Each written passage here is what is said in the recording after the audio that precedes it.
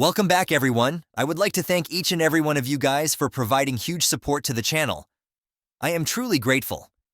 If you haven't subscribed yet, please consider subscribing. Today, we are diving into a new world where our protagonist becomes a part-time dragon and manages his full-time harem. On the eve of the year 2076, the boundary between reality and fantasy blurred as a game-like scenario descended upon the world. The arrival of countless perilous dungeons, teeming with hordes of monsters, marked the beginning of an unprecedented crisis. Powerful beings mercilessly decimated the human population, pushing humanity to the verge of extinction. Amidst the chaos, divine talents were bestowed upon select individuals, enabling them to awaken as formidable hunters. These hunters eventually turned the tide, rescuing the world from the monstrous onslaught and ushering in a new era where strength ruled supreme, and survival of the fittest became the undisputed law. Hunters were thus compelled to constantly enhance their abilities to maintain their positions in this newly established order. In their quest for dominance, these hunters ventured into the depths of various dungeons, confronting formidable bosses, securing treasures, and advancing their levels. This relentless pursuit of power and wealth signified the dawn of the era of global hunters. During this era, the establishment of the Hunter Square marked a significant development. This grandiose structure, renowned for its imposing height and the aura it radiated, presented a preliminary challenge to those who sought to embark on a pivotal journey within society. To gain entry, individuals were required to ascend 1,000 steps, a symbolic trial preceding the awakening of their hunter class. Successfully entering the Hunter Square allowed them the opportunity to awaken their potential and commence their path as esteemed members of the community.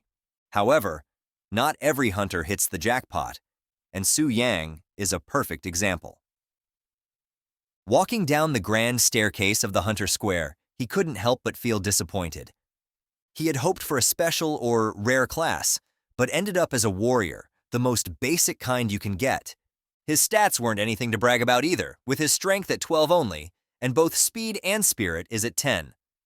When warriors like him doesn't have a great start, they often find themselves at a disadvantage in close quarters combat and face a higher risk of injury or death.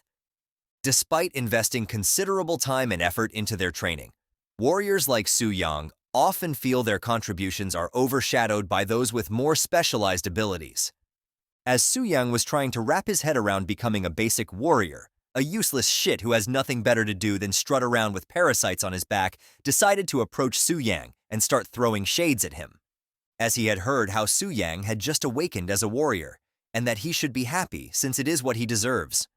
A nobody orphan who couldn't afford a clue, let alone a spot in any respectable guild, basically, calling him the perfect candidate for grunt work. But Su Yang, having none of it, hits him with a quick clapback, literally clapping his hands like he's trying to catch a fly that ain't there, stopping Wang Fei from yapping. And then he pretended to congratulate him on becoming an ice mage, a class as rare as a good hair day for Wang Fei, while sneakily dicing how mages turn into glass cannons after their awakening. Strong in magic, but as sturdy as a wet paper bag in a fight, so if he's so courageous to provoke him, he should run them hands because he would gladly give him the smoke if he desperately wants to. But as Su Yang expected, Wang Fei can only muster up some weak threats while hiding behind his squad instead of squaring up to him like a man. And in the midst of an escalating standoff, the air was thick with anticipation as everyone braced for what seemed to be an inevitable clash. However, the dynamic shifted dramatically when one of the members of Wang Fei's group caught sight of something that instantly demanded everyone's attention. Turning their heads, the crowd was taken aback to find themselves in the presence of the Spirit Hunt Guild's raiding team. This wasn't just any guild, but an A-tier powerhouse known throughout East Spirit City for its formidable achievements and influence. The crowd's initial shock quickly morphed into excitement as they recognized Zhao Ming, the vice president of the Spirit Hunt Guild. Zhao Ming, a figure usually seen gracing the guild's posters and promotional material, stood there in the flesh, his presence commanding the space around him. Seizing the moment, Wang Fei stepped forward with a mix of eagerness and ambition. He approached the raiding team, full of praise for the Spirit Hunt Guild, and openly expressing his desire to become a part of their ranks. He didn't hold back in showcasing his rare Ice Mage profession, hoping to impress and secure a spot in the guild. Initially, his request was declined by another guild member of the Spirit Hunt Guild, stopping his advancement and redirected him to apply at their recruitment crew down the stairs. However, Zhao Ming respects the hustle that Wang Fei had just demonstrated, and the strategic advantage his control skill could bring to the guild. And so he decided to give Wang Fei a recruitment card.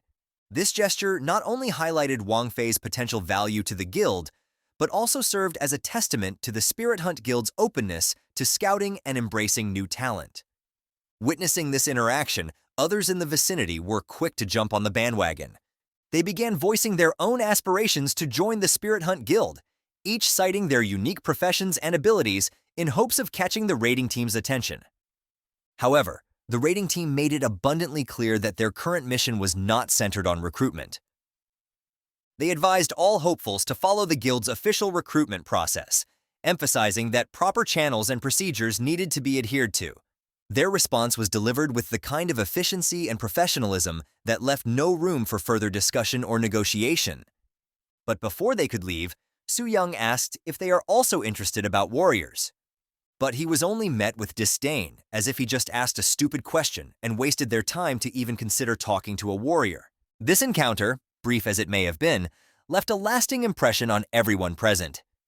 It showcased the prestige and selectiveness of the Spirit Hunt Guild, while also highlighting the competitive nature of the world they inhabited.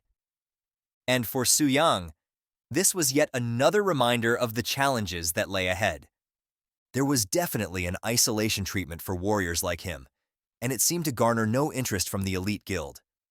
In a world where strength and the rarity of one's profession determined one's future, Su Yang couldn't help but feel that his fate was already sealed, given the general reluctance of even lower-tier guilds to accept warriors. But as he was in deep thought, Su Yang overheard why the vice president of Spirit Hunt Guild was here in the first place, and it was because they are actually planning to raid the Black Dragon's lair today. And they are using the teleportation gate inside the Hunter Square to get to the entrance of the dungeon. This was a surprise to you, Su Yang, because the Black Dragon's lair is the largest S-tier dungeon in City C. It not only has numerous small monsters, but it is also filled with powerful elite creatures. Even though death in this world doesn't mean immediate demise, instead, one loses levels in experience until one level drops to 0. The heavy competition between top guild is at all-time high, so the risk of losing a level and rare equipment should really be considered. There is also the most terrifying boss that awaits in the Black Dragon's lair, the level 99 Black Flame Wings Athos. And Su Yang had heard that even the strongest S-rank guilds have fallen at its feet. But they say the Spirit Hunt Guild has a large number of hunters at 4th Transcendence or higher, and they've never failed a raid, so Su Yang assumed that maybe they really can do it. But thinking about what others will accomplish really bummed him out, thinking the harsh reality that he may be destined to be a pauper in this life, trampled under the feet of these powerful beings. But before despair could fully take hold of him, Su Yang was startled by a sudden notification, lifting his gaze.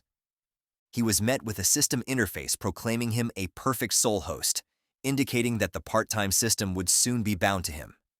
The revelation was astonishing, but nothing prepared him for what came next. A notification asked him to activate the role. Su Yang confirmed, yes. New notification popped confirming the initiation of jump. Upon reopening his eyes, Su Yang found himself transformed into the level 99 Black Dragon, Athos, Black Flame Wing. His new form boasted an incredible health pool of 5 million, alongside staggering strength, speed, and spirit values. He was even equipped with talents that seemed straight out of a legend. The dragon bloodline gave him an incredible advantage, making him nearly impervious to both physical and magical attacks with an 80% immunity. His innate mastery over the destructive black flames allowed him to unleash powerful fire-based attacks without any cost, dealing massive magical damage to his adversaries.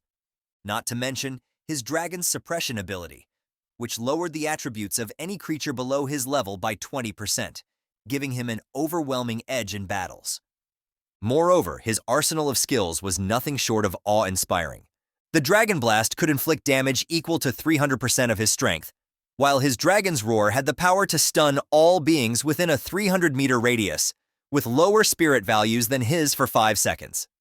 The Dragon's Eye skill granted him the ability to survey any area within his domain without needing direct line of sight, adding an element of omnipresence within his territory. The realization of his capabilities left Su-yang in a state of shock and disbelief. Unlike a typical level 99 player who might excel in one attribute, the Black Flame Dragon's attributes were off the charts, with over 3,000 in strength alone. Coupled with his resistances and unique skills, Su-yang felt an unparalleled sense of power coursing through him, a feeling so exhilarating that he couldn't help but release a mighty roar, a primal expression of his newfound might. Despite knowing that his transformation into Athos, the Black Dragon, was temporary, the thrill of experiencing such power was intoxicating. He understood that if he could leverage this power to defeat other players, the experience and strength gained could be transferred to his original body. This realization filled him with excitement and determination. Even if his original form was considered the least desirable among professions, this opportunity could catapult him to new heights, allowing him to level up rapidly and redefine his destiny in this world dominated by the strong. In the midst of his awe, however, Su-yang noticed the monsters in front of him were clearly affected by something. On closer inspection, he realized they were reeling from the after effects of his dragon roar skill, which he had unleashed unintentionally. Among them, a hooded figure stood out, addressing him as king and begging for mercy. It dawned on Su-yang that these monsters recognized him as their leader, presumably because he was currently embodying the Black Dragon, and so he acted what he assumed a superior being would do, looked down at his subordinates as inferior beings, and command them to rise as he no longer uses his roar. After that, the hooded monster praises him for having such power even at this early stage, and if he reaches maturity, he would undoubtedly crush the human world. With this, Su-yang was reminded that the dragon he possessed right now is just at the juvenile stage, and this is surprising since everyone knows that a boss in an instance have fixed level. But it seems like it wasn't the case for this Black Dragon, for its title suggested that he has a chance to gain level. This revelation piqued Su-yang's interest, but his attention soon shifted to a captivating sight, a beautiful elf imprisoned within a cage. Her elegant silver hair and striking crimson eyes contrasted sharply with her distressed state, struggling to breathe under the influence of Su-yang's dragon aura. When she noticed his gaze, she demanded her release, threatening retribution from the elven race. However, Su-yang was more fascinated than intimidated.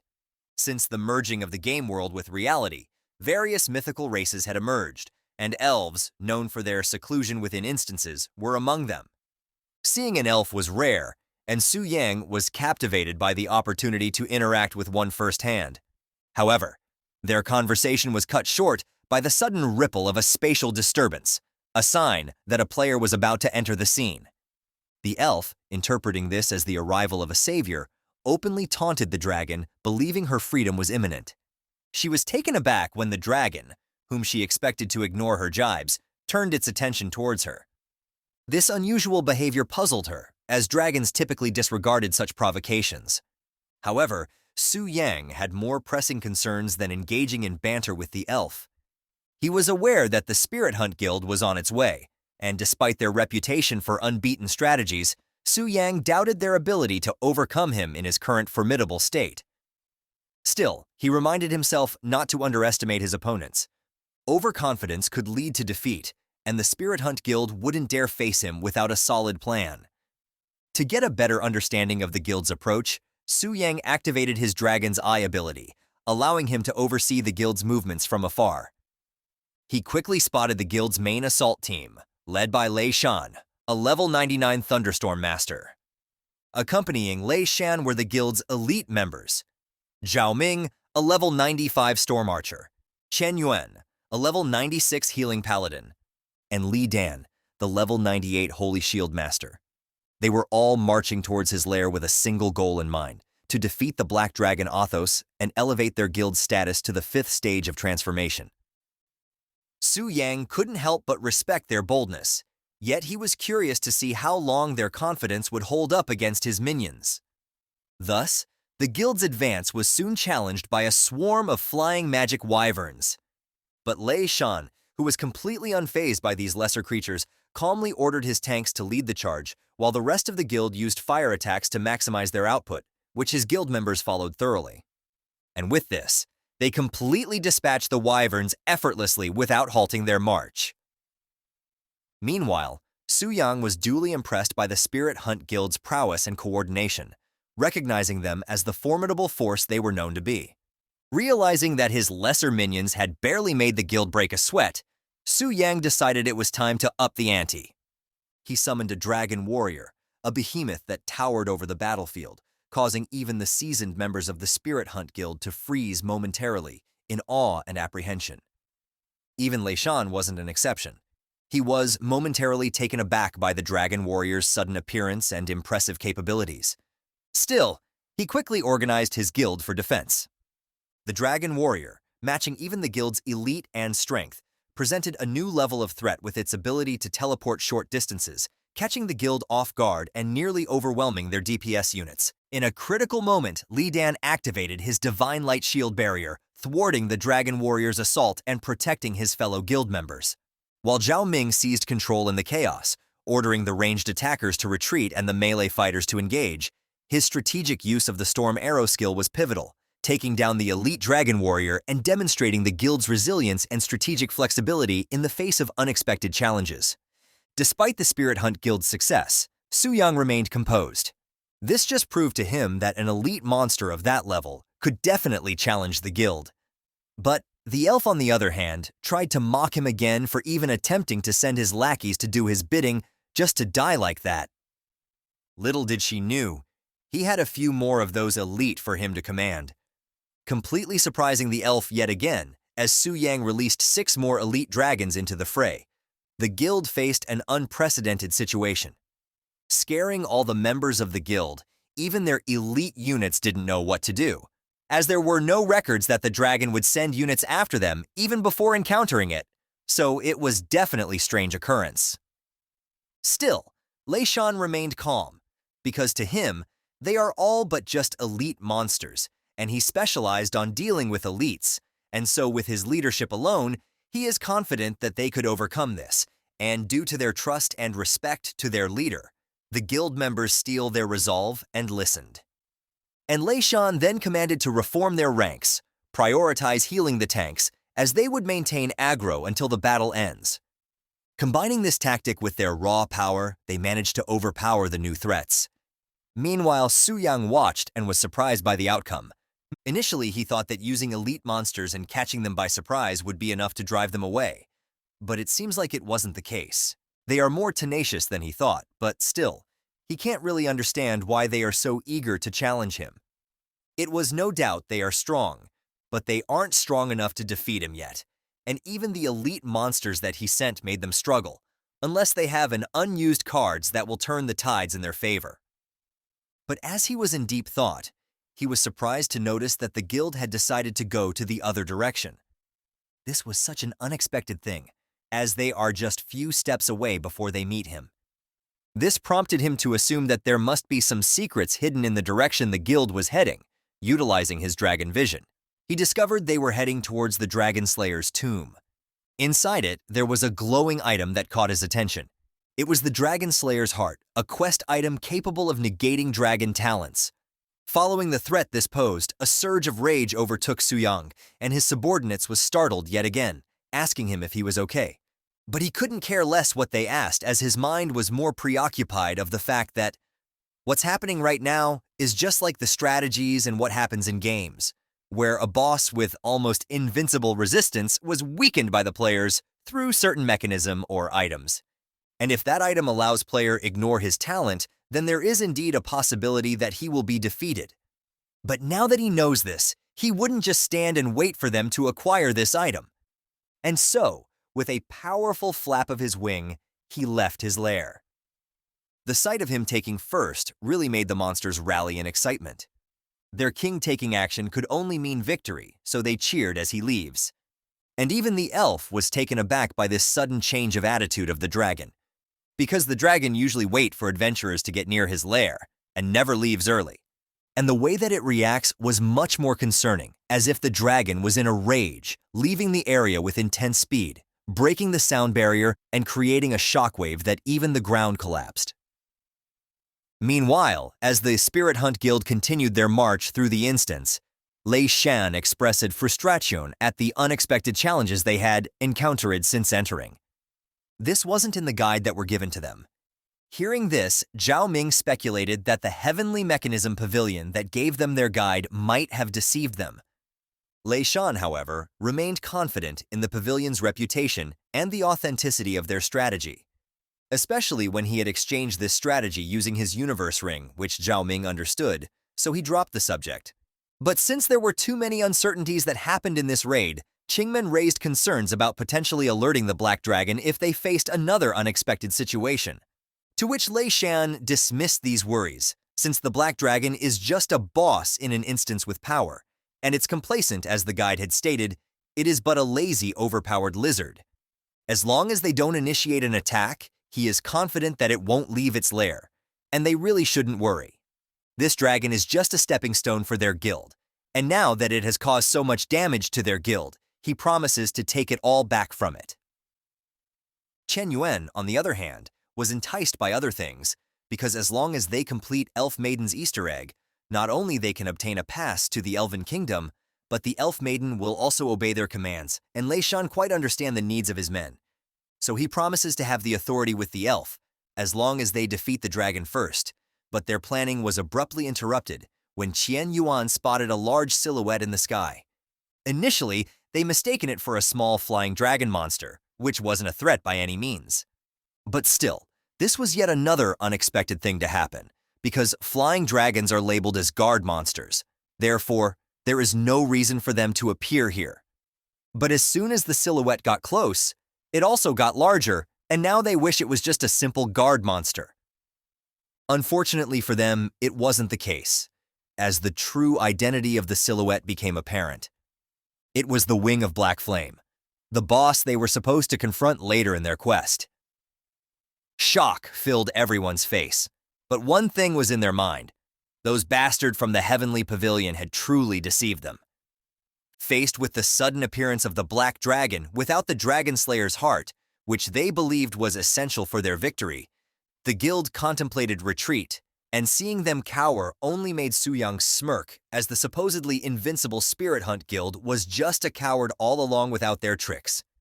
But even still, this was in favor for him, so he decided to eliminate them and level up in one go.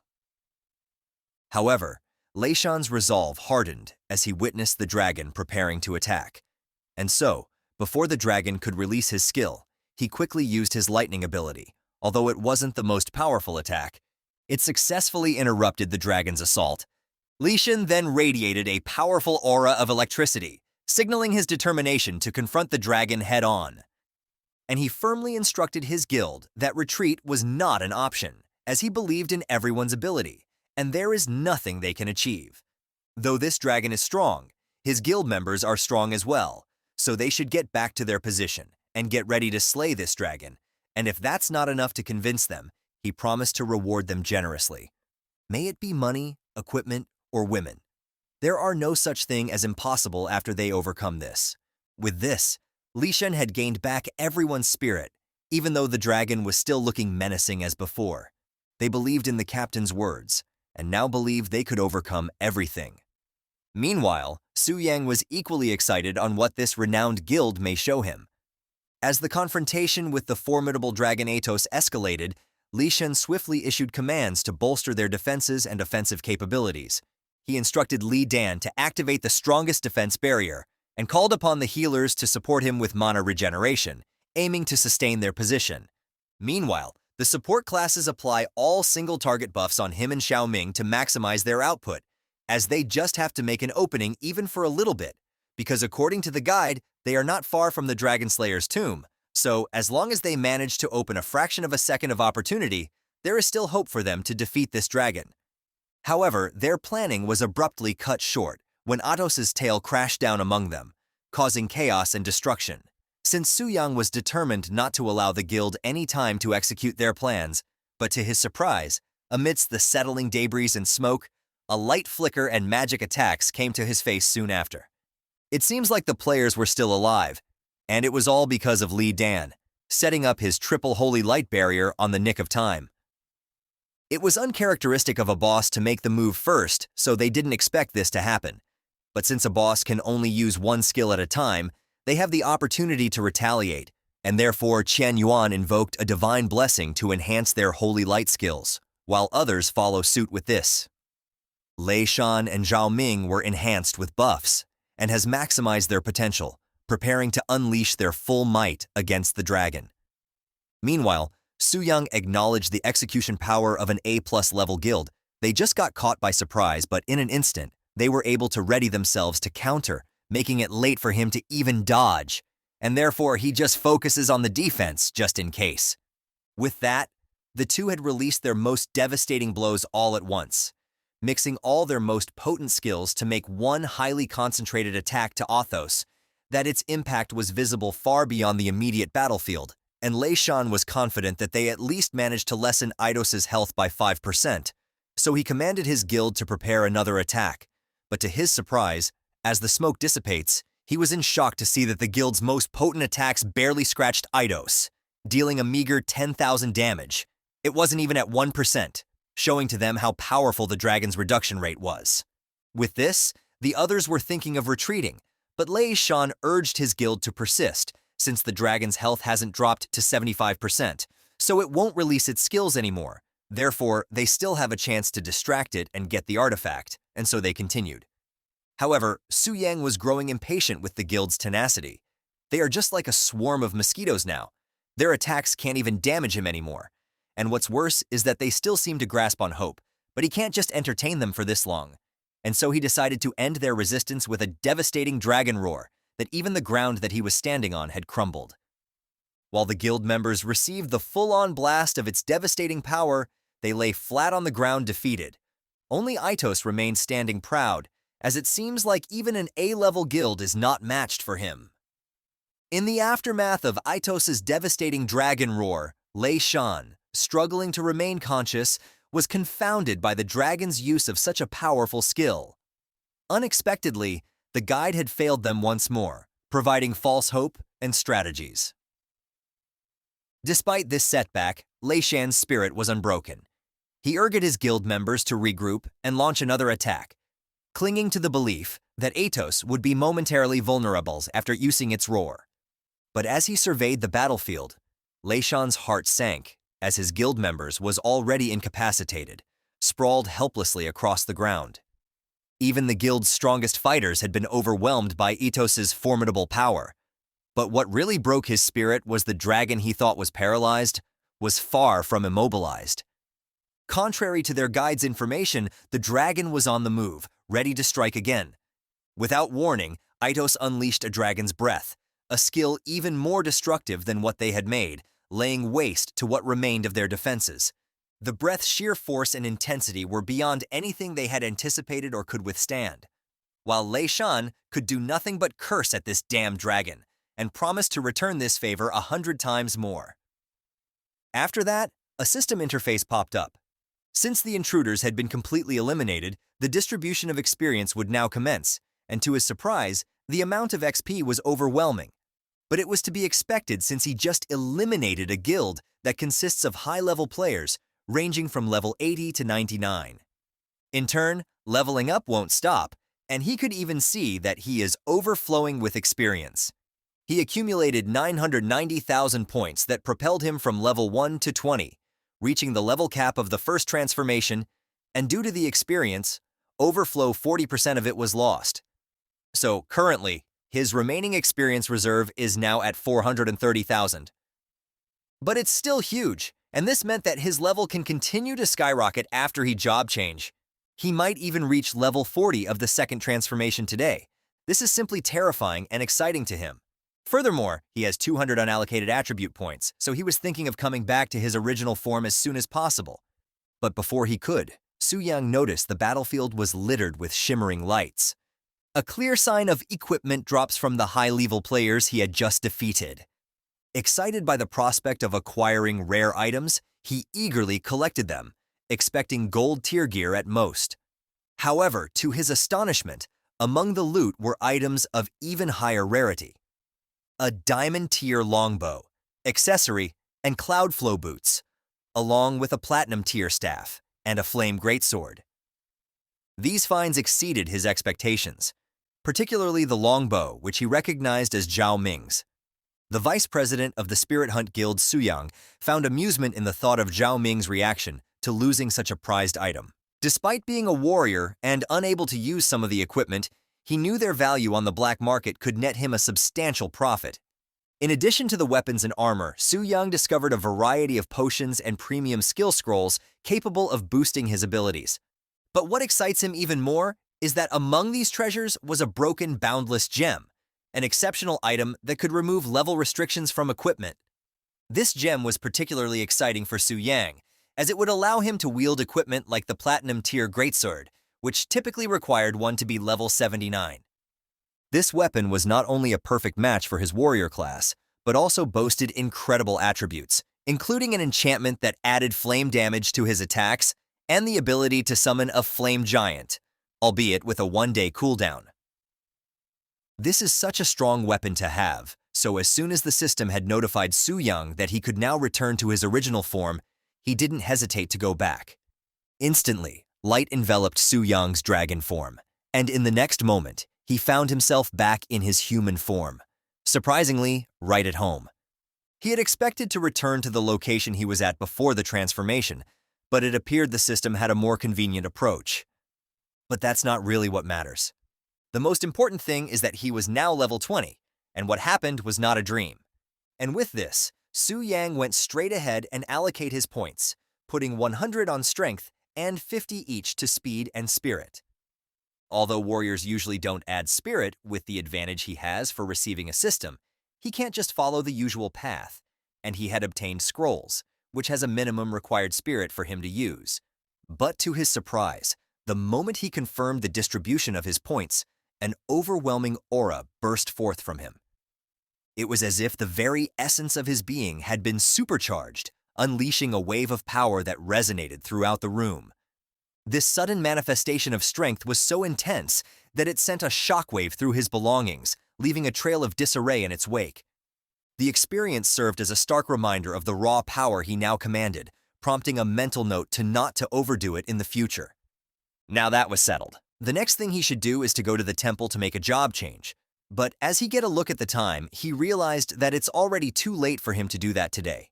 So it seems like he has no choice but to rest for now, and just go to the temple tomorrow and take the transfer quest, which really excite him as he looks forward to complete his job change. Back at the Spirit Hunt Guild headquarters, the return of their leader so quickly stirred a wave of shock among the members. They understood that his early return signified one of two things. Either they had swiftly vanquished the dragon or faced a crushing defeat.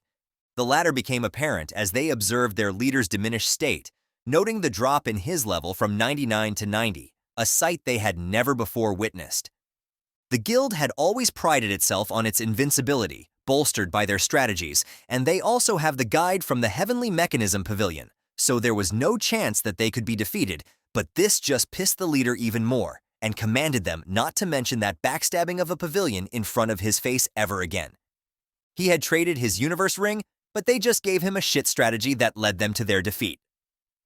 This is unforgivable, and his men had also taken an impact, especially his vice president, Zhao Ming, who not only had dropped his level to 86, but he has also lost his diamond tier weapon, which took a toll on a mental health.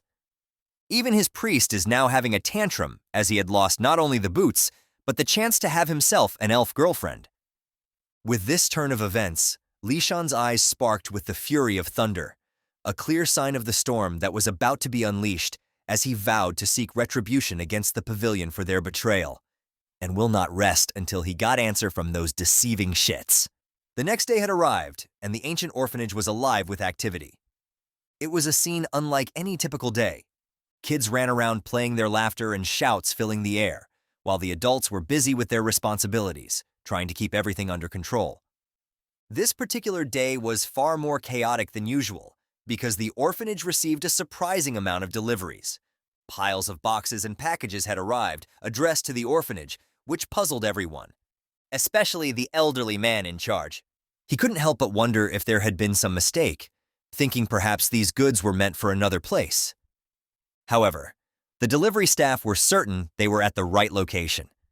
They showed the paperwork, which clearly stated that these items were to be delivered to the Anshan orphanage, and the person who ordered them was a young man named Su Yang. This detail shocked the old caretaker. He knew Su Yang very well, and was aware that Su Yang didn't have much money. The caretaker couldn't figure out how Su Yang could afford to send so much to the orphanage. But as the caretaker was lost in his thoughts, his attention was suddenly drawn to a more pressing matter. His parental instincts kicked in when he saw a little girl playing dangerously close to a stack of crates. And just as he feared, these crates were tipped over, and the little girl was about to get crushed by it. But because he was old, he couldn't reach her in time, and all he could do was shout. Fortunately, just as the crates began to fall, a figure rushed forward with remarkable speed, and arms shot out, catching and stabilizing the crates in the nick of time, preventing them from crashing down on the little girl. The rescuer was none other than Su Yang, the same person who had sent all the deliveries. He had arrived just in time to save the day, and it seems like he is well loved by the kids in the orphanage, as they immediately rushed towards him the moment they recognized him. And seeing them lively like this put Su Yang's mind at ease, and the old man was equally excited to greet him. And it seems like Su Yang becomes so powerful, holding the crate like it was nothing, making the old man proud that he had already received a profession. Despite his joy, the caretaker's concern for Su Yang's well-being lingered. It was second nature for him to worry about the children he had raised, prompting him to advise Su Yang to remain cautious and prioritize his safety.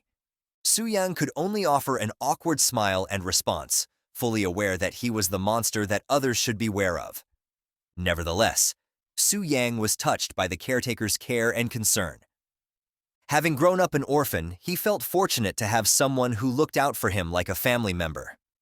Eager to ease the caretaker's worries, Su Yang reassured him that he had nothing to fear, since the monster are pretty obedient towards him, and they can't even hurt him, thanks to his considerable strength. And he's even going to the temple right now to change his professions. That's how strong he was, and this brought a momentary sense of relief to the old man. Shortly after his departure from the orphanage, Su Yang made his way to the profession change hall. Upon arrival, he was immediately caught up in the whirlwind of rumors swirling around the place. The hot topic of the day was the shocking news that the Spirit Hunt Guild had been completely decimated. This disastrous event was traced back to an issue with the Heavenly Mechanism Pavilion's branch, specifically a fault in the guide they had provided. Known for its meticulous and highly regarded raid groups, was now under scrutiny for a mistake that seemed out of character for such a prestigious organization. As Su Yang mingled among the crowd, absorbing the gossip, he pieced together valuable information. The Heavenly Mechanism Pavilion was not just any raid group. It was a top-tier organization, boasting numerous experts of the 5th tier. The implications were clear. If there were indeed flaws in their raid strategy, the Heavenly Mechanism Pavilion would soon take steps to rectify their mistake, likely leading them directly to Su Yang as their next challenge. But this just put a smile on his face, and the thought of going up against the members of the Heavenly Mechanism Pavilion didn't intimidate him. Instead, it sparked excitement at the prospect of the high-quality equipment he could potentially acquire from them. However, his trains of thought were disrupted yet again by the same fucker who can't mind his own damn business. It was Wang Fei and his group of nobodies. And with Wang Fei's usual arrogance, he questioned why Su Yang still keeps on appearing at the temple when his profession is nothing but trash. And before he could respond, he emphasized that was a rhetorical question, as Wang Fei was well aware why, and that no guild had wanted Su Yang, so he asked to come every day to try his luck. A fact he found amusing. But all jokes aside, since he was now in front of him, it is a good time to continue what they couldn't the day before. He was lucky he lets him off yesterday because of the guild business, but now that his schedule is free and had allocated his points and learned some skills, why not he demonstrate this newfound abilities and teach him a lesson for crossing him? But unfortunately for Wang Fei, even before he could release his skill, Su Yang decided to act first and cast Fist, letting Wang catch his hands with his face, and he smacked him so hard that he practically became a human pinball. And this attack of his knocked Wang Fei's HP down to 5%. nearly killing the dude. Also, this sent a strong message to his band of goons to not mess with him anymore. Because if they did, he is free to let them feel his hands like what he did to Wang Fei, a proposition they decidedly weren't keen on, prompting them to collect their homeboy, Wang Fei, and make a hasty retreat from the scene. And as they vanished to view, an applause from his rear caught Su Yang's attention. Turning towards it, he was met by the sight of a woman clad in black, her attire reminiscent of a nun's. Yet the slit in her dress that revealed her thighs suggested she was anything but a nun. Cheer up, guys, I think the first thick waifu just appeared. Look at those curves, I mean clothes. Shit. With this, it became immediately clear that she was a temple profession transition guide, a key staff member of the Changing Hall, and she is really impressed by the prowess Su Yang displayed, leading her to inquire if there was any way she could assist him, which what Su Yang exactly need. So he expressed his desire for a profession transition, a service she was perfectly positioned to provide. With a welcoming nod, she asked Su Yang to follow her to begin the transition process. During their walk, the guide couldn't help but notice Su Yang's appearance, which suggested he was a newcomer to the world of hunters. As they arrived at their destination, before them stood the transition god statue, an imposing figure carved from marble that dwarfed them in its grandeur. This statue wasn't just a piece of art, it was imbued with magic capable of detecting a person's profession and level, assigning them a transition task based on these criteria. Successfully completing this task was the key to undergoing a profession transition, a critical step for any hunter wishing to advance their skills and status. Speaking about transition tasks, these are categorized into 4 levels of difficulty, each designed to test the hunter's capabilities. Before Su Yang could begin, the temple guide offered some advice, suggesting he attempt a 3-star task. This recommendation piqued Su Yang's interest, leading him to question why not aim for a 4-star task. The guide explained that 4-star tasks are significantly more challenging. While it might seem a bit harsh, she pointed out that Su Yang's current profession as a warrior comes with its set of challenges, especially since these tasks demand completion solo. Furthermore, she emphasized that transition tasks are not just any ordinary challenges. They are commitments for life. Opting for a 4-star task comes with the risk of a lifelong inability to transition should he fail. Understanding the gravity of the situation, Su Yang decided to proceed, extending his arm towards the statue to discover his task. A flash of lightning filled the room, a sign that the statue was evaluating his eligibility. Once it confirmed he met the prerequisites, various transition tasks appeared before him, each with its own set of challenges and rewards. The 1-star transition task was straightforward, requiring him to defeat 10 level 20 ordinary sharp-toothed boars. Success would grant him the opportunity to choose between becoming a charge warrior or a defense warrior. Progressing to the 2-star task, the difficulty slightly increased, maintaining similar objectives, but with the added reward of a common-grade first-tier warrior skill book. The complexity further escalated with the 3-star task, which also promised a superior-grade first-tier warrior skill book, enriching Su Yang's arsenal. The 4-star task upped the ante, challenging him to undertake more daunting feats, but offering the prospect of transitioning into a bloodthirsty warlord, accompanied by a fine-grade first-tier warrior skill book. But the most notable of all is that there is option beyond what he was initially informed of. A daunting 5-star transition task. This task stood out with its unique, ominous background color, and looking at the information closely, it was indeed, on a whole, another level. It required him to venture into the perilous Cold Moon Forest, where he needed to kill 100 level 20 ordinary gray wolves, 10 level 20 elite savage wolves, and 1 level 20 boss-grade gray wolf. Furthermore, he was restricted from using any equipment or items obtained through gifts or trades, adding to the challenge's intensity.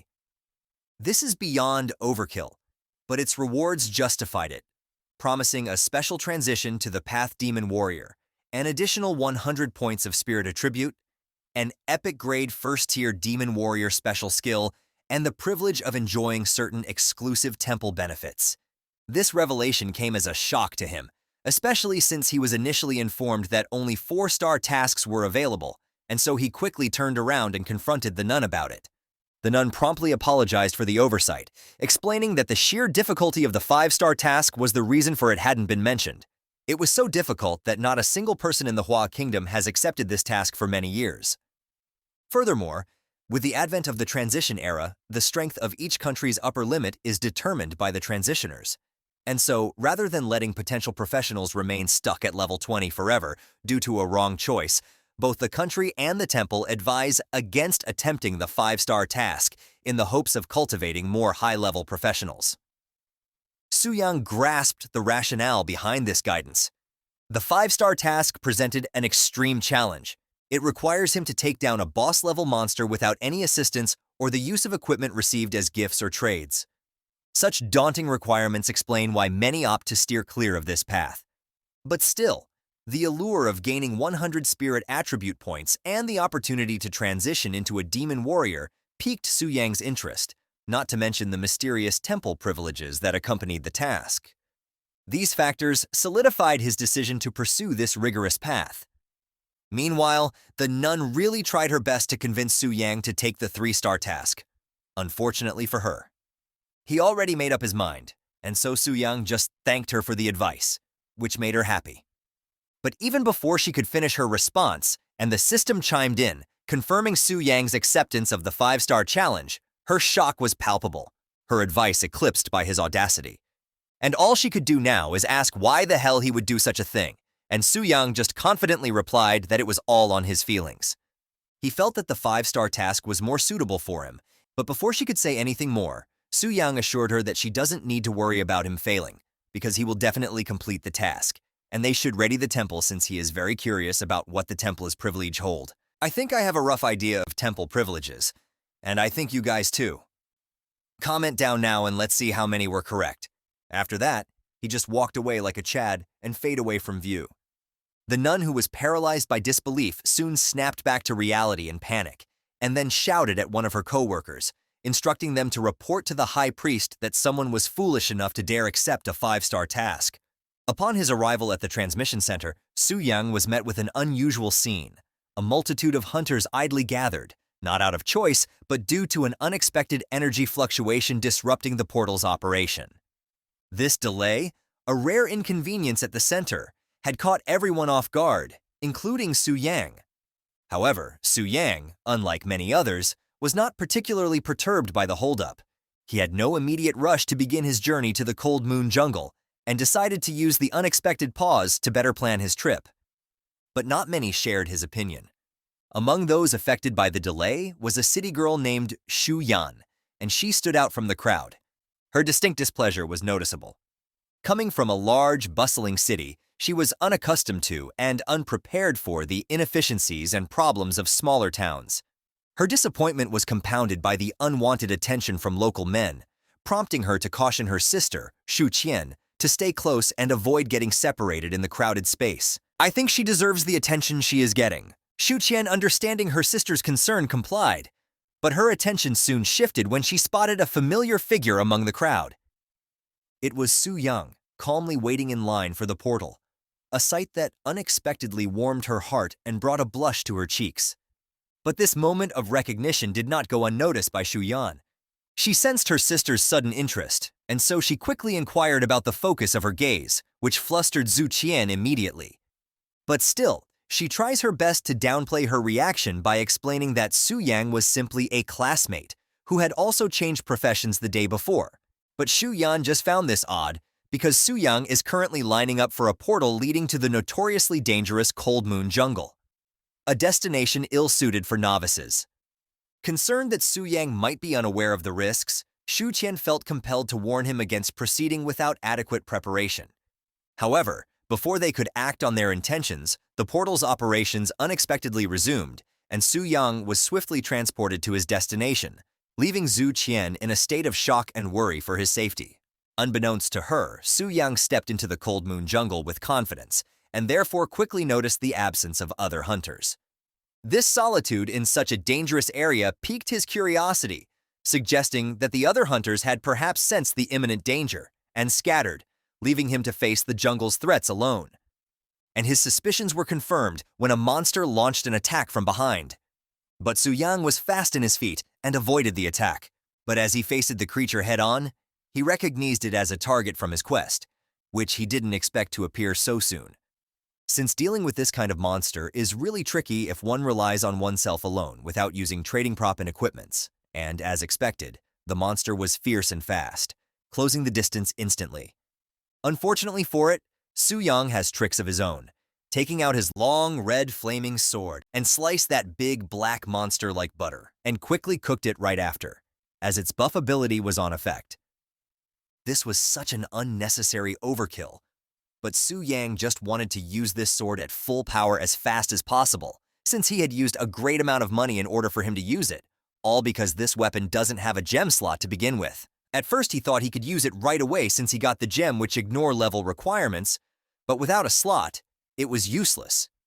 So he has to use a high-level drilling stone to carve in one, but luck wasn't on his side when he was doing this, as it kept on failing again and again, which drained his wealth from 100 million to 60 million.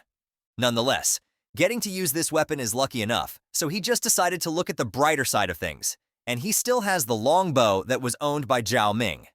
If he is able to sell this, then he will gain the money that he lost, and maybe Zhao Ming himself would buy this back, which is very funny if he thinks about it. But his financial concerns must be put aside for the moment, as Su-young found himself under attack from monsters once again. Fortunately, he didn't need to flee thanks to a silver-level scroll in his possession. This scroll activated a charging barrier around him, capable of absorbing up to 50,000 points of damage, effectively shielding him from the onslaught, and the low-level monsters have low IQ, so they keep on continuing to attack the barrier non-stop, unwittingly positioning themselves exactly where Su-yang had intended. With this, Su-yang unleashed a devastating swing of his sword, emitting a fiery whirlwind that swept through the monsters. This powerful attack allowed him to eliminate 15 wolves in a single stroke. However, his quest required him to vanquish 100 wolves, and he realized that hunting them down individually would prove to be a troublesome and time-consuming task. To streamline this process, Su-young pulled a monster attraction stone from his inventory. This unique item, usually dropped by low-level bosses, had the ability to lure both ordinary and elite monsters within a considerable radius directly to him. Recognizing the tactical advantage this presented, Su-young activated the stone by tossing it into the sky, where it shattered and unleashed its magic, and almost immediately, the gem's power was evident as wolves swarmed from all directions, surrounding Su-young, leaving Su-young with nowhere to run, but retreat was never an option. He considered he was determined to fulfill his quest objectives in a decisive manner. To achieve this, he consumed an intermediate spirit potion, boosting his spirit points significantly, and unfurled a special baptism of fire skill scroll. This scroll allowed him to unleash a devastating area of effect fire attack, enveloping him in a pillar of fire that incinerated any monster daring to approach. This maneuver allowed him to meet the requirement of slaying 100 wolves. But it seems like the attraction stone proved to be very effective, as he had attracted all the monsters in the forest. But he is not worried for one bit, as he had numerous amounts of scrolls at his disposal, so he can easily respond in kind against this large number of monsters. Meanwhile, in a remote part of the Cold Moon Jungle, a puzzled group of hunters roamed, perplexed by the eerie silence that had replaced the usual cacophony of monstrous growls. Accustomed to fending off aggressive creatures at every turn, their 2-kilometer journey without a single monster encounter raised alarms. The mystery deepened when one hunter recalled seeing a monster that, instead of attacking, fled in the opposite direction. An unheard-of behavior for the typically hostile inhabitants of the forest. Piecing together this odd behavior, the group's most seasoned hunter deduced that a monster attraction stone must be at play, drawing all the monsters to a single point and away from them. And this is such a selfish tactic, as this just wasted the opportunity of other hunters. With this, the group was determined to confront this shameless son of a that wants to get all the rewards for himself, and teach him a lesson that he won't ever forget. But they may have to postpone that thought, as a sudden immense power emerged from where they were headed. The attack was so strong that it had reached the skis above, and the shockwave of it can't be ignored either, as the trio had felt it even from a distance, which made them curse out loud, as this level of magic fluctuation was likely from a third-level magician. So it's safe to say that confrontation was no longer an option. With this, they decided to quit now, and just do something else, as they can just complete their task next time. Meanwhile, back in the desolate aftermath where Soo-young stood, the scene was markedly different from moments ago. The vast number of monsters that had swarmed him were now nowhere in sight. Not a single corpse remained, and the landscape around him was scorched, devoid of vegetation, extending for miles in every direction. This level of destruction marked the completion of 2/3 of his ambitious 5-star job transfer task, leaving only the formidable boss as the final hurdle. A sense of anticipation lit up Soo-young's face. Despite having to utilize several scrolls to get to this point, the task had proven less challenging than he'd initially thought.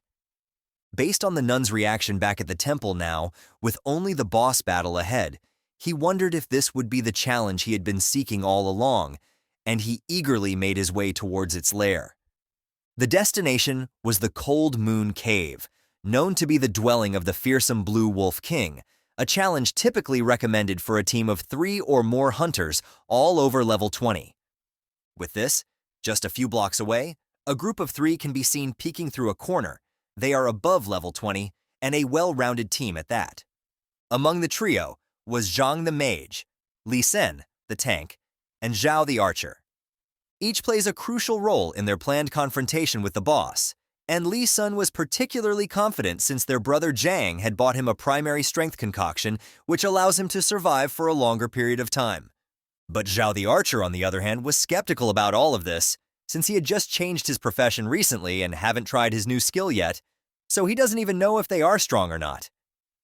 But Zhang couldn't have that, especially when he had prepared this much and he was more than motivated than the other two, because the Wolf King had a 100% chance to drop its crystal core, a prize that could forge a silver-level staff, which is enough for him to use until he reached level 40. And so he tries his best to make Zhao confident about himself, set aside his apprehensions, and focus on the potential rewards their victory could bring. But before he could even finish his speech, Zhao signaled him to stop as he noticed an unexpected figure approaching the cave. With this, all their eyes focus on the mysterious figure, and it was actually Soo-young confidently walking towards the boss lair, quickly alarming the group as they feared he might claim their target first. But upon closer inspection, they realized that this guy is quite young and was notably lacking any form of armor, suggesting he might be inexperienced or lost, and the tank guy asked if they should inform the kid about it.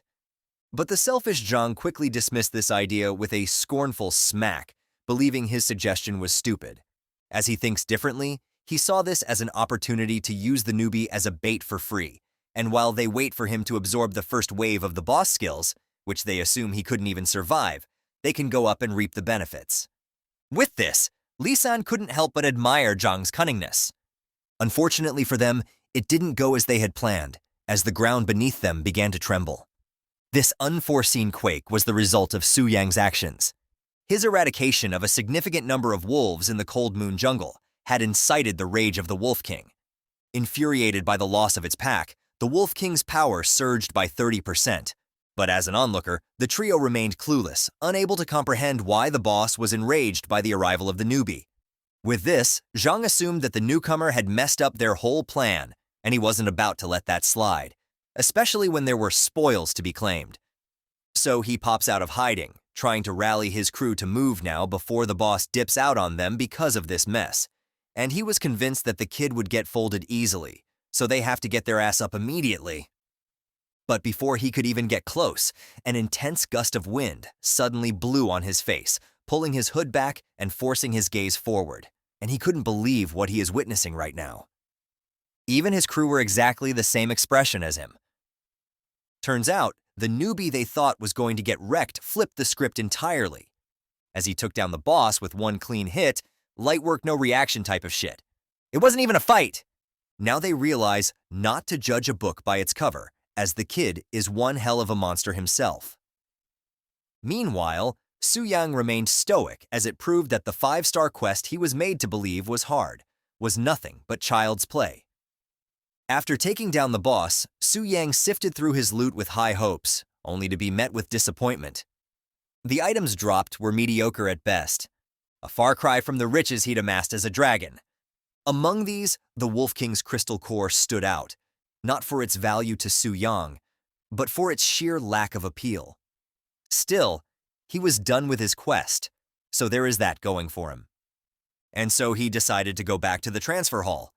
But before he could, Zhang completely heard his dismissive comments about the core, and so he tries his luck by asking Su Yang if he would be so kind to just give it to him. But little did he know, Su Yang had caught every word of his earlier disrespect and his plans to use him as mere bait, and therefore Su Yang confronts Zhang about this, and his shitty personality, because now that things didn't go as he pleased, he has the audacity to try befriend him and get what he wants. Well, too bad. Su Yang isn't a pushover that they can just step on. And so Su Yang shattered the core in front of Zhang's face, establishing dominance and a lesson not to mess with him ever again. And if he so wants to fight him right now, he would be glad to give him some smoke. And because Zhang was bitchmate, even though he was violated like that, he didn't do nothing and just let Su Yang walk away. At the same time, Zhang's crew can't believe what just happened as well, and they wish all of this was just a dream, because no one would even believe them that they encountered a damn rookie this strong who can kill a boss with one swing. A few moments later, Su Yang had successfully returned to the Hunter's Square, where he was met by the nun he had recently encountered. She initially thought he had come back with more questions, but Su Yang quickly set the record straight, informing her that he had completed his 5-star task and was ready for his job transfer. And only shock could be seen on her face. This was understandable since he took up a 5-star transfer task after all, and finishing at this rate is totally unheard of, which in turn made the nun skeptical. But as she checked out the receipts, it seems like Su Yang wasn't lying at all. Su Yang had indeed accomplished the task, and with this, the nun began to see him in a new light. This guy isn't a show-off nor an idiot after all. It turns out he was really powerful, so powerful that it made people wonder if he was cheating. But the system won't lie, and the fact that he returned uninjured speaks volume of his strength. As she continues to look at him intently, Su Yang felt increasingly uncomfortable, and so he snaps her out of it by inquiring whether he could now initiate his job transfer, which was successful, and so the nun led him to the statue once more. But as they made their way to the statue, the nun found herself increasingly preoccupied with thoughts of Su Yang's remarkable strength. She considered how advantageous it would be for her church to have someone of his caliber exclusively. Luckily, she had already informed the priest about Su Yang, reducing the risk of him being recruited by others.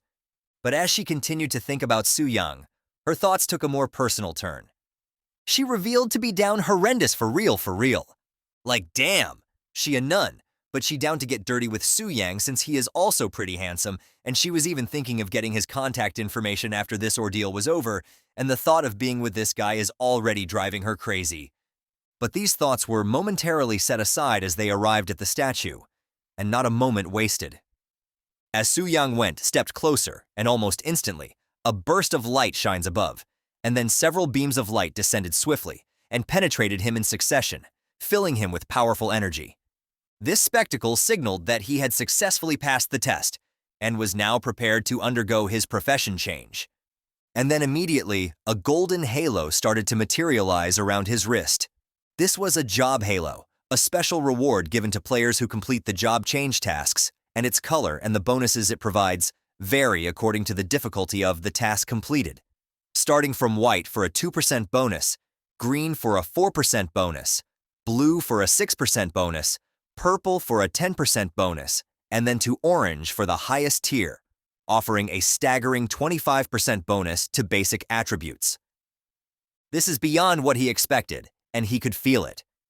He had really grown significantly. Additionally, he also changes to a demon warrior class, a hybrid class, adept in both close combat physical skills and a broad range of magic abilities, enhancing his versatility and overall power.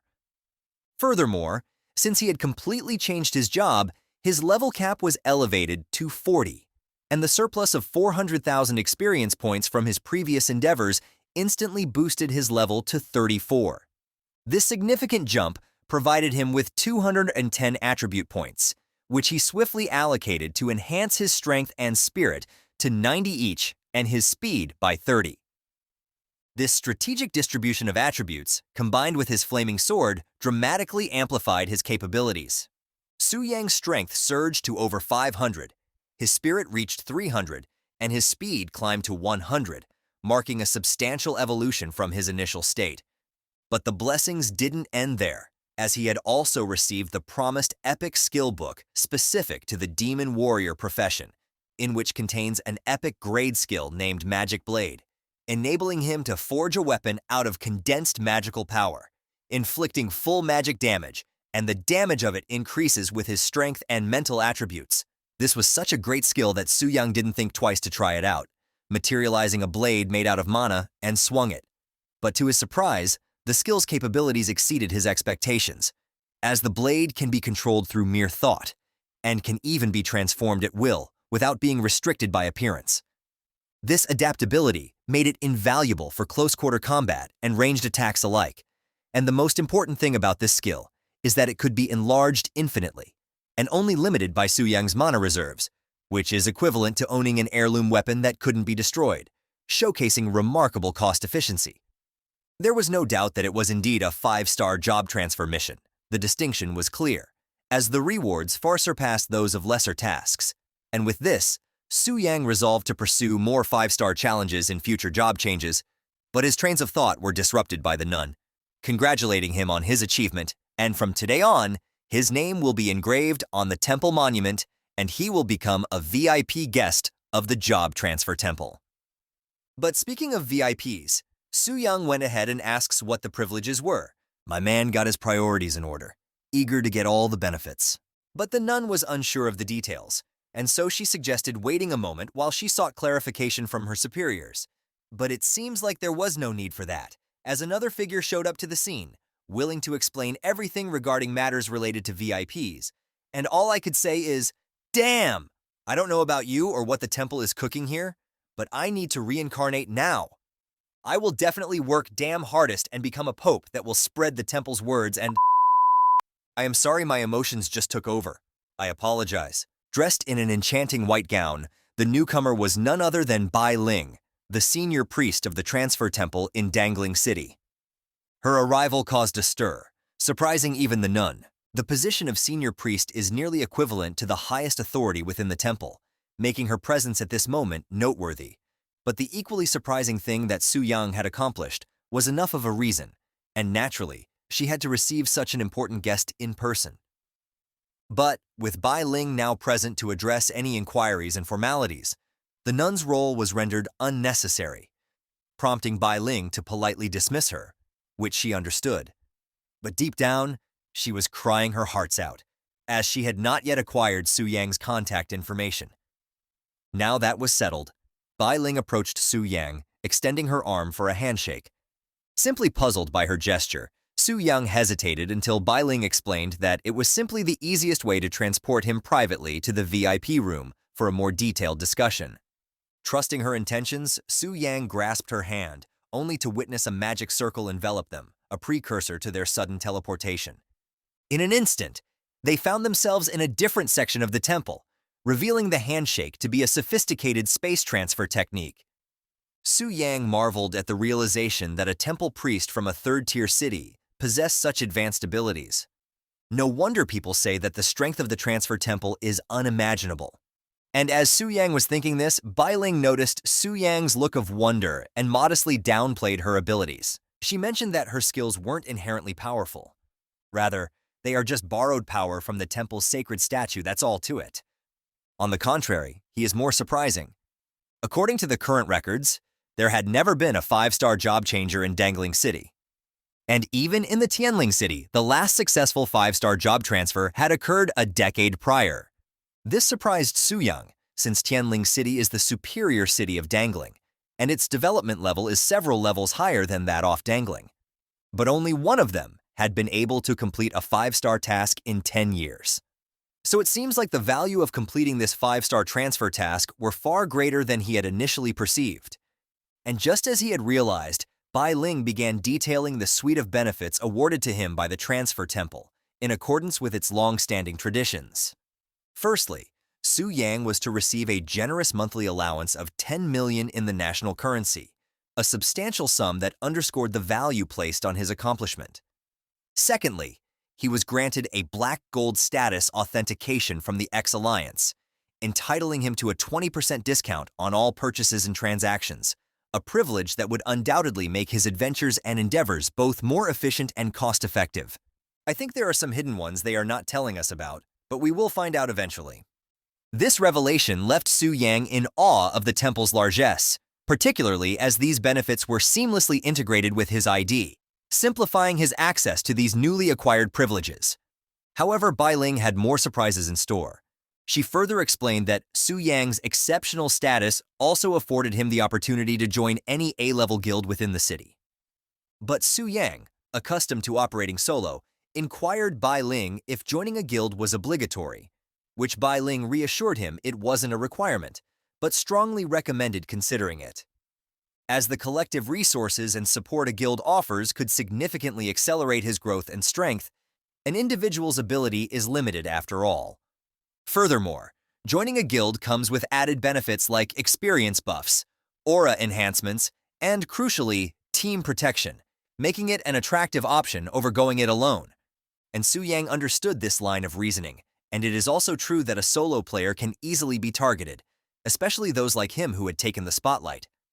While confident in his abilities against a hunter of the same level, facing a significantly higher level hunter could pose real challenges, and having a guild would likely prevent that from ever happening. And he really needs any help that he could get.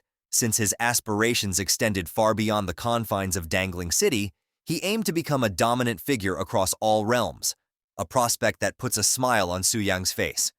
Now that was decided. Su Yang asked Bai Ling what guilds are there to choose from, prompting her to reveal that there are currently only 2 A-level guilds in Dangling City, and based on various data, she recommended the Spirit Hunting Guild as the most suitable option for him. This suggestion landed awkwardly with Su Yang, considering his recent encounters with members of that guild, eager to explore alternatives. He prompted Bai Ling to introduce the other guild, leading to the mention of the Yu Yun Guild. Unlike the Spirit Hunting Guild, the Yu Yun Guild was known for its strength and discretion, competing closely, yet maintaining a low profile. But Su Yang doesn't care. He only wants to join any guild other than the Spirit Hunt Guild, so he chose Yun without much thought, which surprised and confused Bai Ling. But choosing this guild would be much more of an entertaining sight for her, and so proceeded to manage the membership formalities on his behalf, seamlessly integrating him into the Yu Yun Guild's ranks. But before Su Yang could depart, she very much liked to inform him that the Yu Yun Guild is composed entirely of women, completely catching my boy Su Yang off guard. Our boy has failed the mission successfully. He just took the first step toward making his harem, or you can say managing the harem. In the city of Tianling, the Phantom Cloud Guild stands out with its base resembling an opulent mansion, befitting its status as an A-level guild. And just like what had been stated before, the guild is exclusively comprised of women. Among them is Lin Yu Yu, a level 85 hunter and leader of the B-rank guild named after her, the Yu Yu Guild, and Lin Yu Yu often finds herself lamenting the lack of engaging activities. Meanwhile, Lin Yu Yan, wait a minute, Lin Yu Yu and the other is Lin Yu Yun. Why does it have to be confusing? I had to confirm twice just to make sure they have different names. I'll just call Lin Yu Yu Blackhead and Lin Yu Yan as a Redhead. Redhead is a formidable level 99 hunter and the leader of the A-rank Phantom Cloud Guild. She overhears the frustrated remarks of Blackhead, and so she pointed out that she is not even in her own guild. She is just freeloading every day at their place, so she doesn't have the right to complain. And since Blackhead is in the wrong, she humbles herself, but she can't just go back to her guild since she finds the responsibilities there overwhelmingly tedious. But before Redhead could respond, another familiar character had arrived at the scene, opening the door with such force and immediately responded to Blackhead that, even though Blackhead likes slacking, she can't just skip out on guild duties without notice, especially when it comes to welcoming new members. And this newcomer is none other than Zukian, who introduces herself as an ice elementalist. The head-turning lady and the cutie are here, guys. I bet the blonde cutie will be the first one to fall for him. While Blackhead finds Zukian's abilities satisfactory, she's particularly more interested in how cute Zukian looks, so she approves of her joining the guild, which surprises Zukian, but she barely gets a chance to respond as Redhead's reaction overtakes the conversation. As it seems like she was engrossed in some information displayed on a system window, Requesting Blackhead to inquire about the commotion, Redhead revealed that a male member had unexpectedly joined their guild, causing a stir among the guild members, all curious about the sudden new member. Blackhead found this peculiar, considering the Phantom Cloud Guild's policy of only accepting female members, and wondered if there might have been an error on the part of Redhead's subordinates. However, Redhead corrected her, stating that the Transcendence Temple directly assigned the new member after completing a 5-star task and being designated a VIP, giving him the privilege to join any A-rank guild of his choosing, leaving Redhead with no grounds to deny him. This revelation left the guild members in awe of the mysterious new member's achievements, but the question still remained. Why the hell didn't he choose to join the Spirit Hunters Guild instead? But Redhead is still the guild leader, so she maintains an open mind, refraining from jumping to conclusions without evidence. She proposed setting the speculation aside for the moment, intending to personally meet the mysterious Su Yang. Redhead was prepared to take action if he turned out to be troublesome or disrespectful, reassuring everyone that there would always be ways to remove him if necessary. Amidst this discussion, Shu Qian, recognizing Su Yang's name, expressed her astonishment, prompting Redhead to inquire if she knew him. Shu Qian shared that Su Yang was indeed a friend from Dangling City and had recently ascended, suggesting he should still be at level 1 just like her. This led Redhead to assume it was merely a coincidence in names, but before they could move on with the matters at hand. Another lady came barging through the door just like another girl. This girl was none other than Mu Rongshui, a level 95 hunter who is also a member of the Phantom Cloud Guild. Wow, these are all well-rounded girls. I mean, in terms of talents, no literally. She is here to confirm the shocking news that the Spirit Hunt Guild had indeed suffered a total defeat in the Black Dragon dungeon. Though the details of their mission were murky, the outcome was unmistakably a disaster. Mu Rongshui continued explaining that during the incident, Zhao Ming's weapon might have exploded during the raid, and when she checked the auction house, there was already a similar weapon called Storm's Call listed for auction. According to her, there was only one bidder for the weapon, which was likely from the Spirit Hunters Guild, and she asked others to guess what she did. The redhead replied, "You shouldn't raise the price too much?" With a cheeky smile on her face, and in response, Mu Rong had a proud smile on her face while explaining that she kept pushing the bid with other bidders and raised the price over 12 billion, which caused a heavy loss to Spirit Hunter Guild. The Blackhead also praised Mu Rong for this act. Damn, these girls are smart and cutthroat. I would stay clear of these crazy ladies. On the other side, in Spirit Hunters Guild, we see the Solar Express of Zhao Ming, who was literally crying and declared Ice Witch her sworn enemy. The leader also had a dark expression as he explained that he can't reach the seller through private messages and had paid 14 billion for the weapon, which was a huge hit for the guild. Wow! Our boy Su Yang must be super happy. He got the power as Black Dragon, money from selling all the overpriced gear, and soon will get the harem also. Lucky bastard. Qian Yuan guesses that the news about Zhao Ming's weapon explosion might have spread, which caused this pre-planned malicious bidding. Lei Shan kicked Zhao Ming on the butt and told him to quit his sulking attitude. As they all walked toward the exit, and Lei Shan mentioned they had successfully bought back all the lost equipment during the raid, and it's time to get back to the business. Zhao Ming was still rubbing his butt while trying to recover from the impact of that heavy kick. The scene then shifts to Heavenly Mechanism Pavilion headquarters, where the leader of the group, whose name is Zhou Tai, with 110 level and is a bloodthirsty warrior, was denying the claims of Lei Shan that their strategy had a flaw. He continued his explanation saying they have cleared the Black Dragon Fortress dungeon 5 times, and based on those raids, they came up with this strategy. He further explained that they meticulously verified every step, and there shouldn't be any issues if they followed the guide step by step. Lei Shan explained that they followed every step, but the behavior of the Black Dragon was completely different from the description in the strategy. He continued further saying that he is not questioning Zhou Tai's professionalism, but he is not a fool to sacrifice his guild's main force just to blackmail them. A hooded guy then called Lei Shan's guild members a bunch of useless people, as they had a clear strategy, yet still they lost, and now came back to demand money from the Heavenly Mechanism Pavilion. This guy looked like a typical thug who is first to get beat up when the fight starts. He is a regular thug who is trying to act cool while juggling his dagger during his whole remark. We came to know that this guy's name is Liu Qi, and his level is 103. Lei Shan get offended by his remark and asked him to watch his words. In response, the thug teased Lei Shan to train harder or stop playing if he can't handle the defeat.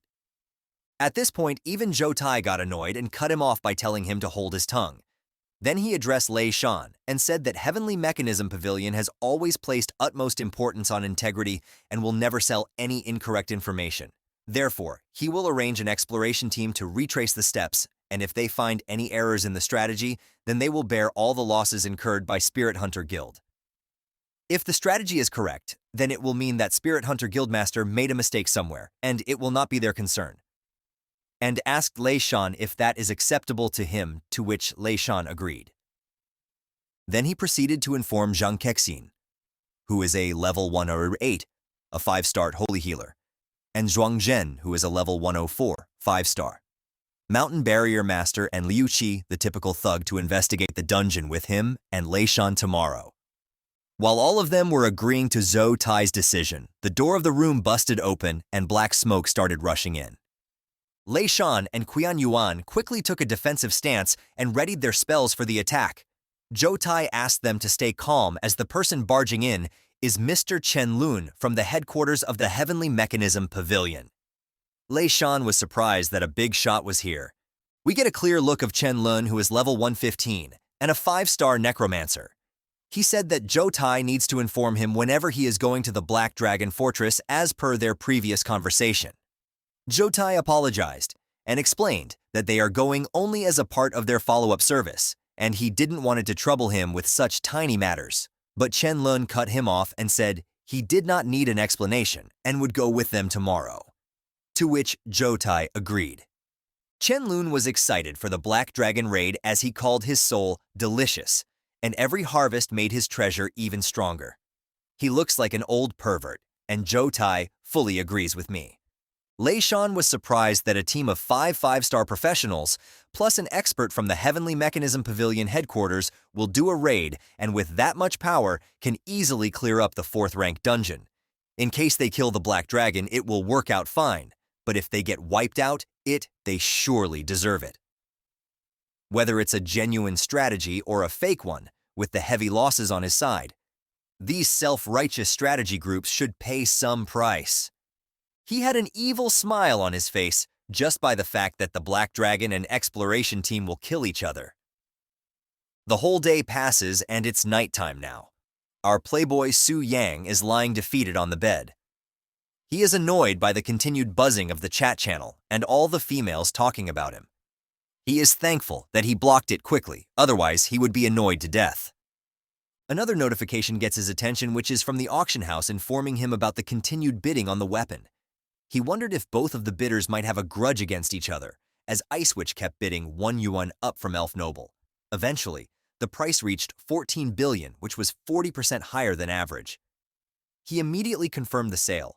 He thanked Ice Witch for helping him raise the bid. The transaction was confirmed, and in the next notification, his temple benefits came into the clutch. As he was the Black Gold member, he was exempted from the auction fees and also received a 5% additional bonus on the auction price. He received a whooping 15 billion from this transaction, and his new balance came to 15 billion. He was quite satisfied with the transaction and wondered that he earned another billion just from 5% exemption, which was equal to 10% profit. He thought of taking a break and looking for a part-time job tomorrow. He wondered that after experiencing this pleasure, who would want to laboriously grind monsters like he did in the past? At 7:00 p.m., his part-time boss cooldown was complete and a 5-member team was challenging the dungeon. The notification asked him to confirm his transfer. The notification further explained that it is a renowned exploration team who are known as Dungeon Killers and has conquered numerous dungeons and made strategies based on them. He wondered why there were 5-star professionals above level 100. They should have already cleared this dungeon before, so this sudden visit must be related to Spirit Hunter's wipeout incident. Regardless of their intention, since they bought only 6 people, they must be extremely confident of their abilities, and he won't hold back. With a smile on his face, He confirmed the connection and started his second part-time challenge. Please hit the like button so more people can enjoy this awesome story, and subscribe to the channel for more videos. Now let's get back to the story. When he opened his eyes, all the elite monsters that died before were resurrected, and it was no surprise to Su Yang as he knew that the Black Dragon Fortress was just a diamond-level realm that gets refreshed like a game, and only the star-level or higher realms become non-replicable. While Su Yang was lost in these thoughts, the elf lady questioned him, saying, "What are you up to again?" But Su Yang ignored her question, and thought that from the perspective of the Black Dragon, this elf looked like a beautiful pet. What a pet! Look at our boy wondering the right things. I also wonder how the dragon and a small little elf work out. You know what I am wondering about. Sorry, I get distracted easily, my bad. He wondered the reason for her abduction, and he thought the Black Dragon must have acted according to the established rules when he was not connected to the body. Maybe this dragon is also just a pervert. Or he wants a harem too. Well, I don't blame him. Who doesn't? Su Yang then used his skill to take a look at the raiding team. This confirmed his suspicion as Lei Shan from the Spirit Hunter Guild was also here in the team, which means they were here to clean up the previous mess, and he also complimented the after-sales services of the Heavenly Mechanism Pavilion. As all raiding party members were 5th-level professionals, Su Yang thought that their combat power is much stronger than last time, but as long as they didn't get their hands on the Dragon Slayer's heart, they should not be able to cause him much harm. Just to be on the safe side, he thought of testing them and finding their weaknesses, as he should not be careless against level 5 professionals. He ordered 2 of his dragon warriors to take all the wyverns and go outside to deal with the intruders. They obeyed his command and started to leave, but Su Yang stopped one of them to stay behind. The scene shifted to the raiding team. They were swiftly dealing with all the monsters, but they hadn't come across any anomalies so far, and everything was matching the strategy so far. They thought that the Spirit Hunter Guild might have messed up on their own, deliberately looking for the trouble. The healer Zhang Kexin warned everyone to not be careless, and to keep up the defensive barriers until they take down the boss steadily. The random trash thug guy noticed a lot of dust from one direction, and wondered what that is. To his surprise, in the next moment, everyone felt the killing intent coming from the dust, and all the dragon warriors and wyverns jumped out of the dust cloud, screaming, "Kill them all! Leave no intruder alive," watching all the monsters coming at full speed. Lei Shan freaked out that he is going to meet the same fate again and screamed it was the same last time, but there are even more monsters now. While hiding behind Zhou Tai agreed that it was unexpected, but this level of threat still couldn't affect his exploration team. In an instant, the trash-talking thug jumped ahead and said he would draw the aggro of the elite monsters, and everyone can eliminate small fries in the meantime and then focus on the elites. I guess this fool has some skills after all. He is not just an idiot with a loud mouth. Everyone agreed and launched their flashy attacks and took care of all the monsters swiftly. After taking care of all the monsters, Zhou Tai ordered everyone to continue forward with the raid. After watching this massacre, Su Yang thought that they were truly worthy of being 5-rank experts. Their strength seemed like immortals descending to experience life. He noted that the mysterious-looking mage didn't even make a move during the attack. He decided to take care of the things by himself and took a flight, to which the elf girl was surprised and his underlings started cheering. Lord Atos is taking action again? Wait, why did I say, again? The underlying questioned himself.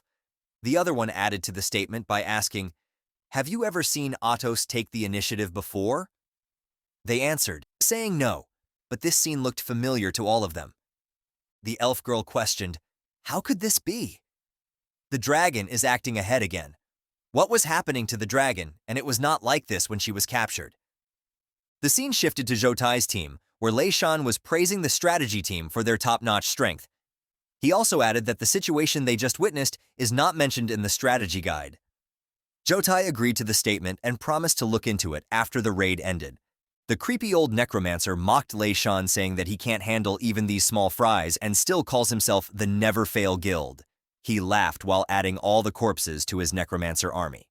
To this statement, Lei Shan replied by saying that maybe in Master Chen's eyes, his guild does not have noteworthy strength, but there is surely an issue in the strategy they provided, and as a leader of Sky Pavilion, he should take responsibility and speak fairly. This statement pissed the necromancer, and like a cranky old man, with glowing eyes and creepy smile, he dared Lei Shan to say a couple more words and he would kill him and add him to his dead army collection. This scared the shit out of Lei Shan, but before the situation escalated, Zhou Tai came in between them and sled the necromancer to stop scaring the clients and calm down. Man, this old man is like a sketchy neighborhood drug dealer who sells you crappy products and threatens to kill you if you complain. Lei Shan wondered that for a moment he thought he was done for, and the old man was really going to kill him. Zhou Tai questioned the old guy, saying he should consider the consequences of his actions. If he kills Lei Shan, then how would they get more contracts in the future? Lei Shan was annoyed by all this and thought he should let him gloat for now, and he would see who would laugh after meeting the Black Dragon. While thinking this, he noticed a huge shadow and looked up. There he was. Black Dragon, he screamed. It's the Black Dragon. Guys, I think this guy is traumatized from the last meeting with the Black Dragon. The boss actually acted ahead of schedule. How is this possible? Zhou Tai wondered. Is this a bug? Spirit Hunter didn't deceive us. Everyone was shocked by the sudden appearance of the Black Dragon boss. In an instant, Zhou ordered everyone. He told Lao Zhuang to maintain the barrier, Lucy to be ready to transform at any moment, and the healer to prioritize healing Liu Si and keep his health at 30%. Everyone agreed and shouted understood. Zhou Tai activated his skill-frenzied blood song, which is a berserker talent that significantly increases all attributes when his health drops below 30%. It also reduces the amount of damage taken by the user. They landed multiple attacks in the next instant. Physical damage dealt 15,893. Physical damage dealt 14519. Shadow damage dealt 13774. Magic damage dealt 13343. Magic damage dealt 112678. To all these attacks, Su Yang wondered that something was off. Due to damage reduction skill, even the 5-star professionals can't deal him much damage. This Black Dragon has damage reduction buffs, keep chipping away, Zhou Tai shouted while dodging an attack. The hooded crappy thug was behind Zhou Tai and shouted that he saw the attack coming from miles away. This pissed off our boy Su Yang. I guess this guy has a unique quality to piss off everyone he speaks to. Can you guess what I'll do next? Su Yang instantly switched his target to the priest standing in the back line and launched himself with a dragon charge attack. But Zhou Tai blocked his attack, and Su Yang wondered if he wasted the opportunity to eliminate the support team. While the dragon's attack was blocked, the crappy thug took shadow form, which significantly increased the attack, speed, and critical hit ratio. All of his skills also increased the dark attribute damage. He yelled, "Taste my strike! All of your vulnerabilities are behind you," while jumping toward the back of the dragon.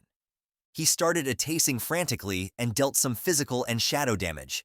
He used his most powerful skill, called Shadow Stab, which can even take down small bosses in straight-tier instances with millions of HP. Yet he wondered why it was dealing so little damage to this dragon boss. Is the damage reduction of this boss, is this outrageous? Now it's your time to reveal your vulnerabilities. Go to hell! The dragon smashed the thug with his wing, which did major damage to the thug and left him only with 1% HP. He landed on the ground defeated, and everyone ran toward him wondering how many times his luck can save him. Zhou Tai was glad that he shielded the healer earlier and ordered him to heal the thug. But the dragon was not gonna let them just heal the dude. I think the thug really pissed him off. The healer looked at the dragon, and it was ready to launch the next attack. This move, could it be Breath of Annihilation? But isn't that supposed to be the transition ultimate skill that's used when health is below 70%? Why is it being used at the beginning? Our boy Su Yang is really abusing the major power-up and launching special skill attacks one after another. In the next instant, he launched the attack and the entire field was covered with fire. When he looked down to check the aftermath, to his surprise, everyone was alive and the thug was getting healed by the healer. He's still alive, but that move should be the last resort defense skill of the Barrier Master, which reduces damage taken by the allies inside the sanctuary by 90%, and it also restores the health continuously and lasts for 10 seconds with a cooldown of 360 seconds. The next breath of annihilation should finish them off, he wondered. Why isn't the boss following the usual pattern, and it seems to have gained some intelligence and stated understanding of tactics and exploiting the vulnerabilities? Everyone was wondering about the different behavior of the boss dragon. Zhoutai questioned that it's a stone-tier boss and its behavior patterns should be fixed. How could it suddenly grow a brain and start acting differently? The necromancer started floating in air, while calling everyone a useless trash, and stated in the end he had to take action himself. He started casting a large-level spell and summoned the bone dragon, Malthus.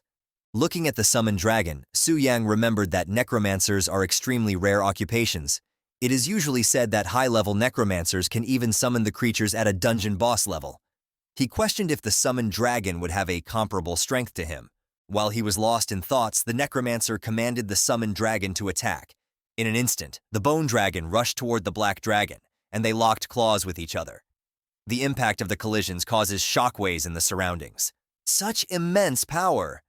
Does this seemingly fragile bone dragon actually have such strength? Su Yang wondered. Su Yang threw the dragon back while yelling "Het lost!" The bone dragon was knocked back, but instantly gained footing and launched a counterattack with Cloud Crop Inferno, a giant fire breath attack.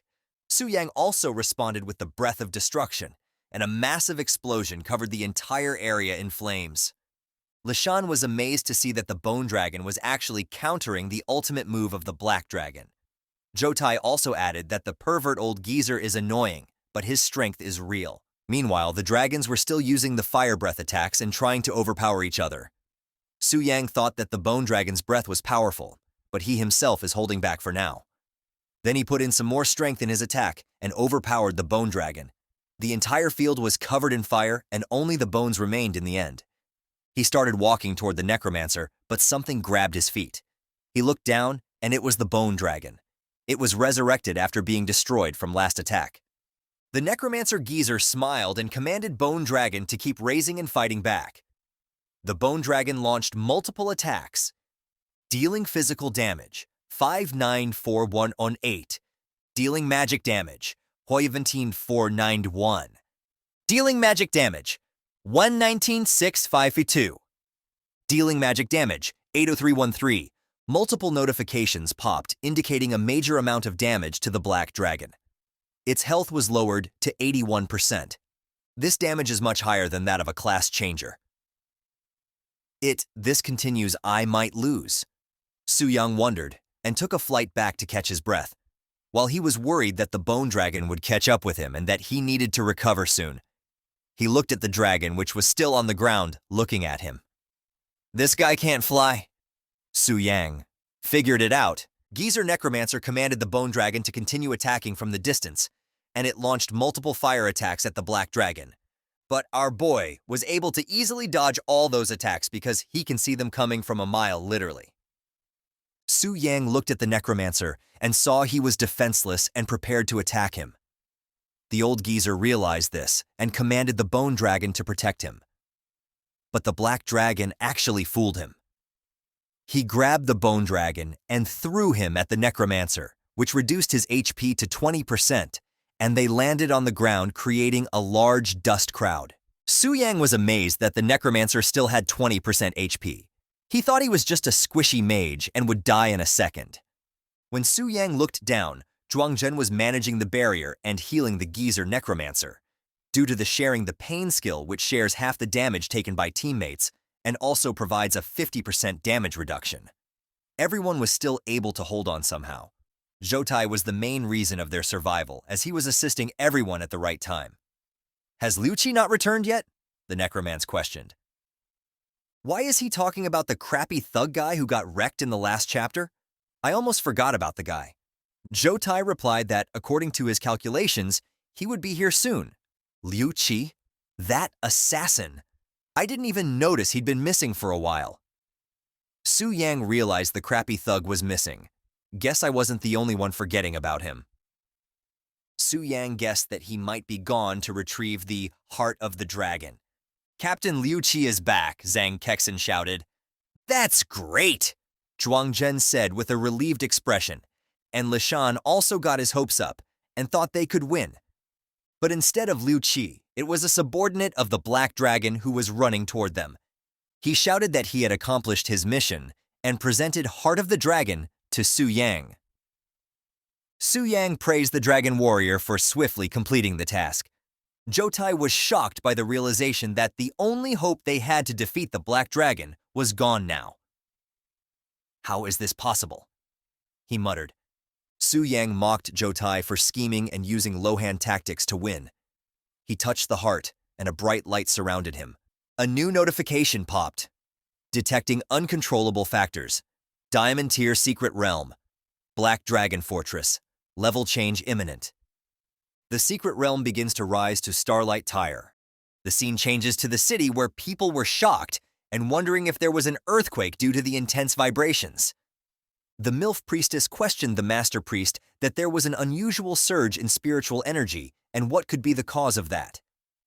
The head MILF Bai Ling explained that she is sensing a powerful aura emerging from a hidden realm. She explained further that she never expected it to affect the real world. She was afraid that something big was about to happen in this world. I guess she is right. Something big and black is coming for them. I mean, coming for Jotai. Shit. Everybody was shocked. Star level? How could this happen? Lishan said with a pale face. I never heard of a hidden realm upgrading like this before, Zhuangjun added. Jotai was too shocked by the current situation and kept looking at the Black Dragon. With the realm upgrade, Su Yang's Black Dragon also leveled up. He reached level 100 and all his attributes increased. He also unlocked a new skill Starshine. Su Yang opened his status window, which showed that he is now an early growth stage Black Dragon with level 100. The new skill he unlocked was Spirit Town's Purifying Inferno Prison. It conjures up an infernal prison with incredibly potent black flames. It annihilates anyone who tries to resist and deals 1000% strength attribute magical damage. It has an additional effect that destroys the souls of professionals who get killed by it. He can also choose to destroy the soul or not. Su Yang was amazed by all these new developments. The new notification informed him that the advancement was due to him obtaining the Dragon Slayer's heart. Su Yang wondered if the Black Dragon was supposed to be at Starshine level strength from the beginning. The only reason holding the realm back was the presence of the Dragon Slayer's heart, which was the weakness of the Black Dragon. Now that he has the Dragon Slayer heart, the difficulty naturally increases. Su Yang was still wondering about the meaning of the early growth stage title while looking at the Dragon Slayer heart in his hand.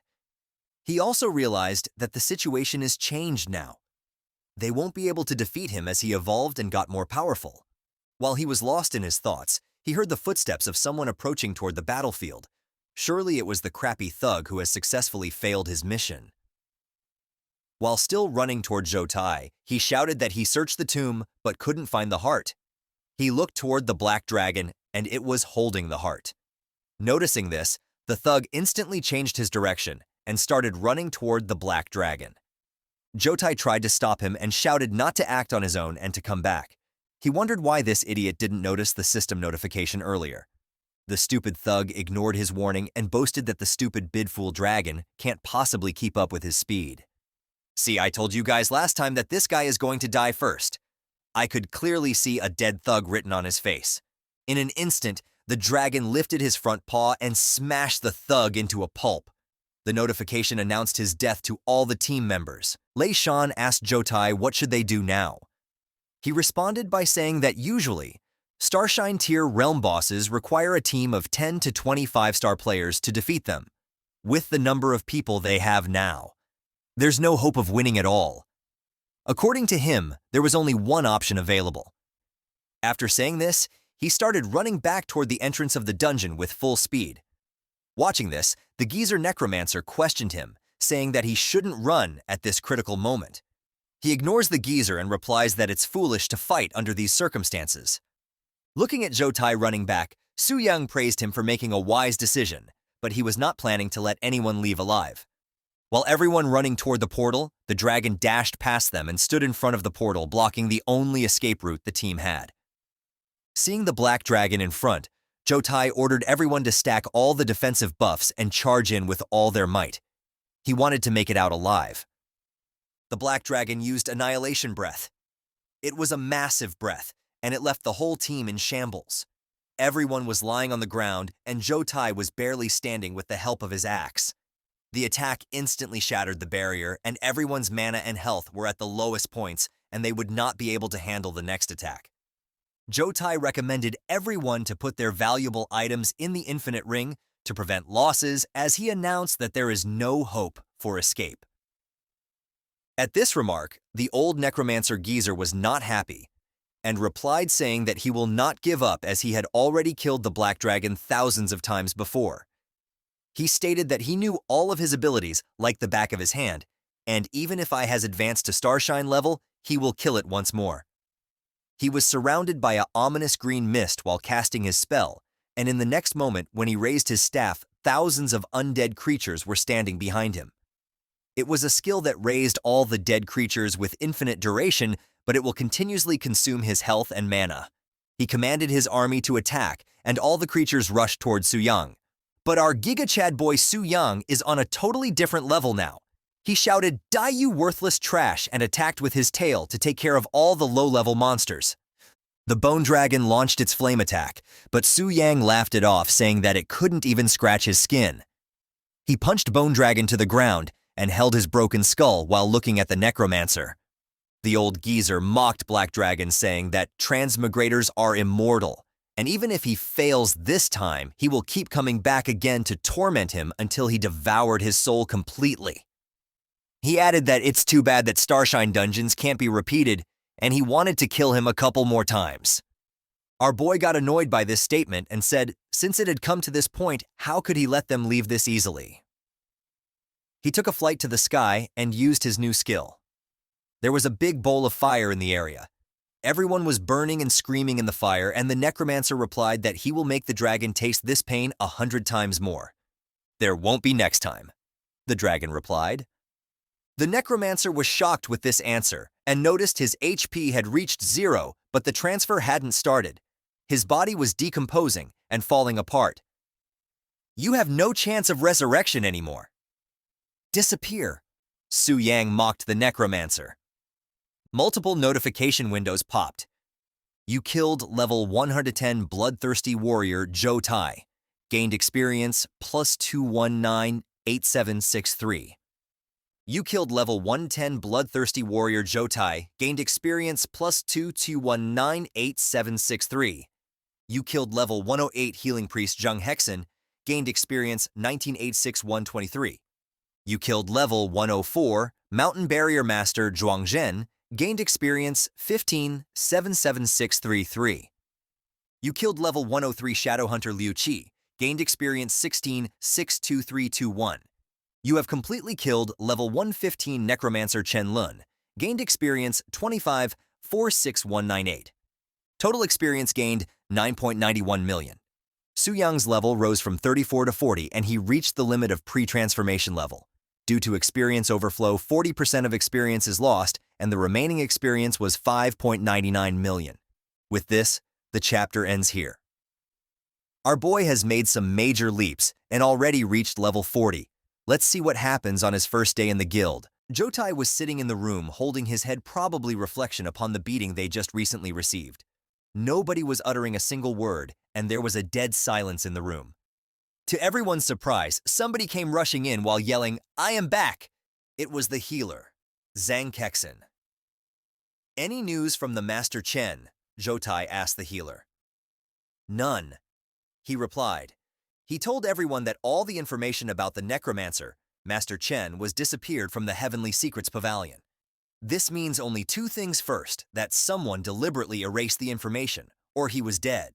This revelation shocked everyone, and a chill ran down their spine. Jotai started wondering that how can the Black Dragon ignore the level protection mechanism and erased Master Chen? He wondered what kind of monster that Black Dragon is.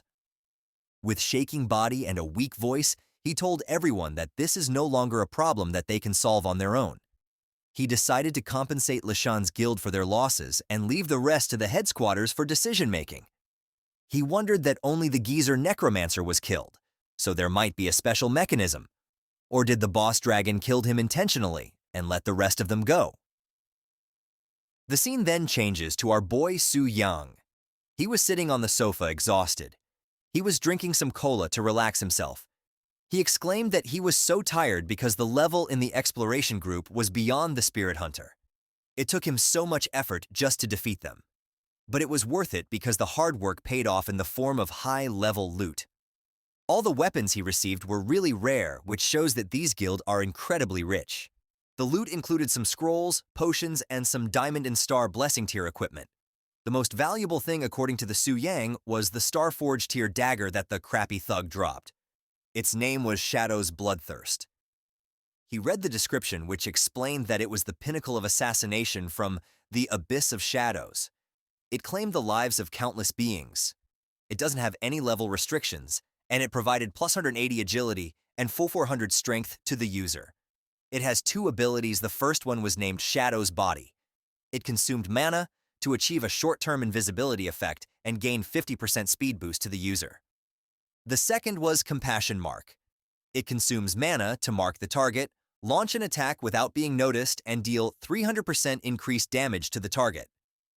The next item was Legendary Skill Scroll. It had 5 charges, which can be activated unconditionally, a 5-stage skill known as Storm Snow 4000 Blades. Su Yang was super happy at his luck, because last time he got a Diamond tier weapon, and this time he got a Starlight tier weapon that he can wield without any problem. And the scroll is also super powerful as it can kill a 4-stage transformation in an instant on top of it. It doesn't have any usage restrictions. Due to the experience he got from his recent massacre, his level is now 40, and he is now eligible for second transformation. He wondered if the geezer necromancer was truly dead and won't resurrect again. The system responded saying yes, that the geezer mega was completely eradicated by him. The system further informed that his decision was correct, and according to the system analysis, the necromancer had a high probability of killing Su Yang after obtaining the dragon heart. The system further warned Su Yang that if he was killed by others transformators while in the dragon boss form, he will die immediately. After hearing this, Su Yang thought it was a right decision to kill the geezer. He further thought that if he was not smart, he might have been died by now. But with this event, the adventurers will not dare to challenge him recklessly now. Su Yang then remembered that Starlight tier bosses were called true spirit creatures who has their own consciousness. He wondered what happens to the Bok Dragon's conscience when he uses its body. The system instantly answered, saying that the chosen boss will have its consciousness wiped when Lu Fan is in the body, regardless of the level of the boss. And when Su Yang is not connected, the boss will act normally according to rules set by the system. Moreover, if Lu Fan kills the dragon boss, the system will then find a new higher level boss, which will have event stronger capabilities than the previous boss. Su Yang then took out the heart of the dragon, which was required to kill the dragon boss successfully. He was happy that if he wants to kill the black dragon, he has the essential item, and everything is falling into right places. The notification window then informed that the layered dragon's heart was from unknown tier. It has many effects like 50% spirit boost and 100% strength boost. The other feature include Radiance of the Dragon Slayer, which ignores the giant dragon's racial talents and increases the damage done to the dragon by 500%. It also had the ability to summon the blood soul of Ancient Hero, which can aid the player during the battle with the black dragon. The unlocking condition for this equipment was to kill the giant dragon alone. Currently, the amulet does not have any charges, as no dragon was killed by our boy Su Yang. Reading the information, Su Yang wondered that the blood soul of the heroic spirit skill most likely referred to the hero who slayed the dragon. He thought that someone who can be given the title of a dragon-slaying hero is definitely a person with super strong combat power. This hero will definitely be much more powerful than a 5th level professional. He chuckled, saying that with this super little brother, who is he afraid of? As his next goal, he declared that he will kill the black dragon and change part-time job title to unlock all the summons. This will be his goal for the next stage. He then opened the apartment door and went out, saying that it's time to go and accept the second transformation mission.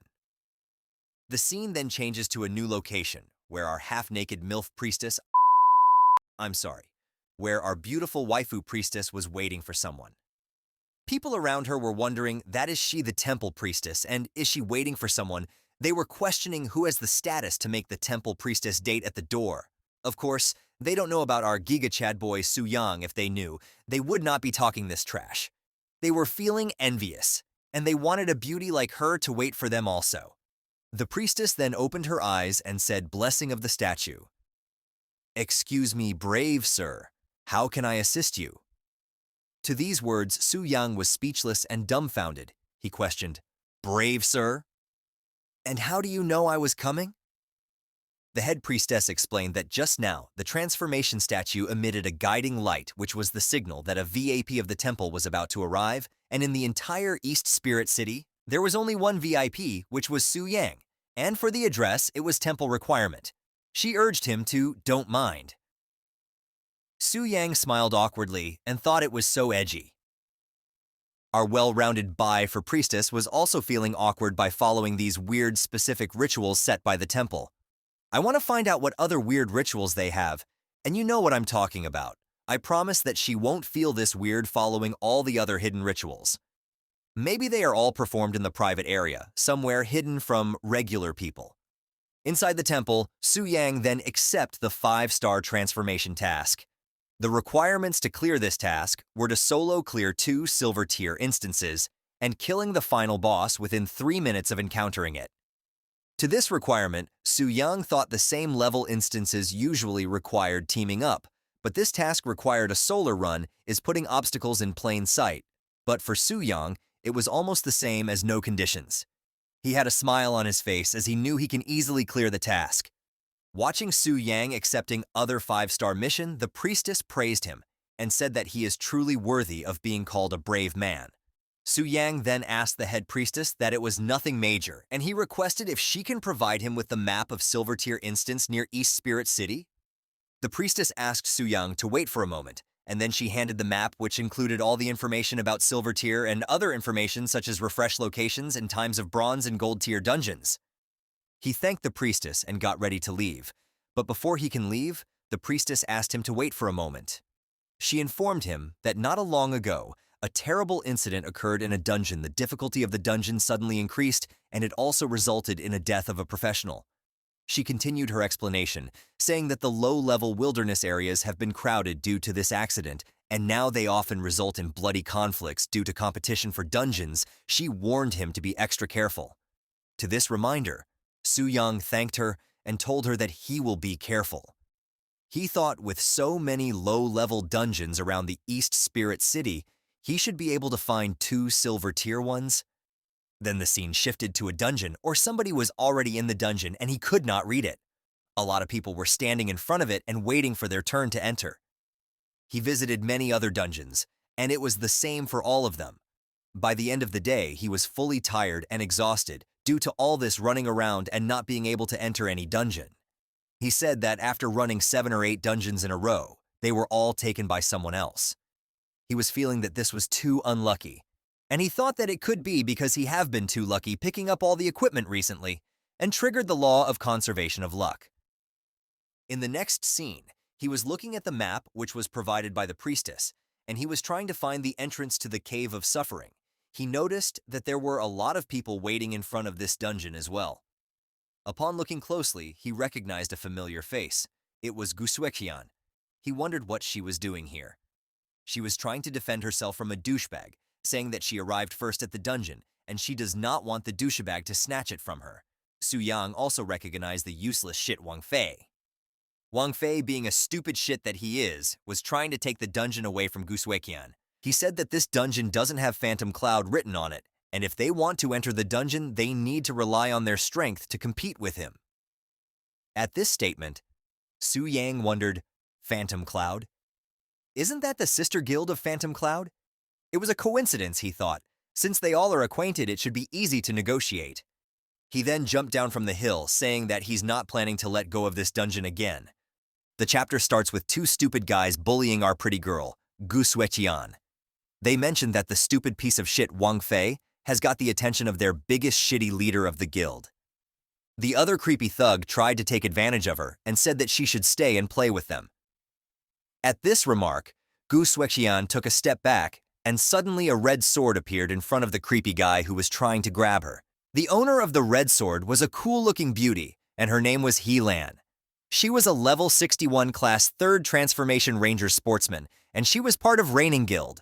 She warned the douchebag to watch his mouth or she don't mind cutting his head. To this threat, the crappy guy hid behind their crappy thug boss and yelled, "What is there to be afraid of?" They had a 3rd Transformation class guy also. The guy he was trying to hide behind was Li Zhen. He was a typical-looking, big, crappy thug guy with the big build, who just eats, go to gym, and doesn't have a single bit of common sense of what and when to speak or how to behave in certain situations. He warned the woman to not be presumptuous here. The status window showed that he was also level 60 3rd Transformation martial artist. He was a part of Green Mountain Pavilion Guild. Helan mocked him saying that, "Are you an uncivilized monkey? Or is your brain all muscles not understanding the basic rule of manners?" To this response, the creepy thug clenched his fist and replied, "I only know that those with big fists are the one with the reason." He continued his threat saying, "Do you want to fight?" He stated if they start fighting, then his teammates won't hesitate or spare the little girl she was trying to defend earlier. Helan thought that they are all low-level newcomers, and if they really start messing with those hooligans, they are bound to lose. But if she back down here now, then these guys will not hesitate to take advantage of them later on. She reached to grab her sword and questioned that should she be the first one to strike. In the middle of this commotion, somebody walked toward them and announced that since this place is where the biggest fist rules, he might have some say in it. It was our boy Su Yang announcing his arrival. To this declaration, all the tugs questioned him saying who he is, and Gu Zueqian realized that it was Su Yang. She wondered that she last saw him at the teleportation center, and it's great that he's safe. She further questioned that why is he provoking the big shots from both the sides right now? The good-for-nothing, creepy thug whose name I don't even remember at this point questioned, "How come it is Su Yang again standing in front of him looking for trouble?" Su Yang replied saying, "That's my line. Why are you everywhere, you little fly?" The crappy ice mage was feeling powerful standing beside his crappy guild leader. "Do you have the guts to provoke me like this in front of the 3rd Transformation powerhouse with just a flick of finger he could wipe you out?" The crappy douchebag smirked while making this remark. Li Zhen, the stupid muscle-head guild leader, asked Su Yang to be smart and kneel down to beg for mercy. He continued saying maybe he will spare him and leave him as a full corpse. But Su Yang, being the Giga Chad he is, totally ignored the musclehead and asked Gu Kexen that it's been a long time they saw each other. She was a bit stunned, but she responded saying that it has been a long time. This interaction pissed off the crappy ice mage and he yelled saying that how dare Su Yang ignore him. "Do you know each other?" Helan asked Gu Zueqian. She replied saying that, yes, they were both classmates before. "Classmates? Then you guys should have transformed together. How dare he come here to provoke us? This is a silver level instance. Are you sure you are not lost?" Helan questioned Lu Fan. "The transformation task for the 2nd transformation requires clearing a silver level instance?" Lu Fan replied in an annoying tone. At this response, Helan was shocked. "2nd transformation? Wait a minute, if this guy really transformed with Gu Sueqian, how come he's level 14 just a few days? How is this even possible? Do you think you are so cool? Acting like a big shot every day, you are just a garbage warrior. If you don't act, you will die, right?" The crappy ice mage prepared his spell in his hand. He continued saying, "If you are so capable, why don't you open your personal information for everyone to see your level?" He asked Su Yang to stop pretending someone he's not. He said his little trick are nothing here, and he is just here to kneel and worship their boss. The status window then revealed that the Ice Mage Wang Fei was level 10 Ice Mage and a member of Green Mountain Pavilion Guild. Looking at the status window, Su Yang had an evil smile on his face and said, "Only level 10? If you were below level 2, I wouldn't even bother, but now." He prepared his spell. The spell he was casting was a dangerous one, and the system window informed that it has death penalty for players. Below level 10, players will drop 2 levels. If the player is below level 2, they will be unable to resurrect. In an instant, he casted his spell, which went straight through the crappy ice mage. Su Yang announced, "Go back to the city and soak in the spring water." The attack was so big that it pierced right through the mage and knocked his HP 0% in an instant. The status window informed that he has successfully defeated a level 10 ice mage, and he gained 100 experience points in return. The other members of the guild ran toward the defeated crappy ice mage while calling his name, and the crappy muscle-head guild leader launched an attack towards Su Yang, which he dodged without any effort. The crappy muscle-head guild leader then mocked Su Yang, saying, "Ambush! How dishonorable." He announced that Su Yang will not be able to get away unscratched after killing his team member. Su Yang took out his sword and said that, "Depend upon the ability of the guild leader." He also pointed toward Helan, saying that if she wants to join in, she can, and that way he will not have to go through the same process later on. This comment pissed Helan. She replied saying that who gave him the courage to challenge 2/3 transformation professionals at the same time.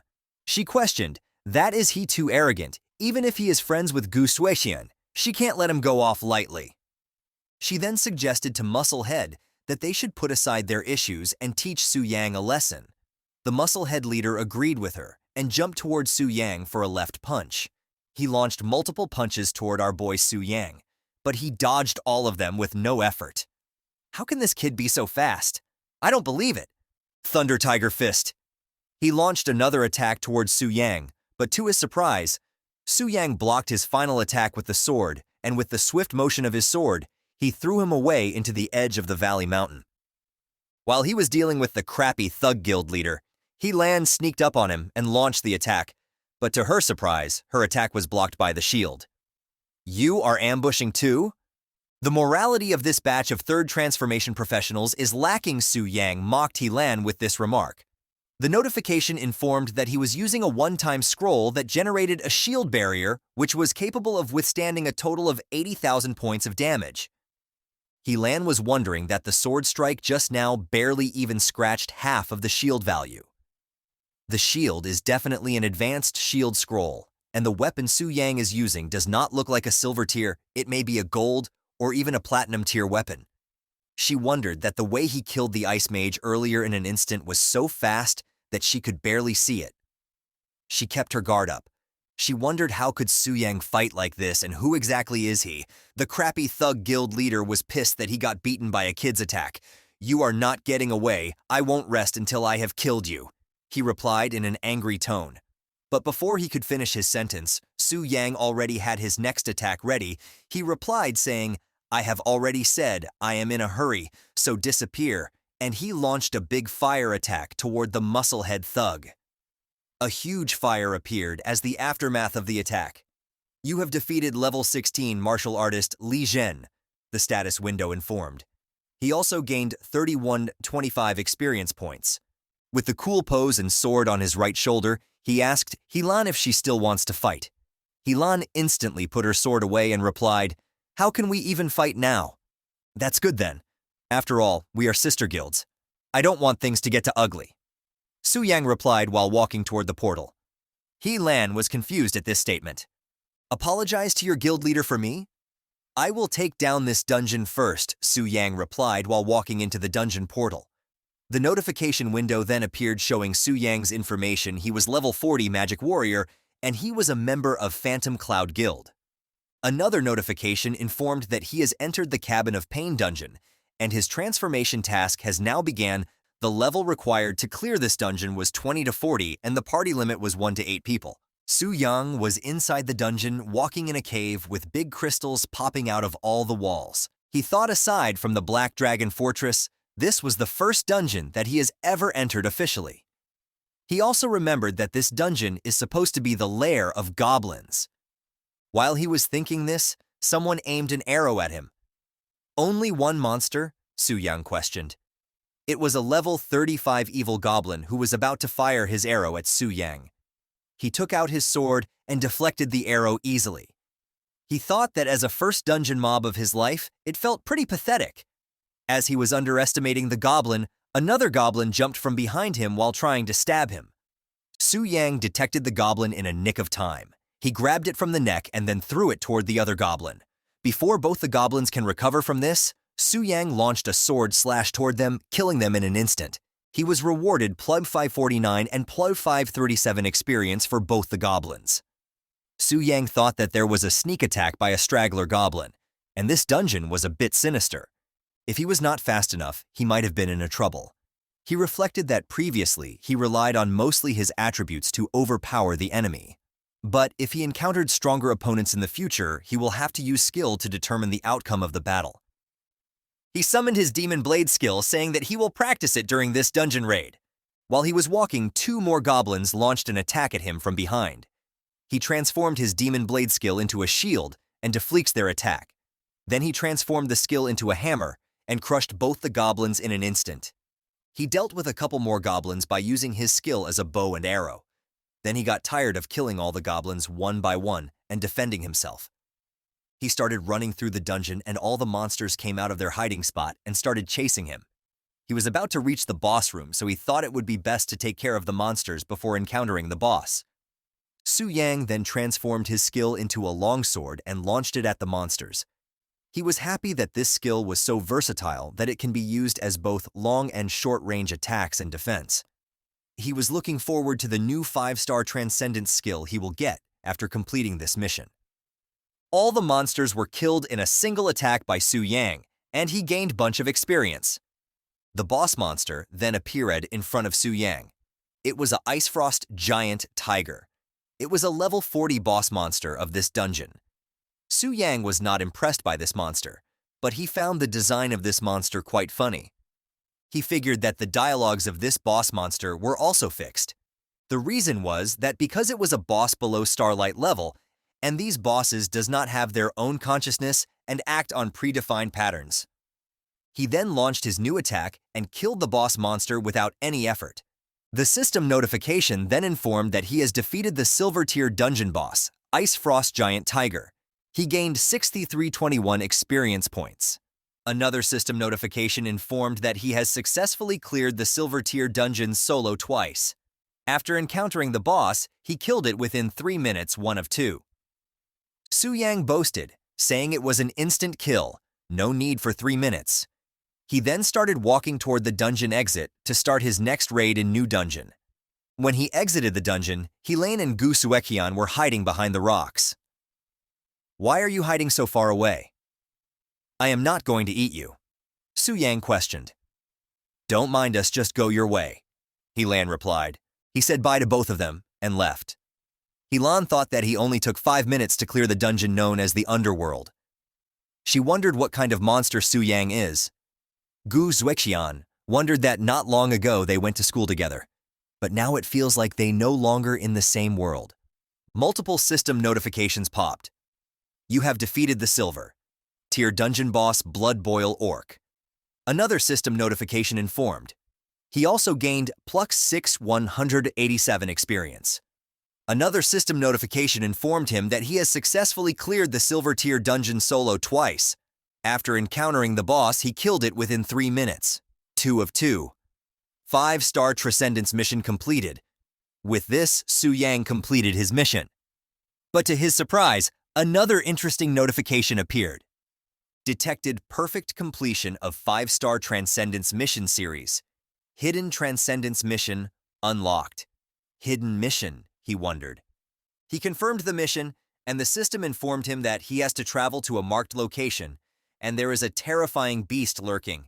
It seems like it is guarding something. An addition reward to clear this mission is 5% increase in all attributes and a special class, Battle Mage Legendary Skill Book. Su Yang was happy because just the 5% increase in all attributes was a very tempting reward. He was getting a legendary skill book on top of it. Based on the task description, there will be a second phase to this mission. He wondered about the incredible value of the 5-star Transcendence mission. He confirmed the mission instantly. The target area of the mission was an advanced wilderness area of Tianling City, where the average level of monsters were over 40. According to his calculations, the terrifying beast that system mentioned must be over level 50. To defeat this monster, Su Yang decided to unlock Starlight Grade weapon. But to use a diamond, grade or higher weapon required a Grandmaster Blacksmith, which can socket a boundless gem into it. There is no one like that in the Dongling City. Then he remembered that a branch of the Celestial Mechanism Pavilion is in Tianling City. They also sell various kind of information. He decided to visit them as they are also a part of the X Alliance. He wondered how they will react to his X Alliance Black Gold membership card. The scene changes to the city of Tianling, where Su Yang was standing, and wondering that it was incredible that so many people gather in the city to purchase the strategies. He thought it was truly a testament to the leading strategy group. He admitted that he was feeling a bit nervous while walking into the building. He joked, saying that he just sold their items and officially ascended to the rank of a new rich person. He was feeling embarrassed due to this. Upon entering the building, there was a long line at the reception desk, and people were arguing with each other, and receptionists were trying to keep people calm and wait their turn according to the number they have been provided. Lu Fan amazed by such a huge crowd in reception desk. While looking around, his gaze fell upon someone familiar. It was Zhou Tai and Liu Qi. He was a bit shocked that he ran into them so quickly they were walking somewhere. Liu Qi, who we know as the crappy thug, was urging to Zhou Tai about his lost weapon. He said, can the loss of his weapon be reimbursed? According to him, it was a Starshine level weapon. In response to this statement, Zhou Tai said that having caused Chen Lun's downfall, the headquarter has been lenient and had not troubled them, but more did he wanted from them? Frustrated by this situation, Liu Qi kicked the garbage bin which was nearby him while yelling that he had to grind for months again to get the weapon. By the twist of fate, the garbage bin flew straight toward our boy Su Yang. He caught the incoming garbage with his left hand and said, "Who's the uncultured one throwing things around?" in an annoying tone. Hearing this, Liu Qi got angry and questioned our boy that if he had a problem with that. In response, our Giga Chad boy said that, of course he has a problem. He questioned that being high level mean that the thug could do whatever he want. He grabbed Su Yang from the shirt and yelled that, how can a mere 40-level newbie dares to talk back to him? He was super pissed and said that he can do whatever he wants here. He argued that whether Su Yang believe it or not, he can kick him out of here anytime. Hearing all this, Su Yang had a smile on his face which pissed the guy even more. He questioned Su Yang why was he laughing. To all this, Su Yang thought of getting his revenge next time this crappy guy entered the Black Dragon Sanctuary. He thought he will wipe him out. Zhou Tai, being the mature guy, stopped Liu Qi immediately and told him to mind their image a bit. He said it was a trivial matter and urged both of them to not hold on to it. But by this time, Su Yang was already annoyed and questioned, what kind of treatment was this? He questioned, was this how the esteemed Tiangi Pavilion treats their guests? He affirmed that he was disappointed. Hearing this, Zhou Tai got annoyed and said that they are high-end strategy group here, and they don't sell strategies for dungeons at his level. Liu Qi added saying that Zhou Tai should not waste his words on this kid and watch him kicking this kid out with one foot.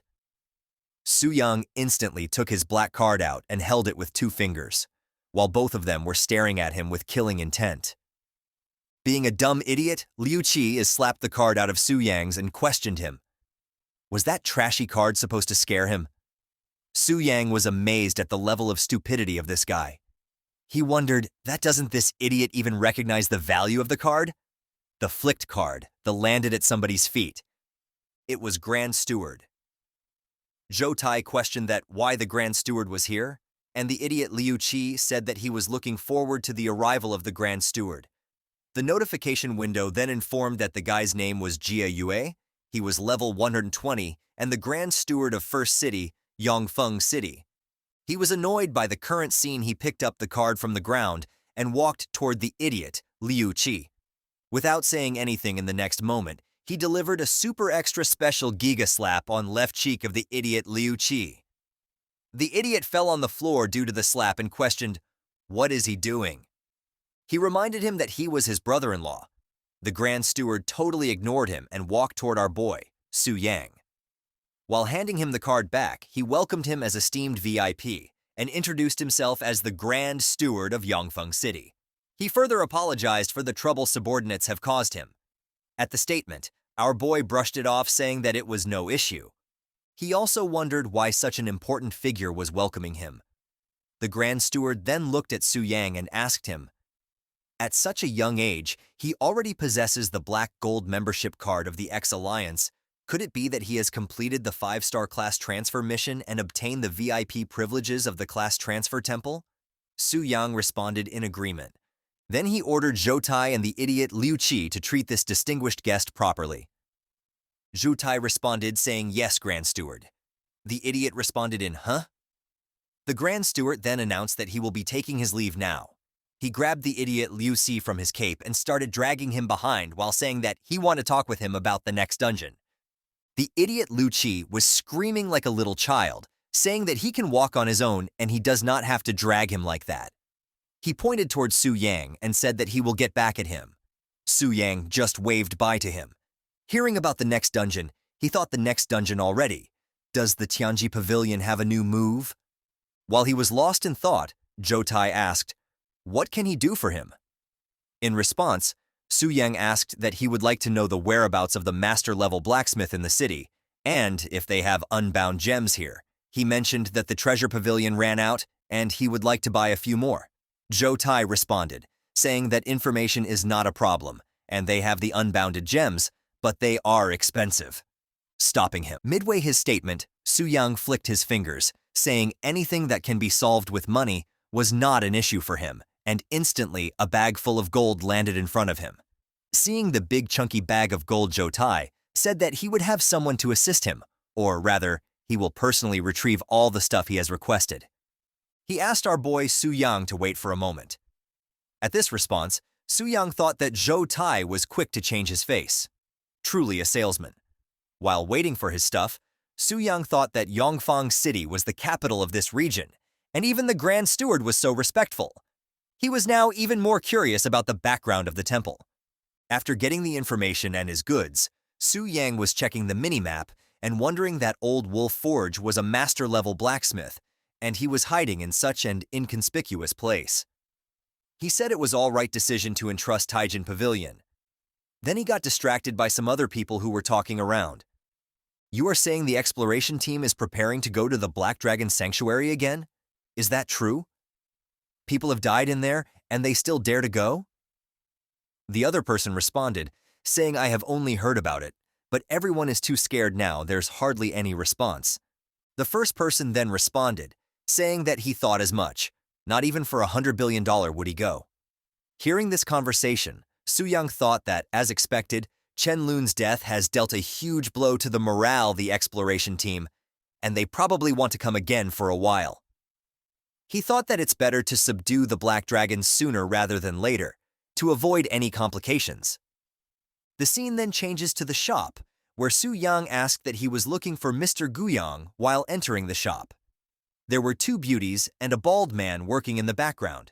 The beauties instantly looked towards Su Yang. Both the beauties were from Yuyun Guild. One had white hairs and pink eyes, and the other had pink hair and shades. According to the system notification window, the name of the pink eyes girl was Murong Shui, and she was level 95. The other girl who was wearing shades, her name was An Yu. She was level 92. Su Yang greeted them saying, "Hello, sisters.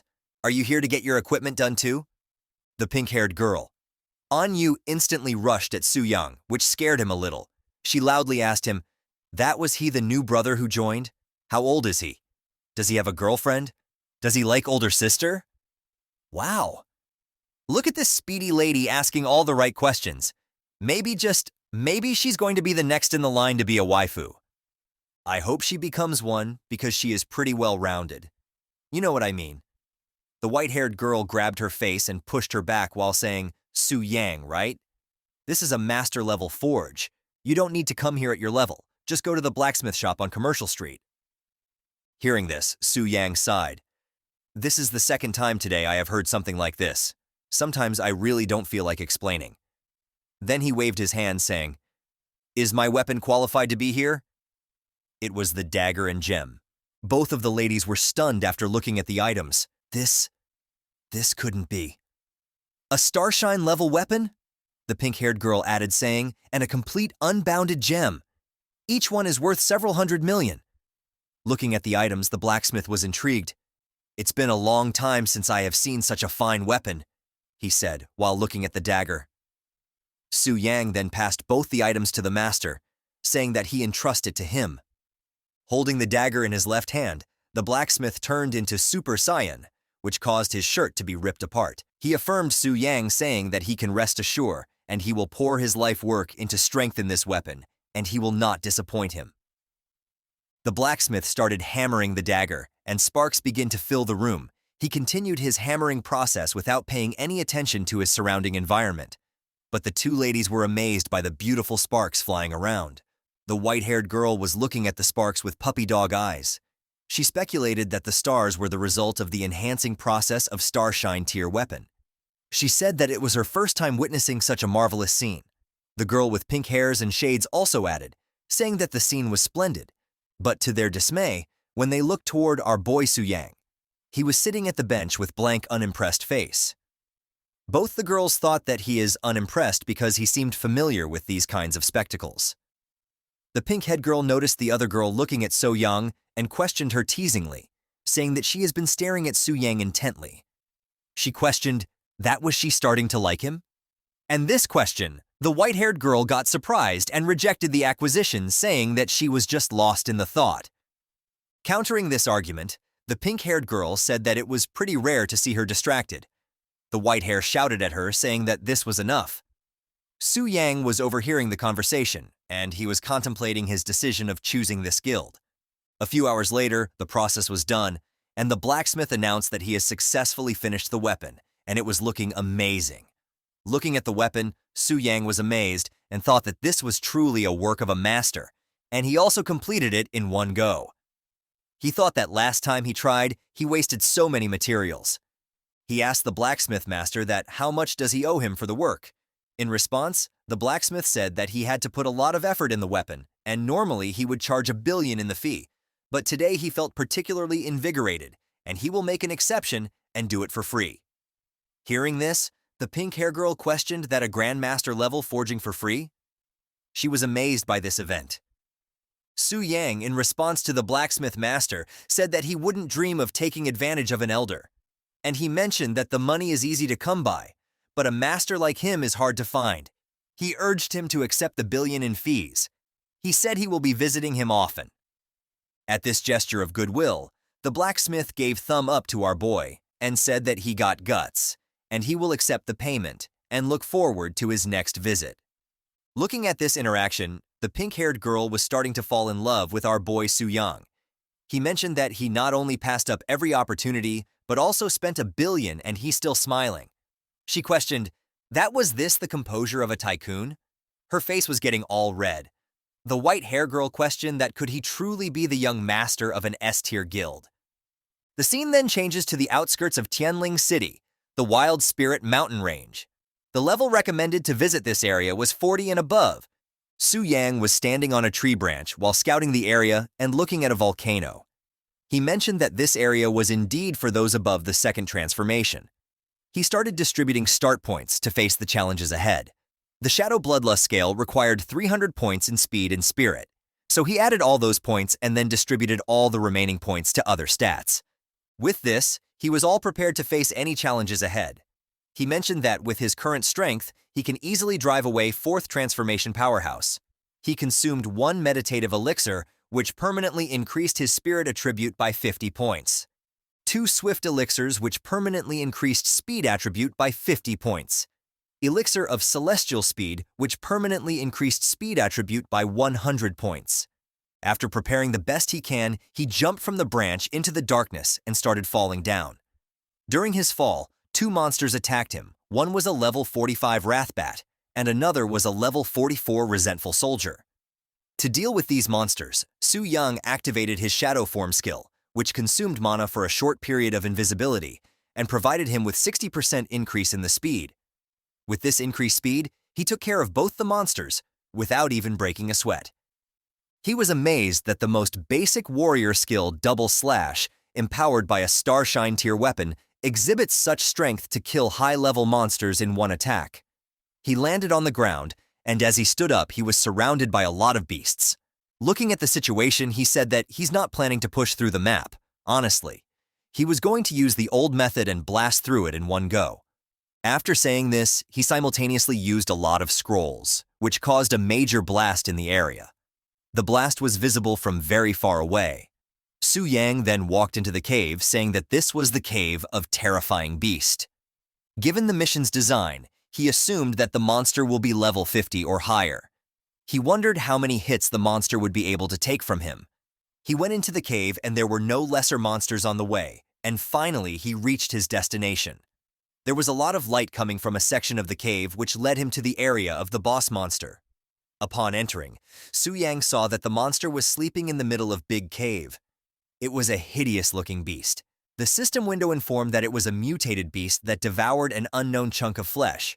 It was level 55 and belonged to the undead race. Su-yang was confused because, apart from the level and name, there was no information visible about the monster. He thought that he needed to buy a higher-tier skill book for clairvoyance. He prepared himself, saying that one must never underestimate a boss with unknown information. He prepared for a tough battle and launched an attack on the monster by using the Shadow Form skill. The attack dealt 522281 damage to the beast. Su-yang successfully used Wraithmark skill, and his dealt damage was increased by 300%. Experiencing Su-yang's attack, the beast roared in pain. Looking at the beast in pain, Su-yang muttered, "As expected, it can't be taken down in one hit." After noticing Su-yang, the beast instantly launched an attack toward him, which Su-yang dodged effortlessly by jumping into the air. He also launched a counterattack in the form of multiple slashes. He didn't want the beast to recover, so he took out his sword and launched a sword slash at the beast. To his surprise, the notification window informed that he had successfully slain the mutated beast that devoured an unknown chunk of flesh. He also gained 4,321 experience. Su-yang was dumbfounded by the sudden death of the beast. I think he was hoping for a tougher fight, but at this point, he is too OP. As a reward of killing the mutated beast, he obtained an aged key and an unknown rotting chunk of flesh. The system informed that the aged key seems to be very old with mottled marks, will be used to open a certain door in the future. The unknown rotting chunk of flesh was very powerful once, and now its power has been dissipated. It's a symbol of decay, and its origin is unknown. Su-yang thought that the key was mentioned in the mission, but he was confused about the rotten flesh. The description hinted that its owner was immensely powerful, even with its might have gone. The flash was powerful enough to mutate the beast. He grabbed both items, saying that he will put these aside for now and return to submit the class change mission. The scene changes to inside the temple. Multiple system notifications informed that the inspection was complete in the class change mission was successfully completed. His base attributes increased by 25%. He also obtained the exclusive passive skill for magic warriors, named Dual Spirit Enhancement. It was a skill that increases the spirit attribute by 10% of the strength and increases strength attribute by 10% of spirit. As the hidden mission was also complete, Su-yang received additional rewards. 5% increase in all attributes, a special class magic warrior, 1 legendary skill book. Due to his successful completion, the level cap was unlocked and the reserve experience was used, and his level goes from 40 to 58. He also gained 360 attribute points. He instantly distributed all those points evenly between strength and spirit. His strength attributes rose to 539. His speed attribute rose to 407. His spirit rose to 591. Su-yang was amazed by his terrifying base attributes. He mentioned that his base attributes have already completely crashed those of the third transformation professionals. If he includes equipment attributes, he is fully capable of facing against the spirit hunters.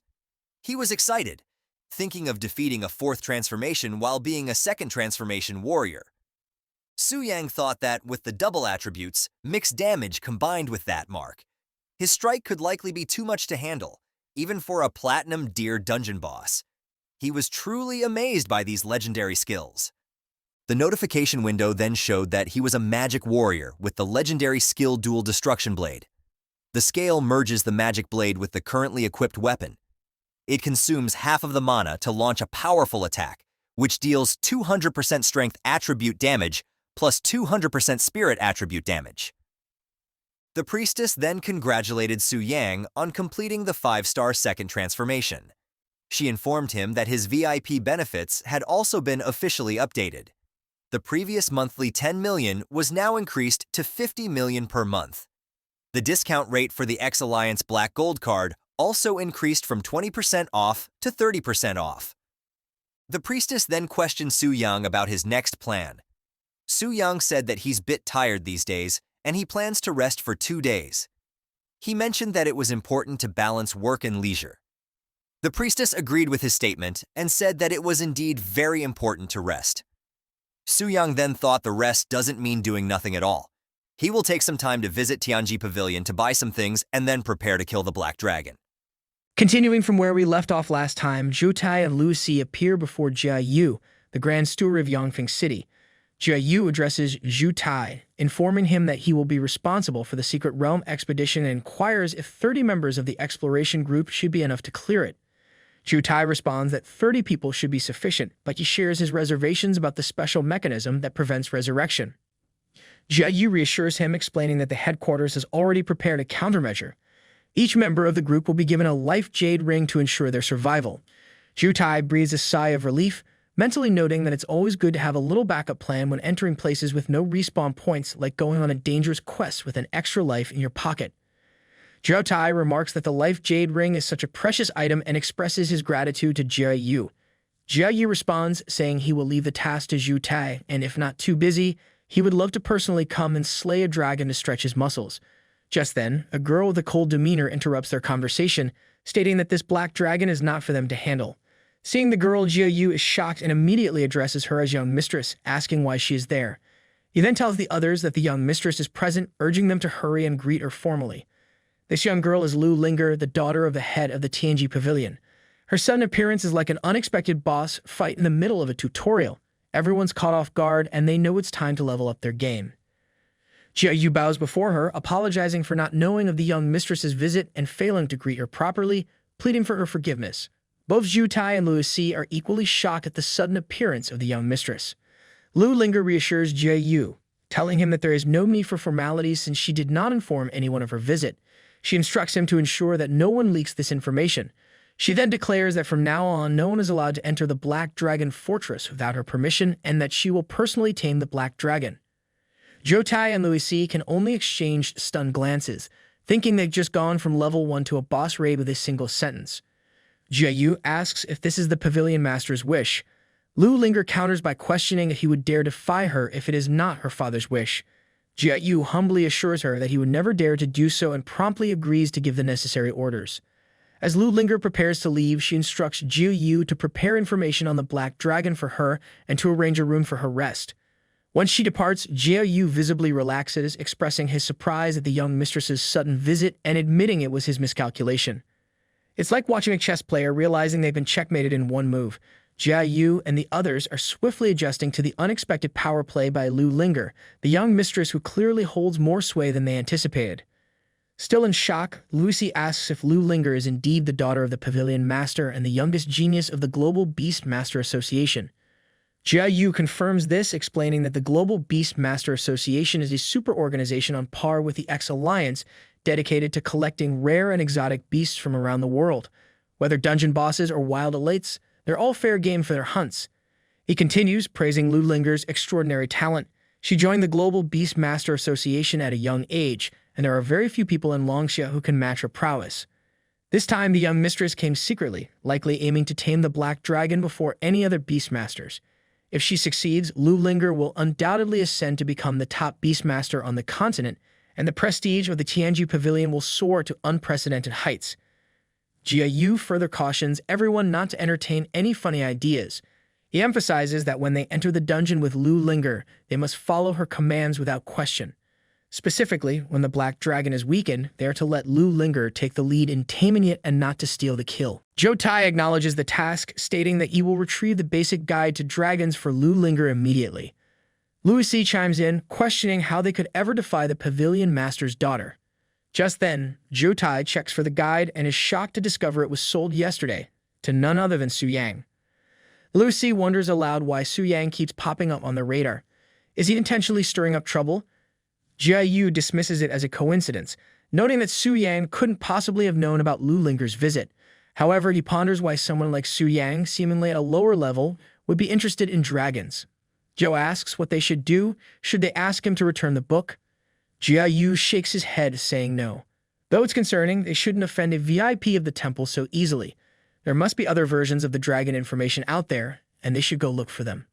Later, at Su Yang's home, he's scrolling through the basic guide to dragons, pondering the hefty cost of 5.1 million gold coins for the book. He chuckles to himself, remarking that the Tianji Pavilion really knows how to do business. He hopes this book proves to be worth its weight in gold, or rather, in gold coins.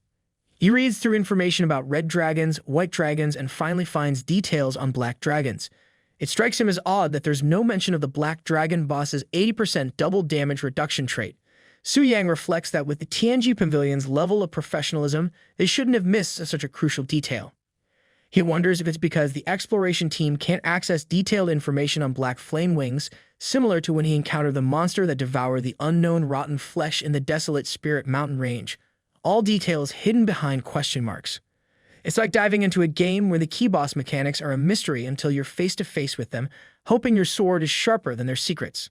From the exploration records, Su Yang discovers that throughout Longxia, only 3 black dragons have been discovered. 2 of them have already been cleared, leaving only the black dragon boss that he's targeting yet to be defeated. As he delves deeper into the records, he realizes that the information about the defeated black dragons doesn't quite add up.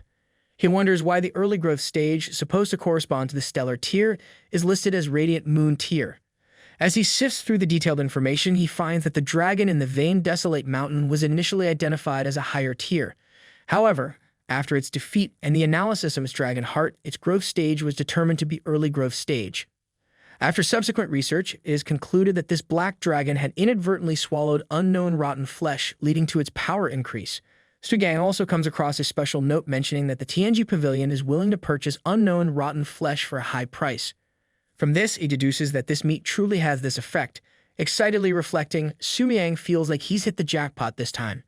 He considers that with the Tianji Pavilion making such a high-profile announcement to purchase it at a high price, the meat's value must be significant enough for the pavilion to ignore the possibility of people demanding exorbitant prices. He ponders the game-changing potential of letting the Black Dragon absorb this thing. With its power, he could skyrocket to Radiant Moon-tier strength in an instant. And then even if dozens of 5th-rank professionals come his way, they will be left scratching their heads, wondering what hit them, because they sure won't be scratching Su Yang. And once he cashes in on these newfound benefits, his level might just blast straight up to the 4th rank. It's like finding a cheat code in real life, but instead of invincibility, it's a dragon-sized power boost. Lying on his bed, Su Yang contemplates his unstoppable ascent through the ranks. Yet a nagging thought creeps in. He shouldn't overdo it. The Tianji Pavilion isn't dumb. They won't keep sending reinforcements after so many beatdowns. Eventually, they'll wise up. At that point, Su Yang acknowledges that it will eventually be necessary to eliminate the Black Dragon and move on to the next boss. Even with all the benefits, he admits to himself that he's a bit reluctant to do it. After all, it's not every day you have a level 99 Black Dragon boss as a part of your entourage. Just then, a screen pops up in front of him announcing that if he kills a boss he's previously tamed, it will automatically become his 100% loyal subordinate. Su Yang, almost dropping his snack in shock, wonders if this means he can have a pet Black Dragon. The system, in its usual no-nonsense manner, confirms this is standard procedure and advises him not to get too excited. Su Yang can't help but exclaim in disbelief. How could he not be excited? It's a dragon, the epitome of majesty, power, and dominance. Even the SSS tier Super Guild, the Global Beastmaster Association, doesn't have many members who can claim a dragon as a pet. It's like winning the lottery and being told to calm down because taxes exist. He muses about the sheer epicness of summoning a dragon pet during a guild war. The mere thought of it brings a grin to his face. It would be a scene straight out of a blockbuster movie. However, reality sets in as he reflects on his current stats. Even armed with a dragon-slaying weapon, taking down the Black Dragon would be a marathon, not a sprint. It would take forever to chip away at its health, and if someone challenges him midway, he would be toast. He acknowledges that his current strategy still relies on tackling side boss tasks. If no one challenges him within a certain time, his leveling speed will drop significantly. He sighs, realizing that while having a dragon pet would be amazing, his path to power still involves a lot of grunt work. It's like dreaming of riding a sports car, but still stuck with a bicycle. Plus, with his low level, every time he takes on a side boss, he hemorrhages experience points. Facing the next exploration team, especially if there's an overflow, would be a massive loss for him. He needs to level up quickly, so he ponders grinding in a high-level wild area or dungeon. Just then, a message from the guild pops up. Checking it, he discovers the leader has summoned everyone to the Giant Forest at 3:00 p.m. for a dungeon raid. He recalls that the Giant Forest is a diamond-tiered dungeon, and this raid is exactly what he needs. It's a rare opportunity, so he decides to join them, hoping it's his ticket out of the beginners group and into the big leagues. He chuckles to himself, thinking it is time to trade his training wheels for a jet engine. He instantly replies to the group, confirming he has received the information. The group erupts in excitement, buzzing over Su Yang's first-ever response in the chat. Moments later, the guild leader Lin Yuan messages him privately, expressing concern about his decision to join the raid on the diamond-tier dungeon, warning him of the dangers lurking inside. Su Yang reassures her, stating he's absolutely sure and will head there first. He adds with a grin that they can take their time catching up. Meanwhile, at the job transfer temple, Lei Shan emerges with a sour expression. Zhao Ming, noticing his friend's mood, asks why he looks so unhappy. Lei Shan sighs, explaining that reaching level 99 again has been a monumental struggle. He just received the level 5 job change quest, and unfortunately, the required materials are located in the giant forest. He adds that the difficulty of the giant forest is on par with the Black Dragon Fortress, and at their current levels, it's a no-go. Zhao Ming, always the bearer of bad news, mentions hearing that Yuan's team is gearing up to raid the giant forest. He suggests that it looks like they'll have to forfeit this year's trial dungeon ticket to Yuan's team, which will only widen the gap between their two guilds even further. Lei Shan, with a sinister glint in his eye, responds that it's not necessarily over. There's still one way to stop Yuan from taking the ticket. Zhao Ming, puzzled, asks what he means. With a wicked smile, Lei Shan reveals his plan. Since they have no other options left, they have nothing to lose. He proposes they kill Yuan's team, making them experience the same despair they feel. Giant Forest, a diamond-tier dungeon, is shrouded in darkness as towering ancient trees block out the sunlight in the canyon. Deep within the forest, the frequent roars of giant beasts warn outsiders that they are not welcome. A countdown indicates that the gate to Giant Forest will open in 35 minutes. Meanwhile, Su Yang is already there surveying the scene. He notes that quite a few people have gathered. He muses that the Giant Forest, being a high-tier dungeon comparable to the Black Dragon Fortress, must present a similar level of difficulty. He figures that Yuan probably chose this specific time to challenge it for that very reason. The so-called Trial Dungeon is a special event hosted by the Transfer Temple in Yongfeng City, opening once a year. Only A-grade or higher guilds with 5th-tier professionals are eligible to enter, and each city has only one admission ticket. Participants who rank in the top 3 in performance during a trial period receive incredibly lavish rewards, including a star-tier weapon, 3 diamond-tier weapons, and an additional guild buff. It's the kind of loot that makes even seasoned adventurers drool with anticipation. This trial dungeon is a massive draw for any guild. As one of the only 2 A-grade guilds in Chanling City, both Yumian and Lingxiu are eager to outshine each other. Their ambition to reach the 5th tier and compete for the trial dungeon entry is palpable. Reflecting on their history, Su Yang considers that Lingxiu was initially stronger. However, they suffered a devastating wipeout in the Black Dragon Fortress, losing levels and equipment, which now puts them at a significant disadvantage in the upcoming competition. Naturally, it's become Yumian's turn to take the lead. Most of the people gathered here belong to B-grade guilds and pose no real threat to Yuan and Lingxiu. Just then, Lei Shan arrives with his guild members and loudly addresses the crowd. He commands all the low-level professionals to listen up, declaring that this dungeon is claimed by Lingxiu. He warns that if they don't want to meet their end, they should leave immediately. The B-grade guild members, easily intimidated by Lei Shan's bold proclamation, scatter and retreat, giving up their claim to the dungeon without a fight. However, Su Yang remains unfazed, calmly sitting on a large stone near the gate, patiently waiting for his own guild members to arrive. Su Yang reflects on Lingxiu's current predicament, noting their lack of high-level members capable of tackling a diamond-tier dungeon. They barely have any players at level 90, which suggests they're ill-prepared for a serious dungeon dive. Observing their stance near the dungeon gate, it appears they're more interested in waiting for someone rather than gearing up to enter. He can't help but speculate if Lingxiu's strategy involves blocking Yumian's team from entering the dungeon altogether. The idea of simply occupying the spot without intending to engage in the challenge strikes him as underhanded and dishonorable.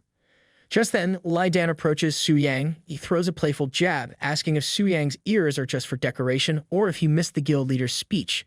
Su Yang, with a nonchalant grin, retorts that he's just here exploring the area and couldn't care less about their guild affairs, essentially telling them to carry on without him. Lei Dan, seething with rage, attempts to grab Su Yang's shoulder, accusing him of disrespect. Unfazed, Su Yang swiftly grabs Lei Dan's hand, effortlessly twists his arm, and sends him soaring into the forest like a catapulted acrobat. With a smirk, Su Yang warns Lei Dan never to cross his path again. Lei Shan rushes over to Su Yang, bewildered by the spectacle. demanding to know who he is and why he's taken down Lai Dan so dramatically. Su Yang shrugs casually, explaining that Lai Dan seemed eager to pick a fight, so he simply defended himself. Zhou Ming cuts in with a mix of disbelief and humor, questioning Su Yang's version of self-defense when he practically left Li Dan on life support. He quips about Su Yang's ongoing display of arrogance. Lei Shen intervenes, trying to calm the escalating tension. He reminds Zhou Ming that it was Li Dan who started the trouble, admitting that perhaps Su Yang's lesson was well-deserved. He suggests they leave it at that to avoid further chaos. Su Yang nods in agreement, showing he has no objections to Lei Shen's suggestion. Zhou Ming, still skeptical, turns to Lei Shen, questioning whether they're truly letting Su Yang off so easily. Lei Shen rationalizes, pointing out that being able to knock out a third-tier rogue in one shot suggests Su Yang is at least a seasoned fourth-tier professional. He emphasizes their main goal, confronting Yumian without unnecessary complications. Zhou Ming concedes the point but speculates aloud, wondering if Su Yang could be hired by Yumian. He muses that why else would he be here alone? Lei Shen considers this, responding that it's unlikely, noting that Yuan's associates are typically female and not known to keep company with men. Just then, Lin Yuan swoops in with her guild members, clearly less than thrilled to find Lei Shan and his crew loitering in their forest hangout. She shoots Lei Shan a pointed look, demanding to know what on earth he's up to. Lei Shan, always ready with a quip, raises his hands innocently and replies with a half-smile, nothing much, mentioning that they have just got here first and occupied the Gaint Forest. Lei Shan, with a sly grin, suggests to Lin Yuan that perhaps they should consider exploring a different dungeon. Lin Yuan responds sharply, dismissing Lei Shan's suggestion as absurd. She points out that her Lingshu guild has just suffered a devastating defeat. How could Lei Shan possibly have the strength to tackle a diamond-tier dungeon? She quickly pieces it together, realizing Lei Shan's group is here to pick a fight. Given their guild's recent wipeout, Lin Yuan questions their motive, asking pointedly how blocking them out of spite benefits them. With a raised eyebrow, she challenges Lei Shan and his crew, questioning if they still have any pride left or if they're itching to kickstart a guild war right then and there. Lei Shan, with a straight face and no hint of shame, calmly states their objective: to drag Lin Yuan's guild down with them by blocking access to the trial dungeon. He asserts firmly that no one will be entering the giant forest today. Just as the tension mounts, Murong Su swiftly assumes a fighting stance. Lei Shan, somewhat surprised, remarks to her that her guild leader has not even said anything about fighting and she is already making a move. Murong Su shows her resolve, ready to throw down. If they want to fight, she's all in. Lai Dan echoes her sentiment, eager to settle things decisively. As tensions reach a boiling point and everyone gears up for action, Su Yang intervenes, aiming to clear things up with Lei Shan. He questions Lei Shan's bold declaration that no one will enter the giant forest today, throwing in a playful jab seriously who crown him king of the forest. Witnessing Su Yang provoking Lei Shan, the girls of Yuan's guild are a mix of excitement and shock, their reactions a lively swirl of anticipation and disbelief. Chimuzi declares this a historic moment, the first male member of their guild finally making his debut, surely a tale worth recording for future generations. Lin Yuan, caught between awe and amusement, finally sees Su Yang in the flesh. She nods appreciatively, her expression a blend of curiosity and approval. Su Yang, ever the smooth talker, or at least he tries to be, apologizes that he has not reported to the guild, but he thought it might be easier for them all this way. After all, who needs formalities when you can just shake things up a bit? Lin Yuan's gaze flickers with intrigue as she considers Su Yang's impressive resume. A 5-star profession, VIP status at the temple, and owner of a Star Glory tier weapon. Rumored to be a potential heir to an S-tier guild, Su Yang seems to harbor more secrets than a treasure vault. She ponders silently whether she should pry into his mysterious background or let the enigma be. Meanwhile, Lai Dan curses Su Yang, saying that he has pursued and used several times and she never even looked at him, and now she's flirting with that kid. He vows that he's going to kill him. Zhou Ming leans into Lei Shan, noting that it seems this kid is genuinely affiliated with Yuan. Not just an outsider, but bona fide member. Lei Shan's expression darkens with fury as he confronts Su Yang, demanding to know if he had been toying with him earlier. Su Yang's response is as audacious as ever. What if I was?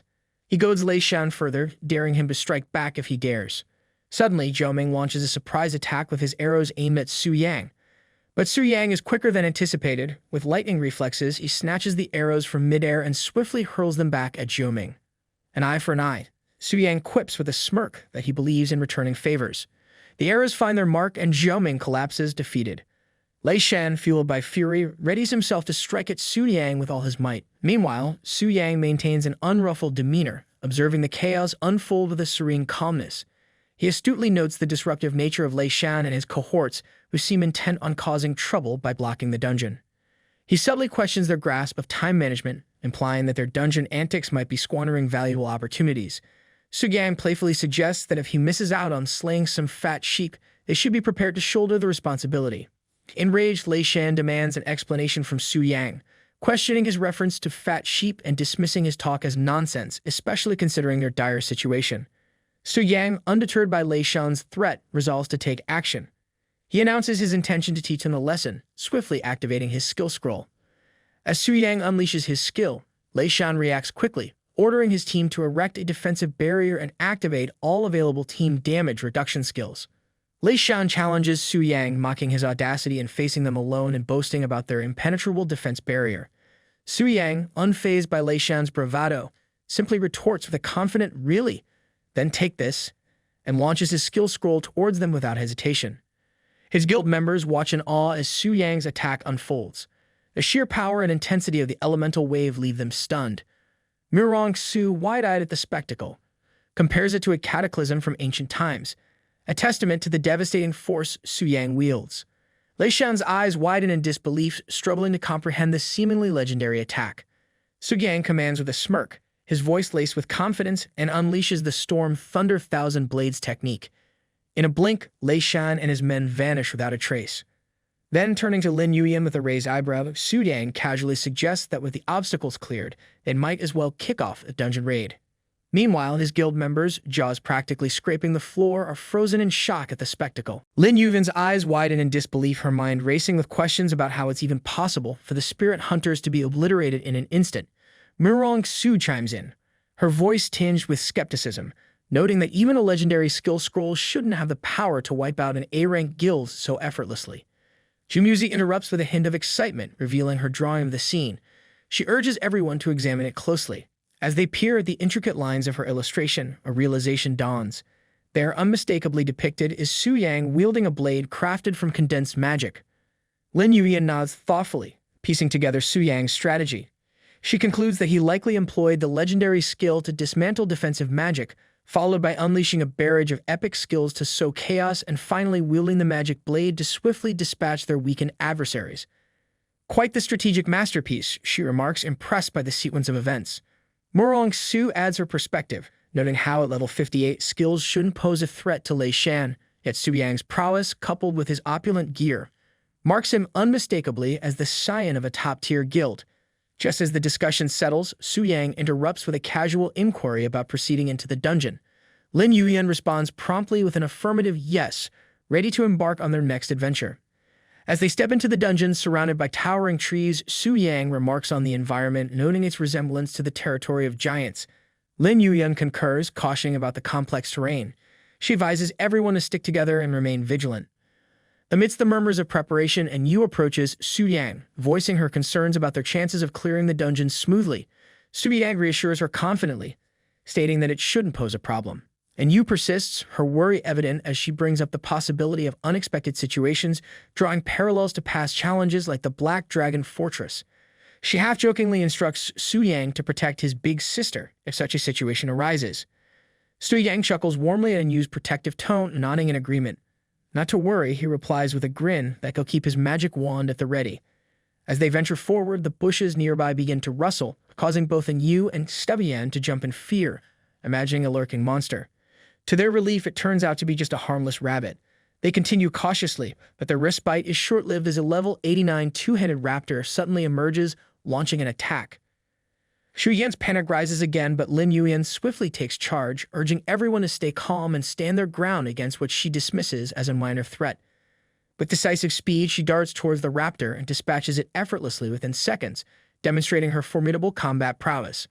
Just as they recover from the encounter with the raptor, a formidable level 95 giant rock bear emerges and charges at them. Yu, feeling the threat, calls out to Su-yang for assistance. Without hesitation, Su-yang swiftly moves to her side and swiftly dispatches the bear with practiced ease. While dealing with the bears, Su-yang casually inquires why they don't have a secondary tank. Yu explains that high-level female tanks are rare, which prompts Su-yang to volunteer himself for the role. He asserts confidently that he'll handle tanking duties, directing the healers to keep a close watch on his health points. Acknowledging his instructions, the healers focus their efforts entirely on supporting Su Yang, ensuring he remains resilient in the face of further challenges within the dungeon. More raptors and bears suddenly swarm in, launching attacks at them. Su Yang, bolstered by the healer's support, continues to fend off the monsters with relentless determination. He recognizes that these battles are leveraging his fourth-turn support skills, instantly doubling his strength. With coordinated effort, they eventually overcome the onslaught. Lin Yuyan expresses her gratitude to Su Yang, acknowledging that his presence has significantly boosted their chances of success in the dungeon. Su Yang humbly deflects the praise, commenting that it's his first time teaming up for a dungeon and he'll rely on her guidance for effective team coordination. Lin Yuyan reassures Su Yang, remarking that his first-time team experience suggests he's likely been soloing dungeons until now. She marvels inwardly at his mysterious background, pondering his identity further. As they continue clearing out the remaining monsters, they finally approach the final boss. Lin Yuyan turns to Su Yang with a question, asking if he's nervous about the upcoming battle. She mentions and uses confidence in the strategy borrowed from Tianji Pavilion, expressing hope that it will guide them to victory. However, she admits lingering concerns due to Ling Xiao's previous mishap in the Black Dragon dungeon. Su Yang responds with unwavering confidence, assuring them that his intuition guarantees success in this dungeon. Lin Yuyan is intrigued by his inexplicable assurance, finding herself surprisingly convinced by his words. Acknowledging his confidence, Lin Yuyan decides to place her trust in Su Yang's intuition. Together, they launch their coordinated assault on the final boss, ready to face whatever challenges lie ahead with determination and teamwork. Meanwhile, at Tianji Pavilion's headquarters, Zhu Tai updates Jia Yu about a recent clash between Ling Xiao and Yu Yan near the giant forest. Jia Yu listens attentively, asking about the outcome. Zhu Tai grimly informs him that Ling Xiu was wiped out. Jia Yu nods thoughtfully, reflecting on the nature of desperation and its tendency to lead to irrational behavior. He laments that while he once held them in high regard, it appears this year's qualification for the Trial Secret Realm in Tianling City now rests squarely with Yu Yan. Maybe they should start betting on their victory early. Zhou Tai brings up another matter regarding the Black Secret Realm, catching Jia Yu off guard with a mention of such a secretive place. Meanwhile, Su Yang and Lin Yuyan continue their intense battle against the boss. Lin Yuyan moves with grace and precision, delivering the decisive blow that brings the boss down. A screen promptly appears, confirming the completion of the Secret Realm challenge by the Yuyan Guild. The message instructs them to allocate the rewards, leaving it to the guild leader's discretion. Lin Yuyan playfully approaches Su Yang, teasing him that he had a chance to deliver the final blow but graciously let her take the glory instead. Su Yang chuckles in response, modestly suggesting that she could probably use the extra benefits from the kill more than he could. Gratefully acknowledging his gesture, Lin Yuyan thanks him and mentions she owes him one. Soon, the other guild members gather around Su Yang, showering him with praise and gratitude, acknowledging his crucial role in their successful dungeon run. One of the girls, in a lighthearted tone, compliments him, noting that upon closer inspection, he's actually kind of cute. She cheekily asks if he'd like to add her as a friend to stay in touch. Witnessing the girls fawning over Su Yang, Mrong Su jokingly chides them as embarrassing fools, prompting Su Yan to divert her attention to the loot. Excitedly, Su Yan announces their impressive finds, 2 platinum-tier items and 1 diamond-tier item. Lin Yuyan turns to Su Yang, offering assistance with equipment distribution and asking if there's anything he needs. Su Yang graciously declines, thanking her and explaining that his warehouse is already brimming with diamond-tier equipment. Murong Su adds to the excitement, revealing they've also acquired the materials required for the 5th transfer quest. With this, she declares they've secured their ticket to the Trial's Secret Realm entry, much to everyone's delight. And Yu, bubbling with excitement, suggests to Lin Yuyan that they should all go out for a celebratory meal later. Lin Yuyan laughs warmly, agreeing wholeheartedly to the idea of the celebration. Turning to Su Yang, she asks if he plans to join them. Before Su Yang can respond, a notification interrupts him. A challenger has been detected, prompting him to consider connecting for the challenge. Surprised by this sudden development, he speculates if the exploration group acted ahead of schedule. Apologizing to the group, he explains that an urgent matter has arisen, requiring him to leave immediately and skip the celebration. With a quick farewell, Su Yang hurries towards the teleportation mark, promising to join them again soon. The next moment, Su Yang awakens to find himself transformed into the Black Dragon. Quickly activating his skills to assess the situation, he's surprised to discover that only one individual is attempting the dungeon. Judging by the appearance, a striking elf, it's clear this challenger is no ordinary adventurer. Scratching his dragon scales thoughtfully, Su Yang considers his next move. The elf, a level 140 court magician named Alcaray Lawrence, strides forward with confidence, effortlessly dispatching beasts as if they were mere annoyances.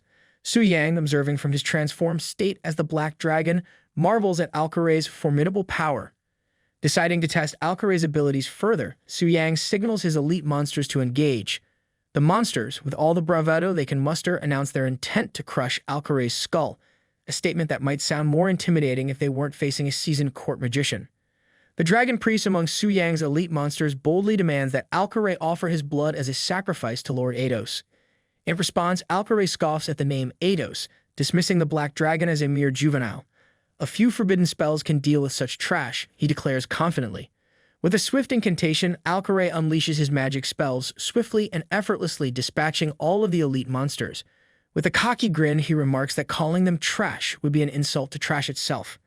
As the blood of the elite monster splatters on his cheeks, Alcare grimaces in disgust. He wipes it away, muttering that the blood of these lowly creatures is more distasteful than reheated leftovers. Alcare laments that if it weren't for the princess, he wouldn't lower himself to set foot in such a filthy place.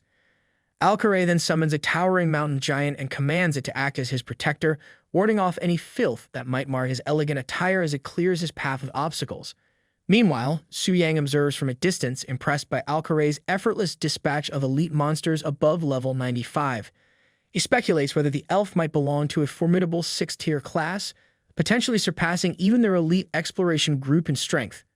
Su Yang reflects on the overwhelming power of a 6th-tier individual like Alcare, realizing their group stands little chance against him in a direct confrontation. A troubling thought indeed. Suddenly, a spark of recognition ignites in Su Yang's mind as he recalls Alcare's mention of the princess. Could he be referring to the girl elf they found imprisoned?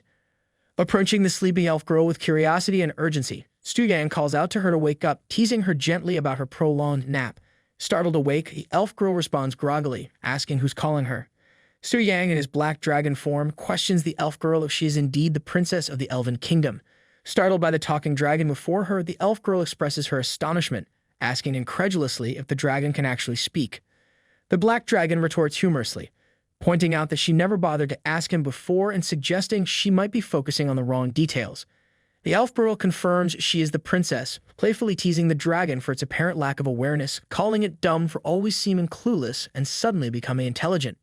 With a chuckle, Su Yang wonders how anyone could possibly accept such a transformation. The elf princess, reflecting on her situation, realizes that the black dragon may have seen her body while she was asleep all this time. Her thoughts turn suspicious, wondering if the dragon might have done anything inappropriate during those moments. Feeling uneasy, she accuses the dragon of being perverted and hastily demands it to stay away from her, starting to shout for help. The black dragon, perplexed by the sudden turn of the conversation, seizes the elf girl's cage in its massive claws. With a low growl, it warns her that it's running out of patience and demands answers. If not, she might become its next meal. Planning to intimidate her into revealing her story, the dragon leans closer, his eyes gleaming with calculated menace. Startled and frightened, the elf girl stutters her name, Lilith Savraya, revealing herself as the 6th daughter of the Honorable Queen Savraya. The black dragon ponders Queen Savraya and recalls from its knowledge that the Elven Kingdom, along with the Dragon Kingdom and the Giant Kingdom, are part of the SSS Ultra-Ultimate Subspace Nations, remarkably powerful entities. Among them, only the Elven Kingdom maintains friendly relations with humans, and it's governed by Queen Savraya, the supreme ruler. Reflecting on this information, the Black Dragon is surprised by the significance of Lilith's background. It hadn't anticipated that the seemingly ordinary elf girl would hail from such a prestigious lineage. The Black Dragon informs Lilith that her people have arrived to rescue her.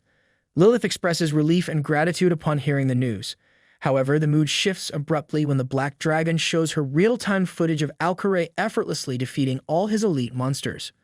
Lilith's face twists into a mix of shock, puzzlement, and horror as she gazes at Alcare on the screen. She blurts out in disbelief, questioning why it had to be him. The Black Dragon inquires if Lilith knows Alcare, noticing her unhappy reaction. Lilith responds vehemently, expressing her disdain for Alcare and his family, labeling them as despicable scum and trash. She declares that she would prefer to remain locked up for life than be rescued by him. Curious and concerned, the Black Dragon presses further, asking what Alcare did to her.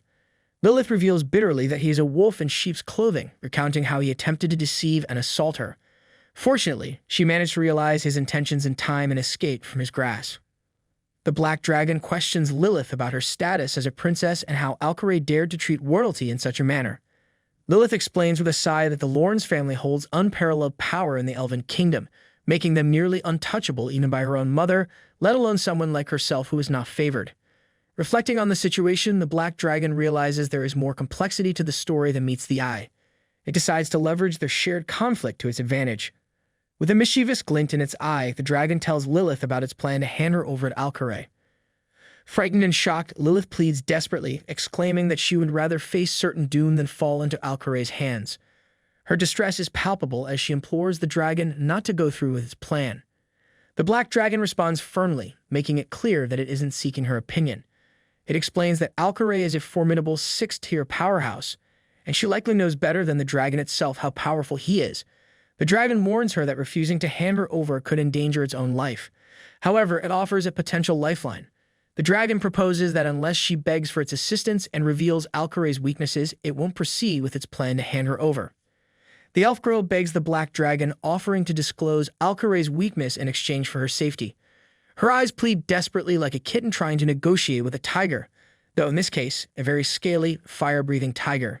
The Black Dragon, gazing at her, realizes it might have gone a tad too far in intimidating her. Reluctantly agreeing, the Black Dragon grumbles and instructs her to spill the beans on Alcaray's Achilles' heel. With hesitant voice, the elf girl reveals that the Lawrence family boasts unparalleled spiritual power and magical prowess.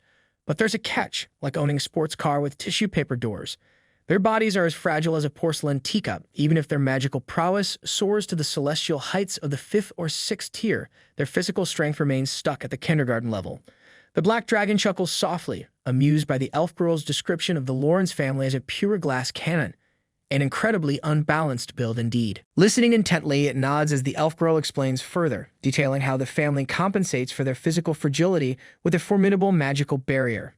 Her voice quivers with concern as she admits that, given the dragon's current strength, breaking through that barrier might prove to be a Sisyphean task. Her words weigh heavily on her as she sinks to her knees, reflecting that nothing has changed after all, and she really is going to be taken away by that scum and become his sex slave. The Black Dragon reassures the elf girl to trust in its abilities, yet inwardly acknowledges the truth in her words. As it sees it, the only feasible path forward involves consuming this less-than-appetizing morsel to advance to the Radiant Moose stage. It's like deciding to eat a moldy sandwich to level up, unpleasant but necessary for growth. However, the dragon grimly reflects on the consequences. Beefing up itself would beef up the dungeon's difficulty, prompting the explorers' guilds to tighten security, directly impacting their next slaughter, the Fat Sheep plan. The dragon ponders whether there might be a way to have its cake and eat it too. It contemplates how its body transformed upon reaching the Starlight stage, gaining a flashy new look, lacking substantial functional upgrades. Its armor, though impressive to look at, offers little in terms of real attribute boosts. Suddenly, the word equipment triggers an idea in its cunning mind. Recalling how the heart of the dragon's slayer morphed into equipment in its own claws, the dragon muses aloud. If that could happen, couldn't it similarly transmute the equipment from its human form into something truly useful? The elf girl, her eyes pleading desperately, implores the Black Dragon to let her go, emphasizing her fear of falling into Alcaray's clutches. However, to her surprise, the Black Dragon vanishes into thin air right before her eyes. She looks around bewildered, wondering where it could have gone in such a sudden disappearance. Meanwhile, the Black Dragon breathes a sigh of relief as it successfully transitions into its shadow form. It marvels at the effectiveness of its newfound technique, basking in the thrill of evading detection. For the dragon, it's akin to pulling off a disappearing act worthy of a magician's encore. Back with the elf girl, uncertainty lingers in her mind as she ponders whether the Black Dragon managed to escape, or if there's more to this vanishing act than meets the eye. Stu Yang, still merged with the Black Dragon, marvels at the effectiveness of equipping Shadow's Bloodlust onto the creature. Activating the weapon's special ability effortlessly transitions the Black Dragon into its shadow form, a swift and seamless transformation. But that's not all. Su Yang discovers that the equipment's attributes, his own capabilities, and even his talents are all seamlessly shared with the Black Dragon. Of particular note is the dual spirit amplification effect, which he had applied to the dragon. Checking the creature's updated stats, Su Yang's eyes widen in surprise as he sees a significant boost in both strength and spirit, numbers jumping by several hundred points in an instant. Reflecting on this newfound synergy, Su Yang realizes that this method effectively bridges the gap in basic attributes between them. With a grin, he acknowledges that it's now time to properly entertain their uninvited guest. Meanwhile, approaching deep into the lair of the Black Dragon, Alcaray's voice echoes ominously. He shouts, demanding the black dragon to surrender the princess immediately, promising to consider leaving it with the body still in one piece. His threats ring through the cavern, a stark contrast to the dragon's hidden presence. Alcaray's taunts grow louder as he challenges the dragon to show itself, questioning if it's trembling in fear. He mocks it as a cowardly soft dragon, scoffing at the effort he's had to put in to reach this point. Alcaray's taunts escalate as he considers using a forbidden spell to obliterate the lair along with the black dragon. His voice drips with malice as he calculates the potential collateral damage, casually mentioning that while the princess might perish, memory manipulation spells could still make her compliant upon resurrection, pure and unblemished as he ominously puts it. His grin twists into a malevolent sneer as he revels in the thought of possessing such a princess, his excitement palpable. Alcaray then says that's it, and is about to cast his forbidden spell, but before Alcaray can unleash it, a clawed hand materializes out of nowhere, striking him with incredible force. He is sent hurtling through the air, his health plummeting dangerously to a mere 6%. The sudden attack leaves him dazed and vulnerable. The black dragon's voice cuts through the chaos, dripping with disdain as it calls Alcaray a scum, a truly depraved one at that. It mocks him for shattering any lingering stereotypes about elves, especially in the most despicable of ways. With barely any life left in his battered body, Alcaray wonders in disbelief when the black dragon appeared and how it managed to evade his senses completely. He questions how it could shatter his formidable magic barrier with a single devastating blow, deeming it utterly impossible. Meanwhile, without hesitation or risk, the black dragon swiftly delivers its final decisive strike upon the now defenseless Alcaray. Standing over him, it asserts confidently that common sense holds no sway when dealing with someone as exceptional as itself. The black dragon's word spirit cleansing inferno reduces Alcaray to a crisp. A notification pops up informing Su Yang of his triumph over Alcaray Lawrence, the 140th level court magician, rewarding him with a whopping 12.1 million experience points. Su Yang eagerly checks out the spoils left behind by this unfortunate soul, only to be pleasantly surprised by the discovery of legendary items and banishment spells amidst the wreckage. Looks like even in defeat, Alcaray managed to drop some serious loot. Upon inspecting the treasures, Su Yang discovers the banishment spell, Thunder of the Infinite World. This spell promises cataclysmic damage, summoning endless thunder that shakes heavens and earth, ready to blast any enemies within range into next week. Talk about shocking surprises. Next up, he uncovers the first legendary item, the soul-summoning stone lunar wolf spirit. Activating this stone summons 2 ethereal 6th-tier lunar wolf spirits to the fray. These spirits, revered as messengers of the nature goddess and guardians of the elves, are like having supernatural furry friends on speed dial, perfect for a wild party in battle. As if that weren't enough, Su Yang lays eyes on the second legendary item, the Scroll of Nature's Guardian. This scroll boasts impressive resilience, capable of enduring up to 7 attacks from 6th-tier skills without so much as a scratch. It's like the indestructible shield of plot armor, ensuring Su Yang can take on even the fiercest foes with a grin and a shrug. Reflecting on the banishment spell's potency, Su Yang realizes these punishment spells are the pinnacle of magic, rumored to level cities with their sheer power. However, most mages lack the mana to cast such spells regularly, relegating them to scroll form for safekeeping, a bit like storing dynamite in a piggy bank. Despite Alcaray's departure from the mortal coil, he did leave behind quite the parting gift.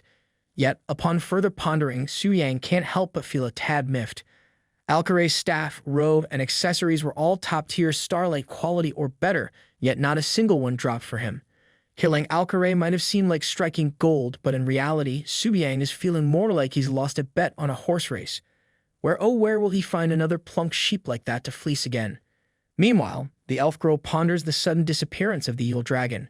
Did it go off to face Alcaray alone? She can't help but worry about the outcome. If the dragon loses, what then?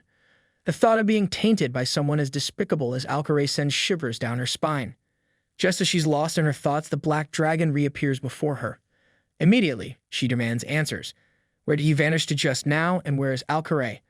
The black dragon coolly responds, admitting to using invisibility to launch a surprise attack. With a grim finality, he informs her that Alcaray has been reduced to nothing but ash. The elf girl breathes a sigh of relief, grateful to be rid of such a vile presence, though the method of departure leaves much to be desired in terms of closure. The elf girl's mind whirls with disbelief at the notion that the black dragon could have single-handedly dispatched Alcaray. After all, invisibility magic is a trademark of rainbow dragons. How could this black dragon possess such an ability? The mysteries only deepen. Turning her attention to the dragon, she questions its intent gaze. Why is it staring at her so intently? In response, the black dragon recalls the renowned magical prowess of the royal elf family, puzzled by her apparent lack of strength. The elf girl explains solemnly that she bears a curse inflicted by the ancient giant king upon the elves, a curse that not only seals their magical talents but also drastically shortens their lifespans. She reveals that in each generation of the elven royal family, one individual must bear the brunt of this curse as a sacrificial lamb. This time around, it's her turn, and as a result, she is disregarded and undervalued within her own family. Soo-yang reflects on the elf girl's plight, finding it surprising to consider her circumstances. Without the chi he acquired, he might have led a similarly futile existence. The black dragon, too, faces an uncertain future, vulnerable to being vanquished by another, leaving her at the mercy of Alcaray or other unsavory characters. In this light, it's clear that he has altered her destiny significantly. Responding to his musings, the elf girl presses the black dragon for its plans now that she has aided in defeating Alcaray. She reminds it that it cannot backtrack on its promises. The black dragon declares that within this secret realm, the elf girl, Lilith, is now free from any constraints. Perplexed, Lilith questions the dragon's sudden benevolence. In response, the dragon asserts that true goodness should endure till the very end, assuring her that she can live in peace here. He hints that soon she will find the proof of her newfound freedom. Addressing his loyal servants, the dragon commands them to obey his decree. None are to harm Lilith. The monstrous servants kneel before him in obedience, swearing allegiance to Ato's commands. Seeking clarity, Lilith asks why the dragon has suddenly shown such kindness towards her and what his true intentions are, particularly regarding her true freedom.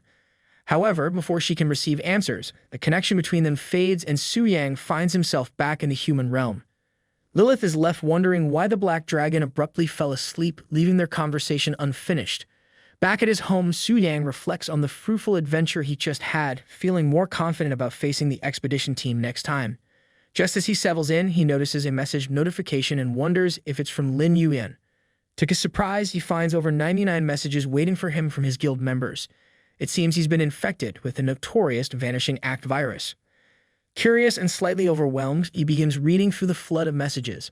The first one expresses concern about his whereabouts and why he hasn't responded, highlighting their worry for his well-being. The second message politely suggests that next time he give them a heads up before disappearing, hoping for better communication in the future. Interestingly, Jamusic has messaged him if she can sketch him naked, but then she says that nothing a normal one is fine. Meanwhile, and Yu asks if Soo-yang is available tomorrow to accompany her to the commercial street. Sorting through these messages, Soo-yang chuckles at the enthusiasm of these women. However, he decides to respond only to Lin Yuyan, trusting her to handle the others. In his message to Lin Yuyan, he apologizes for his sudden departure and any inconvenience caused. Lin Yuyan reads Soo-yang's message and responds understandingly, reassuring him that she knows he's busy too.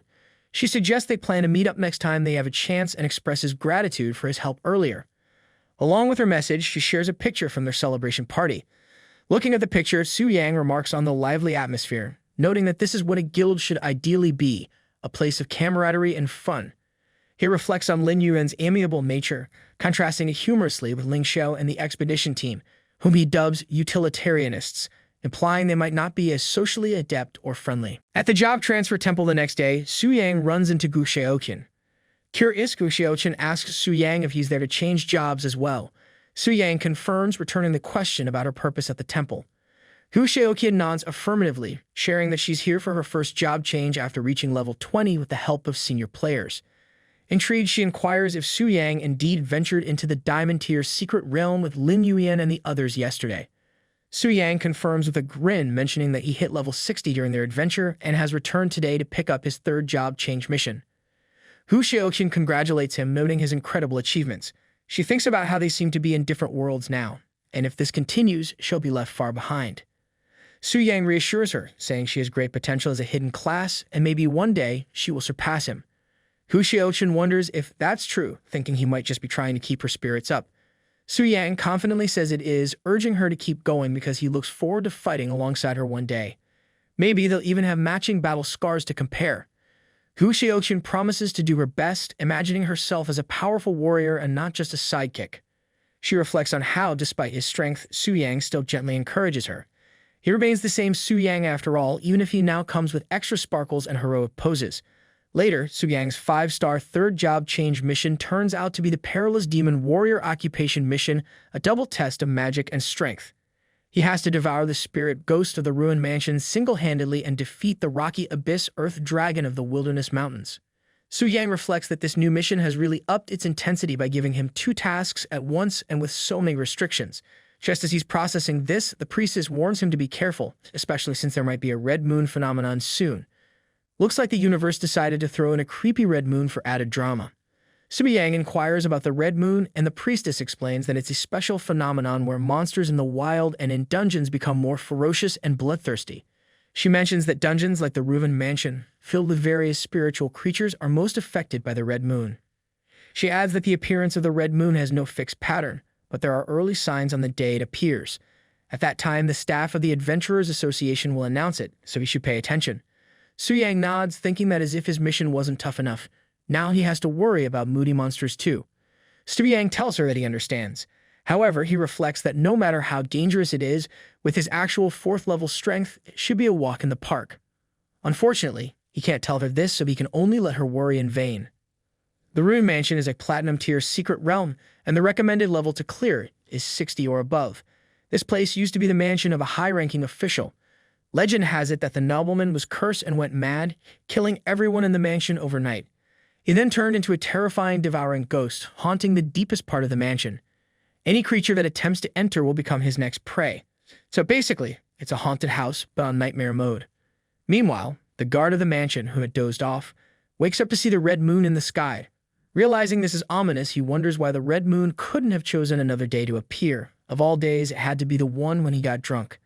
However, he thinks logically that since no one usually comes to the ruined mansion, there shouldn't be a big problem. He decides to set up a warning and then go back for another drink, figuring that a little more alcohol might make the red moon look less scary. However, just as he's about to do it, the guard is shocked to see someone already in the mansion. He wonders who could be so reckless as to enter the dungeon during the red moon. A little while earlier, Su Yang enters the mansion and swiftly dispatches level 56 ghost child monsters, moving forward confidently. He tells himself that this red moon dungeon is not a big deal for him. Suddenly, the ghost children transform into monstrous, level 70 mad creatures. He wonders if they have mutated and if this is the true effect of the red moon. Looks like the red moon decided to turn things up to 11, just to keep him on his toes. Su Yang realizes that their speed has increased significantly, and they have become more ruthless. The mad ghost children attack Su Yang more ferociously than before, clearly more terrifying and deadly. Su Yang tells them to stay away and employs his demon blade technique, cutting them into pieces. Just then, the system notifies him that his sanity value has been deducted by 10 points. His current sanity value is now 91 hundredths. If the sanity value reaches 0, he will fall into irreversible madness, so he needs to be cautious. Su Yang thinks that dealing with crazed monsters and a ticking sanity clock really adds a special kind of thrill to his day. Su Yang wonders why it suddenly feels like a Lovecraftian nightmare. He realizes he underestimated the effects of the red moon. The monsters have significantly increased in both attack and defense and sneakily added a sanity system. As more monsters attack him, he continues to use his demon blade and sword rain techniques to dispatch them. He understands that he has to be more careful from now on, thinking that whoever designed this dungeon must have moonlighted as a horror movie director, because this setup is scarier than a haunted house on roller skates. The battle intensifies as Su Yang encounters more monsters.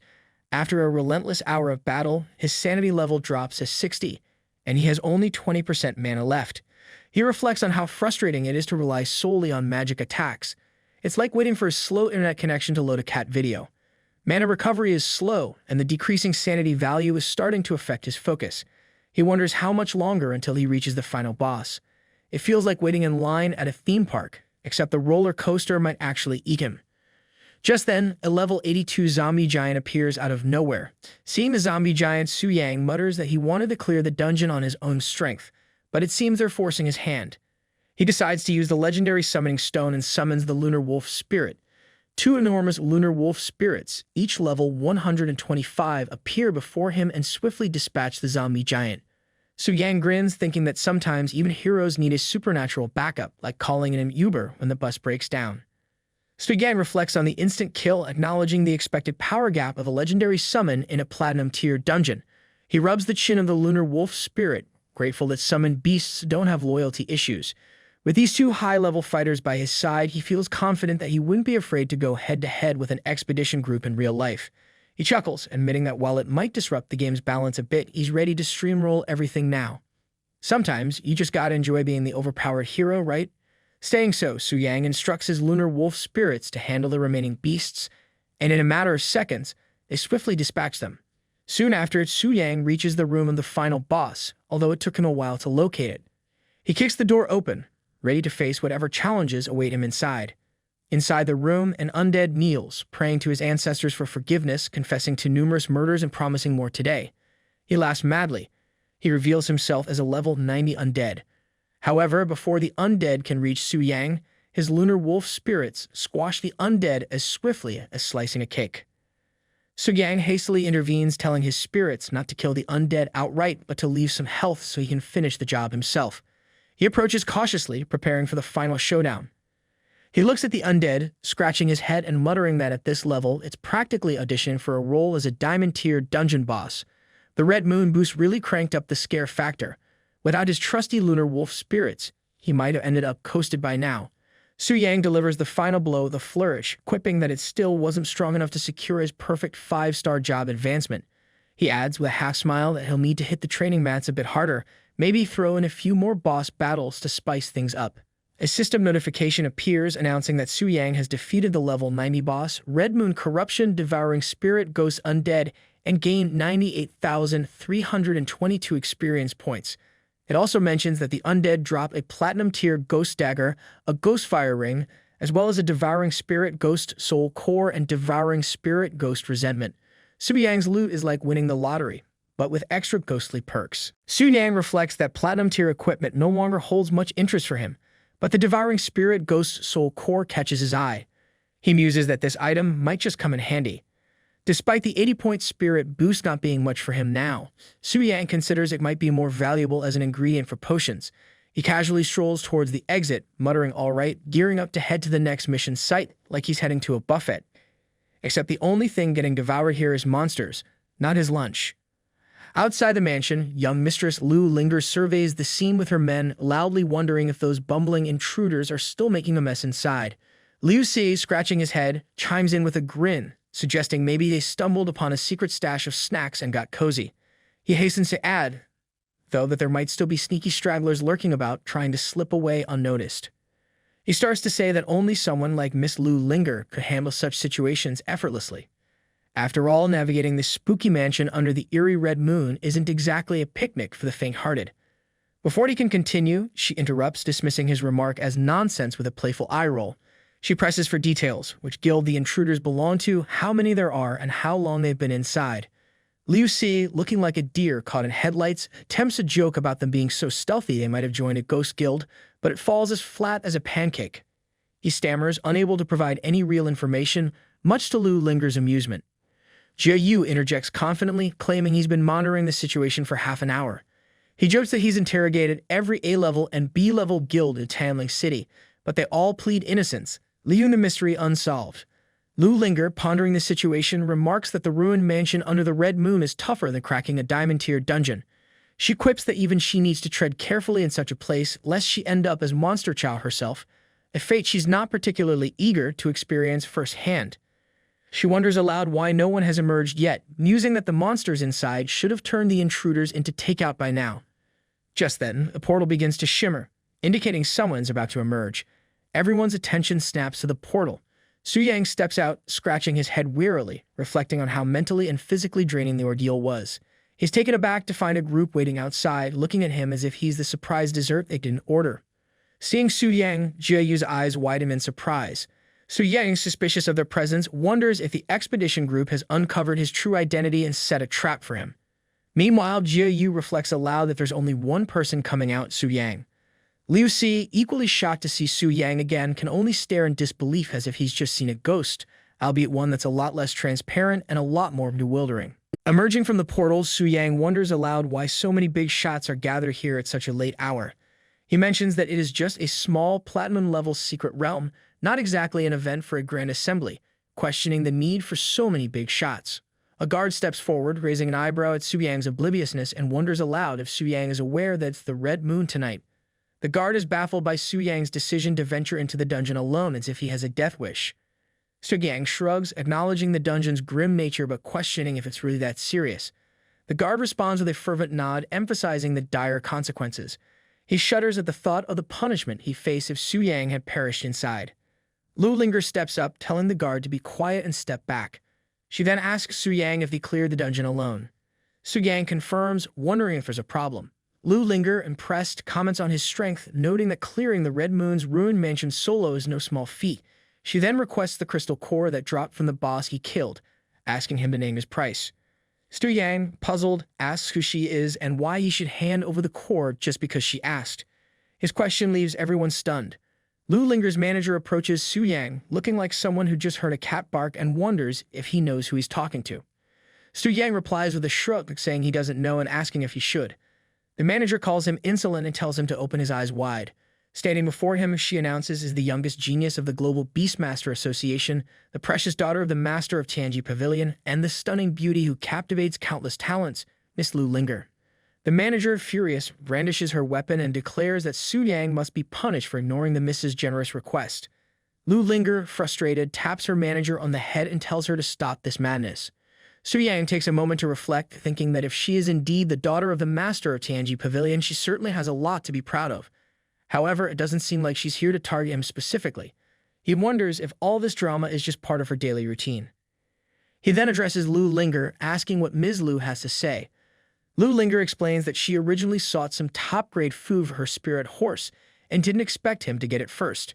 She admits it's been years since anyone dared talk to her like that and commends his courage. With a sly grin, she adds that if he can withstand her soul-hunting falcon for 3 minutes, she'll pretend nothing happened.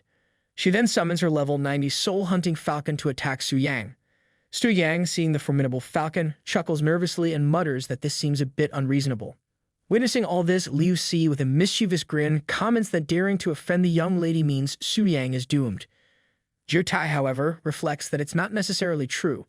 If Su Yang can clear the Red Moon dungeon alone, his strength must be at least 4th tier. As the falcon uses its blade storm attack, Su Yang keeps dodging. He quickly realizes that the summoned beast isn't just fast, it can also attack from a distance. Simply defending isn't going to work. Reluctant to reveal his true strength but left with no choice, Su Yang summons his sword, the Shadow's Bloodlust.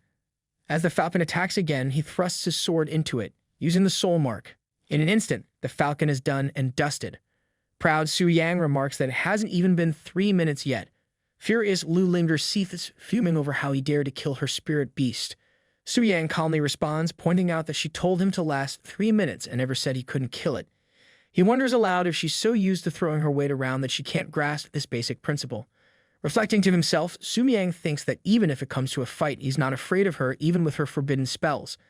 Lu Linger, now furious as hell, releases her purple aura. Witnessing this, Su Yang realizes that this woman is indeed very strong.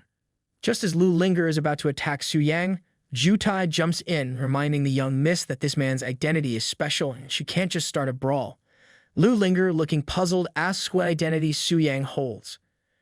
Jiu Tai explains that Su Yang is a VIP at the temple and a golden member of the X-Alliance. The Grand Court has explicitly instructed them to handle his matters with care, like he's some kind of high-maintenance celebrity. Lu Linger, narrowing her eyes, inquires if Su Yang, having both identities, has also completed the 5-star job transfer quest. Su Yang, catching the word also, wonders aloud if she's a VIP at the temple too. Lu Linger replies that she was up until the 4th tier. She recalls how she barely completed the first 3 tiers with the entire help of Tianji Pavilion, practically needing a cheerleading squad to get through it. She marvels at how Su Yang completed it alone, looking so relaxed as if he was on a casual stroll in the park. She can't help but wonder if he's secretly a superhero in disguise. Su Yang tells Lu Linger that she should understand the special nature of this identity, and if there's nothing else, he'll be on his way. Lu Linger steps onto her horse and instructs the others to head back. Liu Si, still puzzled, asks if that's it. Lu Linger, furious, snaps back, asking if he's planning to rob a temple VIP and oppose the temple. Liu Si quickly backs down, saying he wouldn't dare and they'll follow her lead. Meanwhile, Su Yang reflects with a smirk that being the young lady of Tianji Pavilion isn't that great. He silently vows that once he tames the Black Dragon, they'll all see who the real boss is. The screen then shows Su Yang that the first part of his quest, devouring spirit ghost of the ruined mansion, is completed. With that, Su Yang now has to complete the second part of the quest, defeating the rock abyss earth dragon of the wilderness mountains. He reflects that once this is done, the hidden quest should appear. Later, At the entrance of the Wilderness Mountain Range, Lu Linger arrives with her team. She is pleased to find that the boss is still alive with 100% health. She comments that it looks like no one has come to tackle this earth dragon yet. Shutai and Liu Si, eager to please, tell her that when she instructed them beforehand to reserve the challenge slot, they took care of it immediately. Liu Si even mentions that they practically put up a do not disturb sign for the dragon. Lu Linger remarks that although the dragon's level is quite low, it's still a rare dragon-type world boss, and they should use it to get some practice. Just as they move ahead, a guard appears in front of Lu Linger, politely asking her to excuse him and not cut the line as there are others ahead of them. Surprised, Lu Linger asks what he means and then gives a cold stare to Liu Si and Zhu Tai. Liu Si, indignant, asks the guard how dare he and if he even knows who he's talking to. He mentions that they reserved their slot early and there were no other teams before them at that time. The guard explains that he's just an ordinary staff member and doesn't have the guts to mess with them. He clarifies that a temple VIP used their privilege to cut in line ahead of them. That's how the system shows it, and there's nothing he can do about it. Lu Linger, annoyed, says that if the staff is causing trouble, they should just replace them.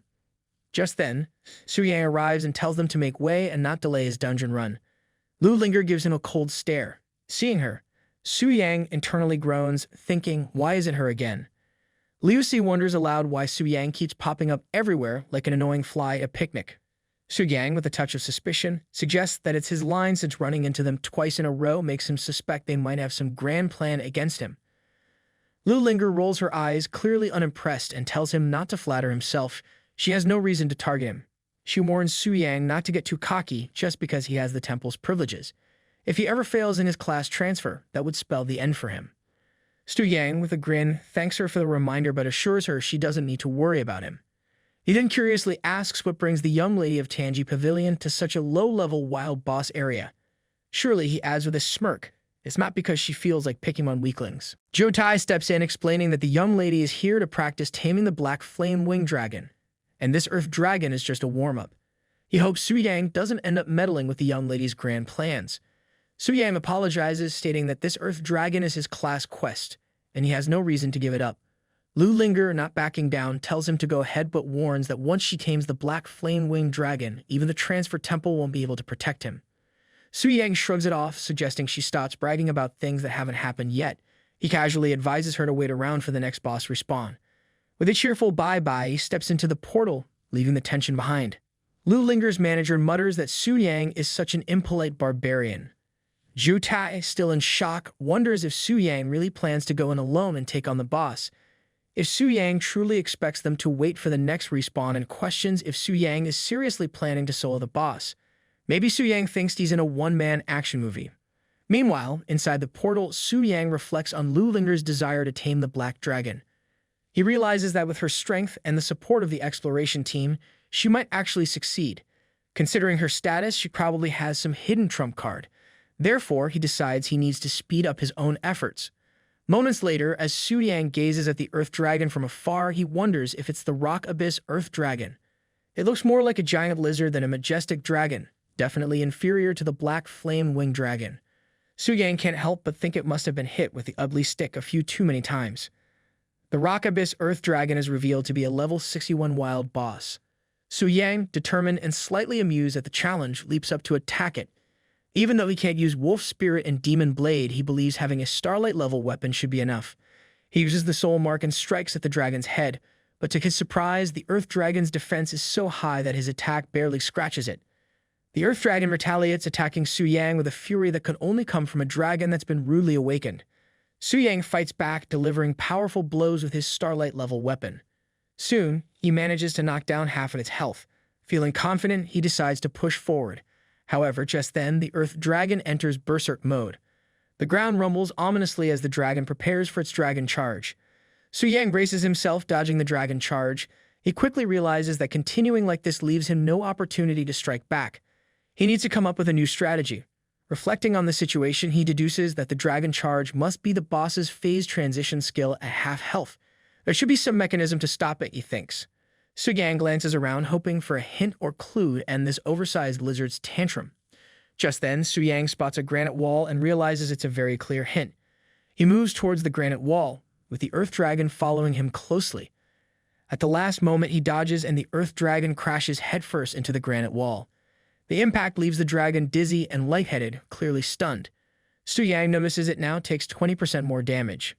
Seizing the opportunity, Su-yang declares that he won't hold back and prepares for the final blow.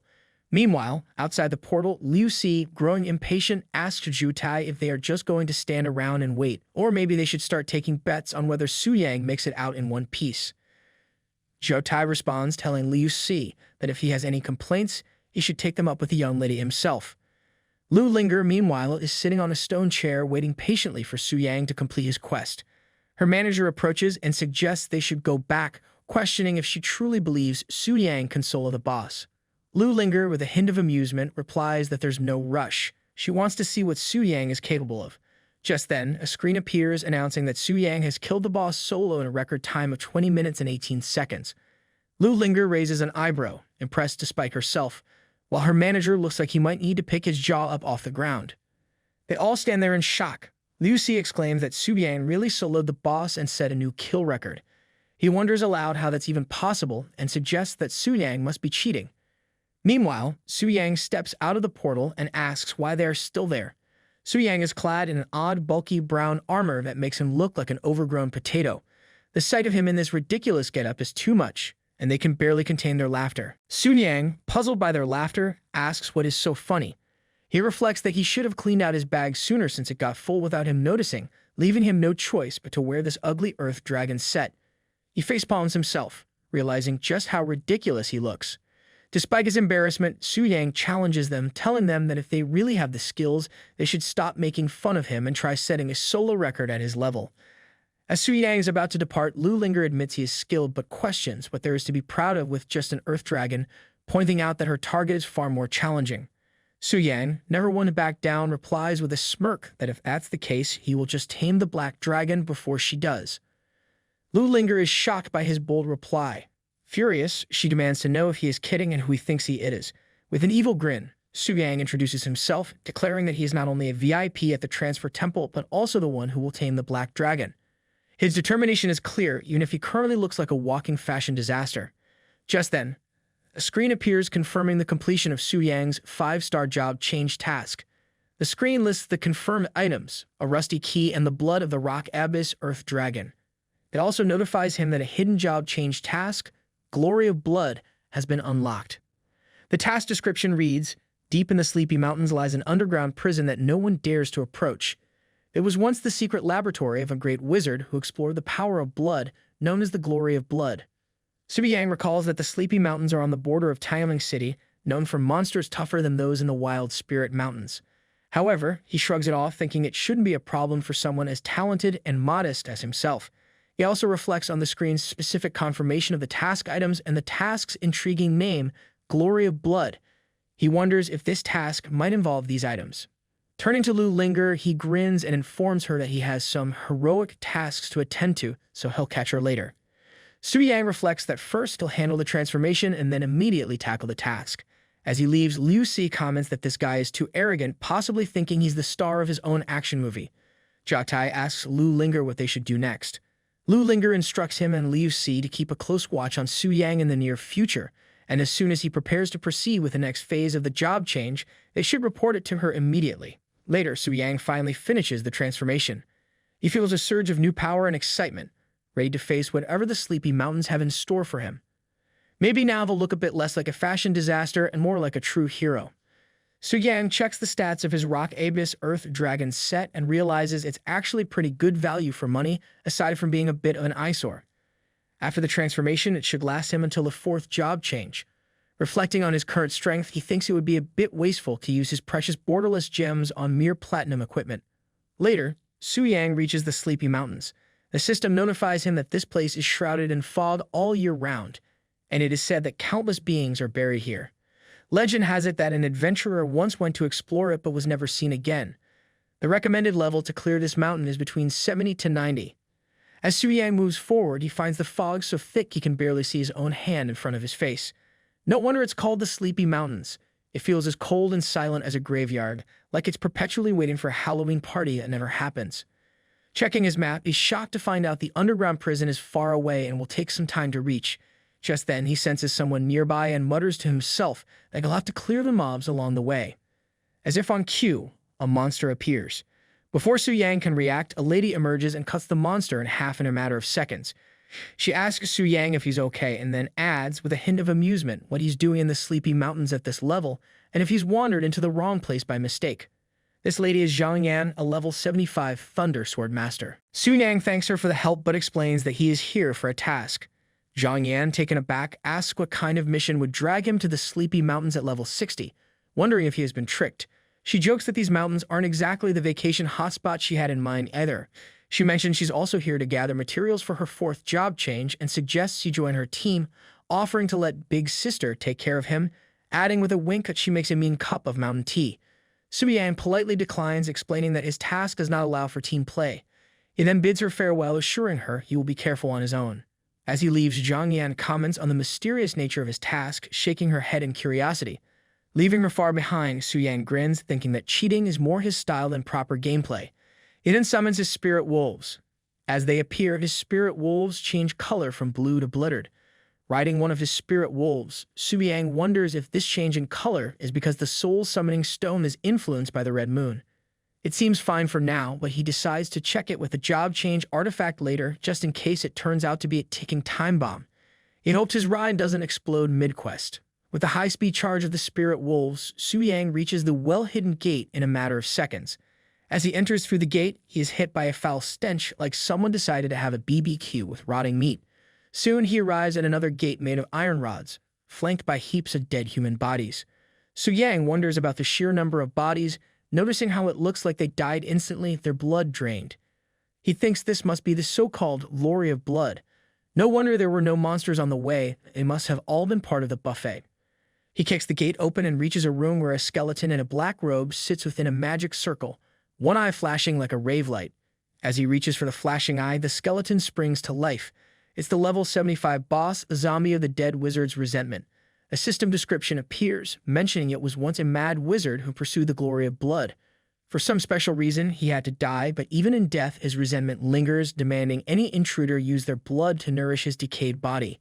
Su Yang, unimpressed, tells the zombie skeleton to stop screaming because it's annoying. In the next instant, he dispatches it with ease, leaving the room eerily silent. A system notification appears announcing that Su Yang has killed the special boss, the zombie of the dead wizard's resentment, earning over 200,000 experience points and obtaining the item Mad Wizard's experimental notes. Su Yang grips the notebook in his hand and starts reading it. After skimming through the pages, Su Yang comments that this madman conducted a bunch of human experiments and still failed in the end.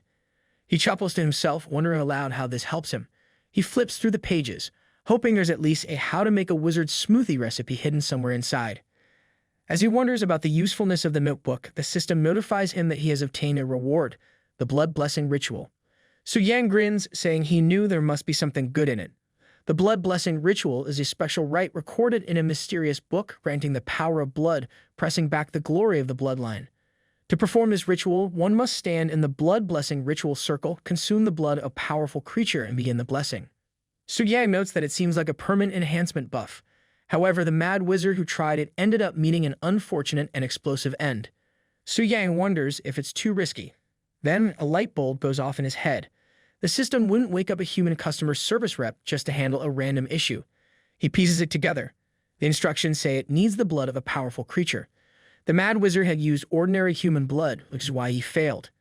Su Yang realizes he has the earth dragon blood, and the hidden task also hinted at it. It all starts to click into place for him. But when it comes to powerful creatures who can compare to the black flame-winged dragon, this thought sparks a bold idea in Su Yang's mind. He imagines the incredible potential, feeling a mix of excitement and a hint of recklessness bubbling up inside him. Su Yang wonders if the system can connect to the boss when there are no intruders in the secret realm. The system informs him that as long as the connection count refreshes, the connection can be completed. However, it also assures him that he will be automatically alerted if there are any intruders. Su Yang finds this fantastic. He instructs his spirit wolves to stay put and guard against any outsiders disrupting the magic formation while he connects with the system. He commands the system to initiate the connection. A golden light appears, and the system notifies him to wait as it connects to the boss. Meanwhile, the elf princess, stuck beside the black flame-winged dragon, feels a wave of boredom so intense she could knit a sweater out of it. She muses about the dragon's broken promise of freedom. It does nothing but snooze like a lazy cat. She reflects on her long captivity, realizing that only that scumbag Lawrence tried to rescue her. It's pretty clear the royal family cares about her as much as they care about their collection of royal dust bunnies.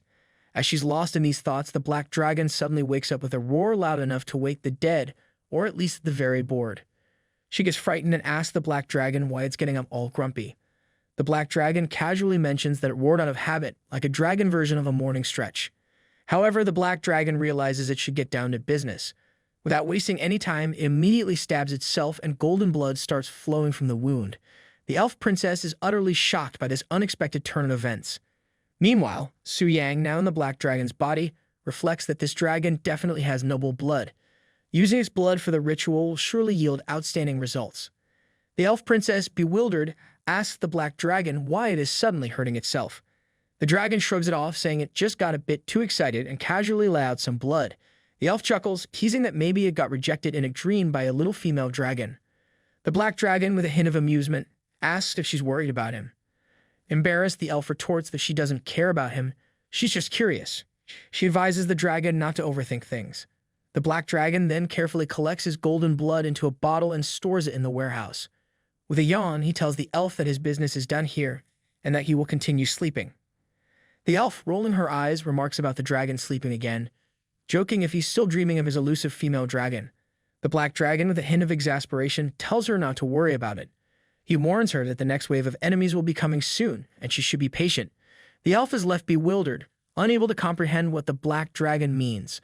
Before she can say anything else, the dragon is already back to his favorite activity, sleeping. Su Yang, back in his normal body, scans his surroundings and concludes that it looks like no one came to disturb him.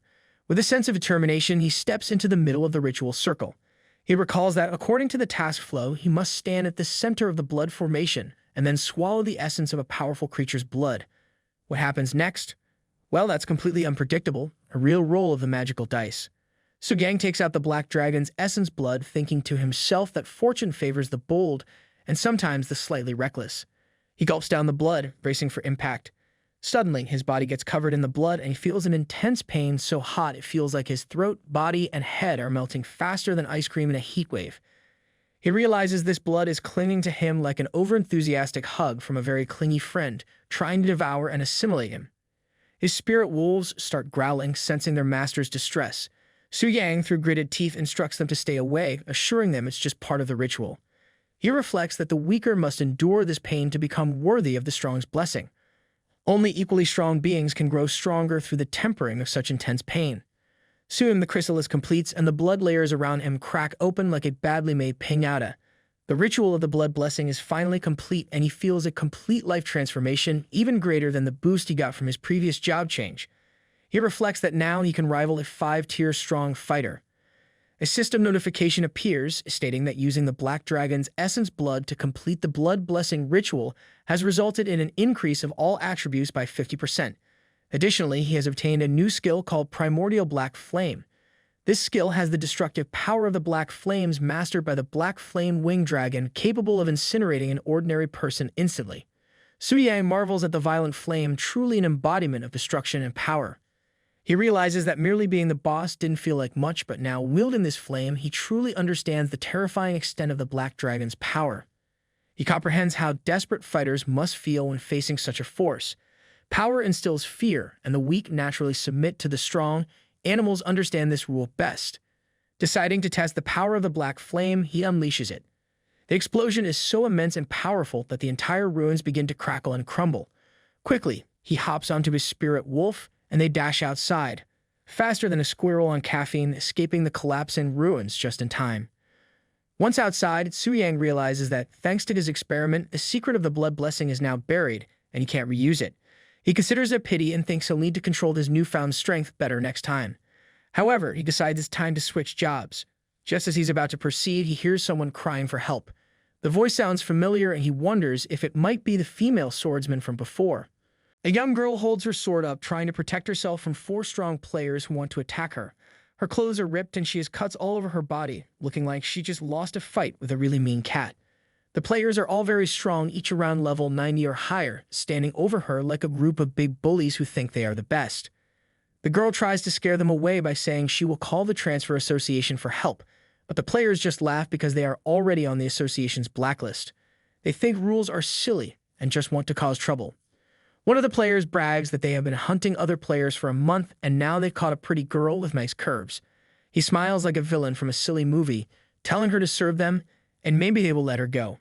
Hearing this, she puts the sword to her neck, thinking she would rather end her life than be humiliated by such mean people. Just as she is about to hurt herself, one of the players suddenly loses his hand, and Sun Yang shows up like a hero from a cheesy action movie. Well, he is wearing clothes at least. I thought he was going to show up naked. He walks in confidently and says he came here because he heard about a group of bad players picking on others. With a funny villain-like voice, he asks the 4 players how they want to die, offering them a choice between a quick death or a slow, painful one that goes well with a nice drink. Seeing their friend hurt, the other players rush at Su Yang, not knowing how dangerous he really is. The young girl, thinking he cannot win, tells him to run away. Yang smirks, saying that he might have had a hard time fighting against 4 fourth-class players in the past, but now it is different. They attack Yang, but he dodges their moves as fast as lightning, shaking them like maracas in a bad band because now Yang is not as weak as he used to be. Easily, he kicks all 3 of them, sending them flying through the air like confused birds. The 4th player sees an opening and tries to attack him from behind, but Yang slices through his attack like cutting through butter. It's so easy that even a butter knife would be jealous. Seeing that the platinum-grade dagger cuts in half with just a single touch, the enemy thinks that Yang's weapon must be at least a star-grade weapon. He shouts to his friends that Yang is more valuable than the girl, thinking they should start a treasure hunt instead of a fight. Hearing this, the other players start daydreaming and charge at Yang again, convinced they can beat a main character. Yang uses his flames to attack them because he doesn't want to show mercy to such greedy and bad players. He quickly defeats all of them, gaining a lot of experience points. As loot, he finds some strange items that make him wonder if he accidentally walked into the Eero game. After a moment, the flames fade away, and he asks if the girl is alright. But she is completely shocked by his power and asks him about it. Yang doesn't tell her anything and just says it's a secret. She feels relieved and laughs, telling him that she didn't believe Yang would be that strong and thanks him for saving her life because if he hadn't come, she would have hurt herself. Since the girl doesn't know his name, she asks him to tell her and he introduces himself. Hearing her name reminds her of something because she heard about him from Yu. She reveals that yesterday she was at a party with Yumian and the others, wherein Yu got so drunk and started bragging about Yang solo and the boss alone. She laughs and tells Yang that everyone at the party knows about him, making Yang feel like he's become the star of a reality show he never wanted to be in. Yang decides to leave and asks her if she has a scroll so he can get away. She tells him that she has a scroll and thanks him again. After he leaves, she compliments him on being an interesting man. Later, Yang goes to the location to complete his task and receives many blessings and rewards. He levels up to a new class and gets a new weapon that is perfect for fighting against mages. Because the weapon will nullify magic if the user's spirit is higher than the caster's, Yang shows off his new arcane armor. The armor consumes magic power to reduce magic damage by 30%, plus increases the magic damage he deals by 30%, truly about a cheat code. And to top it all off, he gains a legendary skill book. After obtaining it, he gets more skills and an increase in speed, strength, and spirit. This new skill is like a twin to the dual spirit enhancement, but even better with Yang's current stats. His physical damage increases by 248%, and his magic increases by 159%. Thanks to this skill, he can now easily crush the Rock Abyss Earth Dragon without even using his skills. Seeing Yang's new upgrade, Bai Ling looks sad but congratulates him because his strength has reached a whole new level. Noticing her unhappy face, Yang asks why she seems down. She replies that the transfer temple in Dongling City only offers up to 3rd-class transfers, so now Yang will need to go to Chanling City alone for transfers. Her heart feels emptier than a cookie jar after a midnight snack. Just when she says that, suddenly a statue with 4 hands and a beautiful warm glow appears before her. She wonders if that is the statue of blessing. A light flows into her, and seeing that scene makes Yang realize that it's exactly like the blood blessing ceremony, but this one feels holy and bright, while the other was creepy and dark. After completing the blessing, she transforms into a beautiful angel with big wings. She advances to a 5th-class temple priestess, and another message appears telling her to proceed to Tianling City for employment. Yang asks if she really reached the 5th class. As she comes back down, she tells him that the advancement process for temple priests is different from transfer students, but she is so glad because now she can stay by his side. After that, she clings to him, saying she is too tired and would like to rest. She asks if that's okay, but before he can answer, she immediately falls asleep with a pleased face. He replies that he feels more reassured with her by his side and tells her they should go to the city together. Well, I think our Jigga Chad was pulling some strings behind the scenes. I never knew when they grew this close to each other. I don't know what else he is hiding from us. Only time will tell, and I am here for it. Meanwhile, outside the door, the other players are growing angry and anxious. The door still hasn't opened, and they're all waiting for their turns, fidgeting nervously. It feels like being stuck in line at the DMV, but way worse because everyone's holding swords and losing patience fast.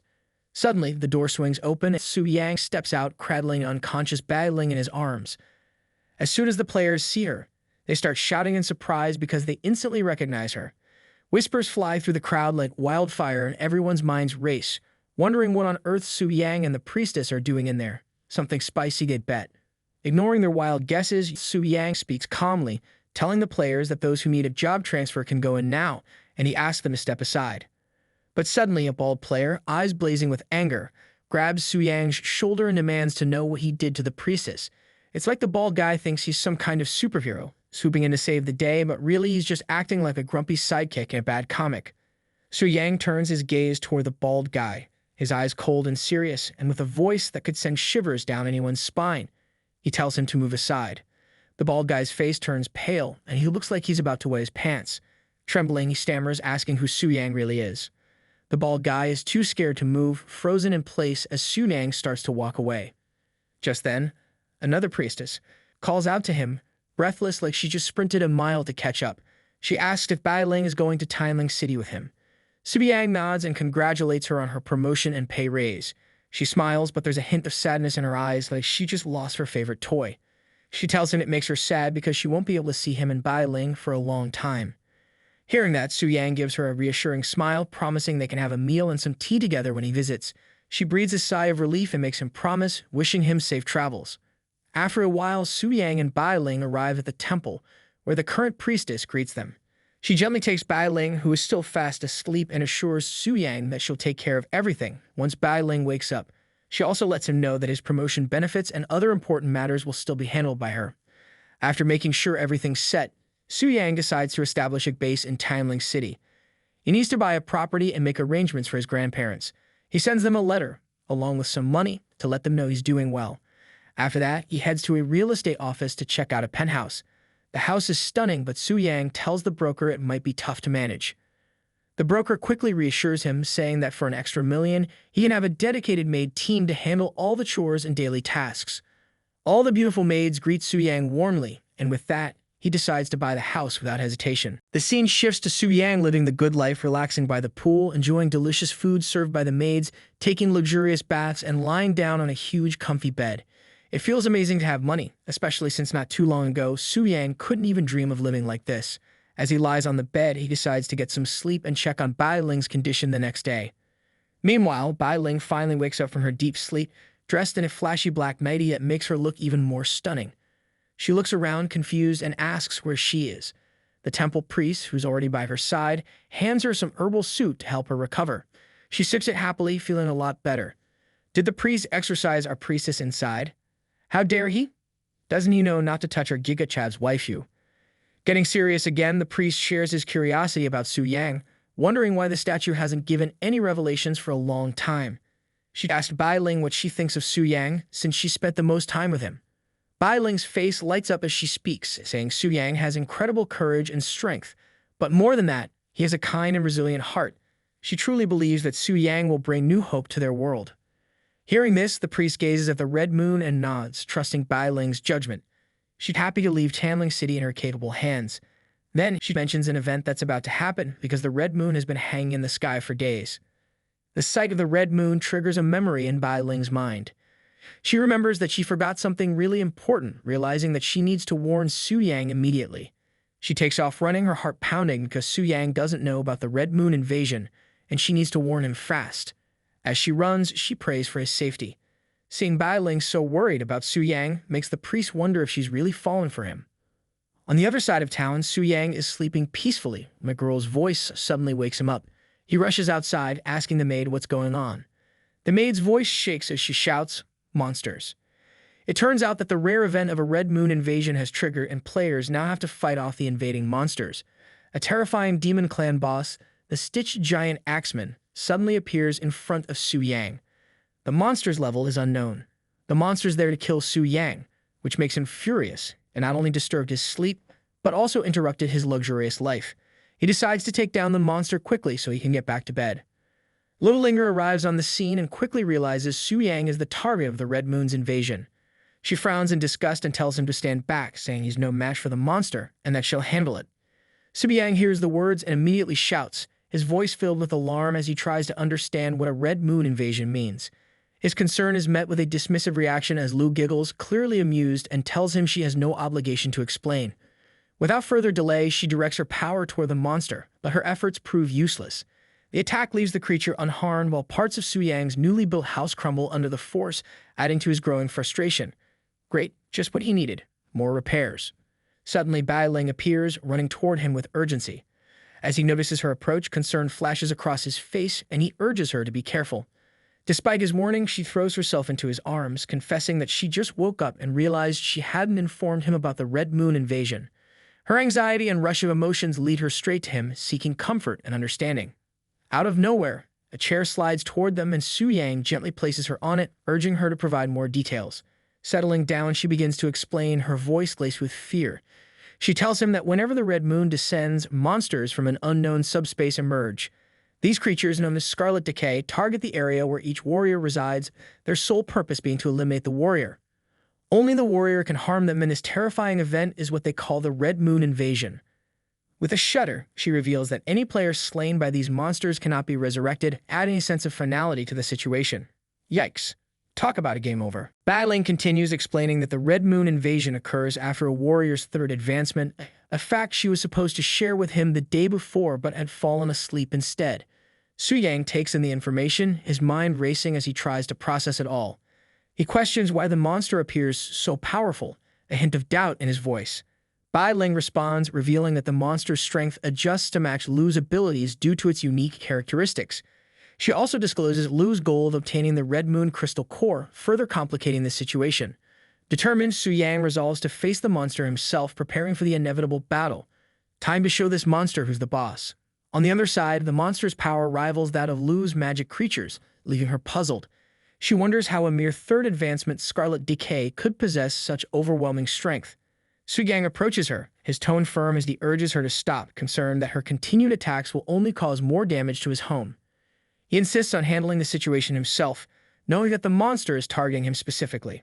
Lu, maintaining her usual rude demeanor, dismisses him with a warning, sarcastically suggesting that he shouldn't come crying back for help if things go wrong. With a sense of determination, Su Yang summons his sword, adopting a heroic stance.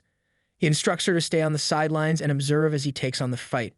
The purple shadow materializes within his range, and with a swift gesture, he directs it toward the monster. The creature manages to evade the initial strike, but Su Yang quickly follows up with a shadow body and soul mark attack. The impact is devastating, reducing the monster's health by 60% in a single blow. Lu watches in disbelief, her mind struggling to comprehend how such a feat is possible. Su Yang realizes that the monster's strength fluctuates based on its current target, meaning that at this moment, the creature is merely a third advancement boss. With a confident stride, Su Yang dodges the monster's attacks, closing the distance between them effortlessly. He steps on the monster's axe, feeling the power within him, the result of his extreme dual cultivation skill. Approaching the monster's midsection, he delivers a powerful punch, reminiscent of Goku's signature move, sending the creature crashing into a wall. The wall crumbles and a flicker of concern crosses Su Yang's face as he mentally calculates the additional repair costs. The monster, enraged by the attack, enters a berserk state, its eyes glowing red with fury. It charges at Su Yang, intent on retaliating. But Su Yang is ready, powering up his arm and delivering a decisive punch, declaring that the monster is unworthy of hunting warriors. That's right, you picked the wrong warrior to mess with. The force of the blow tears the monster's arm apart, and with its health depleted, the creature collapses, lifeless. In the aftermath of the battle, Su Yang gains a wealth of experience points and 3 Red Moon Crystal Cores. Bai Ling stands in awe, marveling at his strength and how effortlessly he dispatched the Scarlet Decay. Lu calls for her horse, her mind racing as she reflects on her own encounters with the Red Moon invasion. She has witnessed many battles, but never one as brutal as this. A thought crosses her mind, a hint of fear, as she wonders if there is something monstrous hidden beneath Su Yang's appearance. Still irritated by Su Yang's earlier antics, she warns him not to view this as a victory, vowing to make him pay next time. Su Yang, slightly puzzled, wonders why Lu always seems to be talking to herself. Is she okay? Maybe she needs some snacks. Shifting his focus, he turns to Bai Ling, asking for more information about the core. She is about to explain when suddenly a massive red eye appears before Su Yang. He spins around, trying to comprehend what he is seeing, but before he can react, he loses control of his body, his consciousness slipping away. Su Yang wakes up the next day, feeling the warmth and softness of Bai Ling's embrace. His eyes widen in surprise as he realizes he is half naked like a startled cat that just found itself in a bathtub. Bai Ling blushes, a soft pink hue spreading across her cheeks, and expresses relief that he is awake. He feels a mix of embarrassment and confusion, trying to maintain a stern demeanor as he demands an explanation for why they are in the same bed. I think our MC did something with the waifu without even realizing it, or the waifu performed the secret ritual on him. You know what I mean? Bai Ling quickly reassures him, sensing his unease. She explains that he was cursed last night by the Scarlet Decay, a dangerous affliction, and she had to perform a purification ritual to save him. Despite his initial alarm, she calmly details the temple regulations that require close contact during such rituals. I want to be part of this ritual also. According to her, when a hero battles the Scarlet Decay, they risk becoming infected with the Scarlet Power. If the infection accumulates too much, the hero might transform into a Scarlet Wither. She explains that the ritual requires close contact between them and she had no choice but to bring him back to the room and remove his clothes when he lost consciousness. Hearing this, he feels a wave of relief, though his embarrassment lingers. Suddenly, she coughs, and as her head shifts, it reveals a mark on her neck. He notices it immediately and, concerned, inquires about it. Bai Ling tries to brush off his concern, explaining that the mark is related to her special constitution, which allows priests to purify the scarlet contamination with the help of the deity's statue. She assures him that the contamination will fade in a few days. Moved by her words, he grabs her hands, urging her not to push herself too hard. He admits that he would feel guilty if she were injured because of him. Bai Ling's heart races, her blush deepening as she tries to change the topic. She starts explaining the benefits of his new status, now that he has reached the third advancement as a VIP of the temple.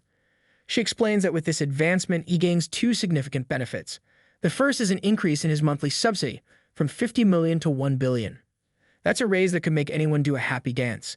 The second is a black gold membership shopping discount, which now offers 50% off in the Alliance, an increase from the previous 30%. Additionally, he now has the right to join any S-level guild. Hearing about the increased subsidy brings him joy, though he decides to refrain from joining any S-level guild to avoid unnecessary attention. Better to stay under the radar than to become the main character in a drama. Bai Ling continues, informing him about the opening of the Red Moon Crystal Core Exchange Shop. It's a special shop established by the temple, where players can trade their Red Moon Crystal Cores for extremely rare and precious items, equipment, and even forbidden spells and divine artifacts. She explains that all he needs to do is place his hand on the deity's statue to see the items available for exchange in the shop. The following day, driven by curiosity, he goes to the deity's statue, eager to see what the shop has to offer. Even Lu Wen eagerly anticipated this moment. He places his hand on the statue and a menu appears, filled with legendary and rare items and spells. It's astonished to see such treasures, items that cannot be bought even with a fortune in the X-Alliance. However, his excitement dims when he notices that the price of the starting item is 300 Red Moon Crystal Cores, while he only has 3. Realizing that he is far from meeting the minimum exchange standard, he decides to quickly increase his strength and level up the monsters of the Red Moon invasion so he can farm more crystal cores. Bai Ling, who has been accompanying him, informs him that she needs to return to the temple for her duties. Su Yang decides to head back home as well since he needs to repair the damaged areas. Before leaving, Bai Ling mentions the arrival of foreign dignitary in the city. At the teleportation gate of Tianling City, the princess of Sakura country, Asu Makiko, arrives with her guards. Her profession is that of a beastmaster, and she is at level 128. Her purpose for coming to the city is to tame a dragon, as there are no dragons in the realm of Sakura country, forcing them to pass through Tianling City. The city's diplomatic consul Lai welcomes them. Afterward, he taunts Wuzi, questioning her confidence in the princess's ability to tame the fiercest and most brutal black dragon. Wuzi responds with determination, stating that they have great confidence in Makiko's talent. She even boldly claims that Makiko's skill might surpass that of their country's most talented beastmaster, Luo. Tensions rise between them, but Makiko intervenes, stopping the clash with a calm and almost childish tone. Lai is surprised by her naivety, wondering how the Asui family raised Makiko to be so innocent. He points them toward the teleportation point, instructing them to proceed on their own as he has official duties to attend to.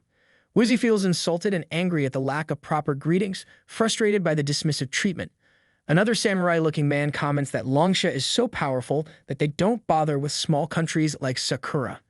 Makiko, hearing this, scolds them gently, reminding them of their country's teachings.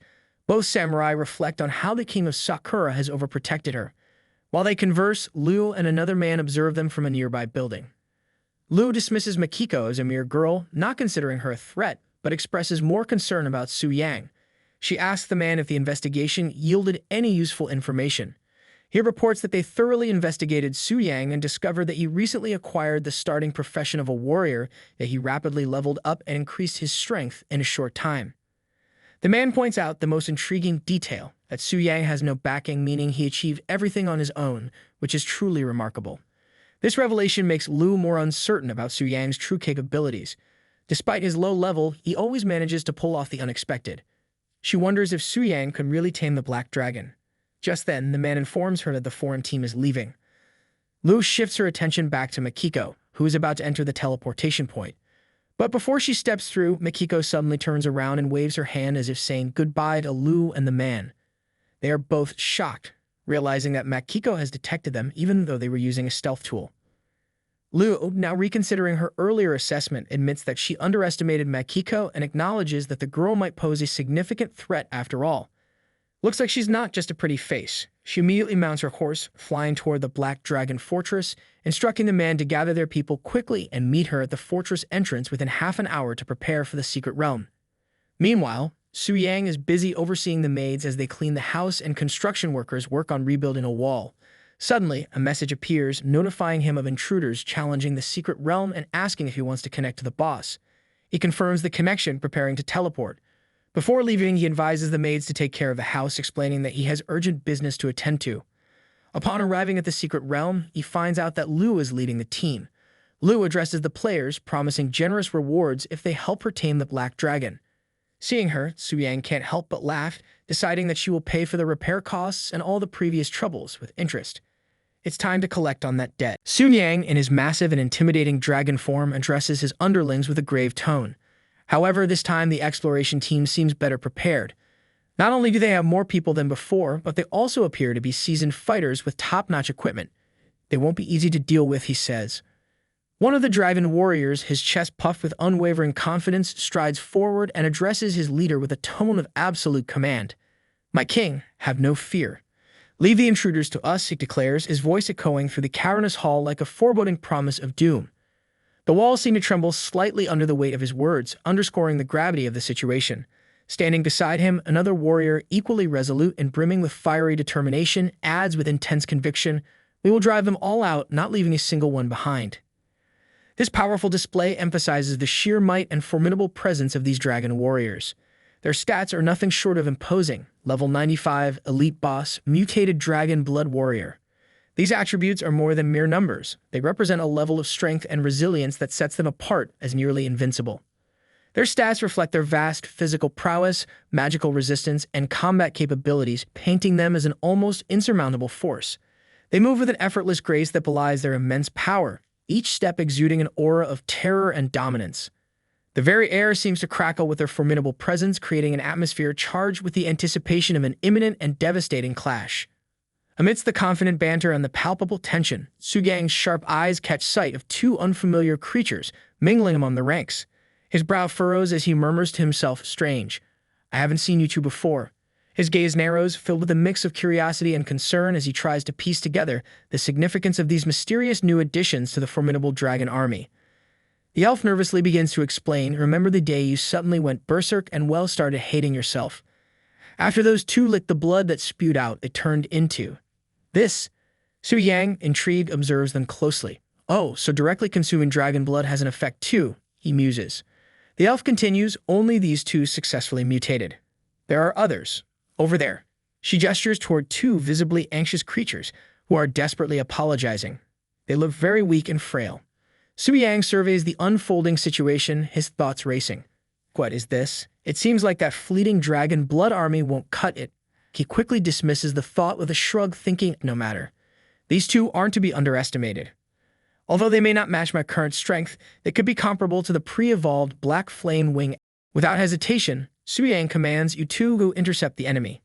Yes, They respond in unison, their voices brimming with readiness and determination as they set off to carry out the order.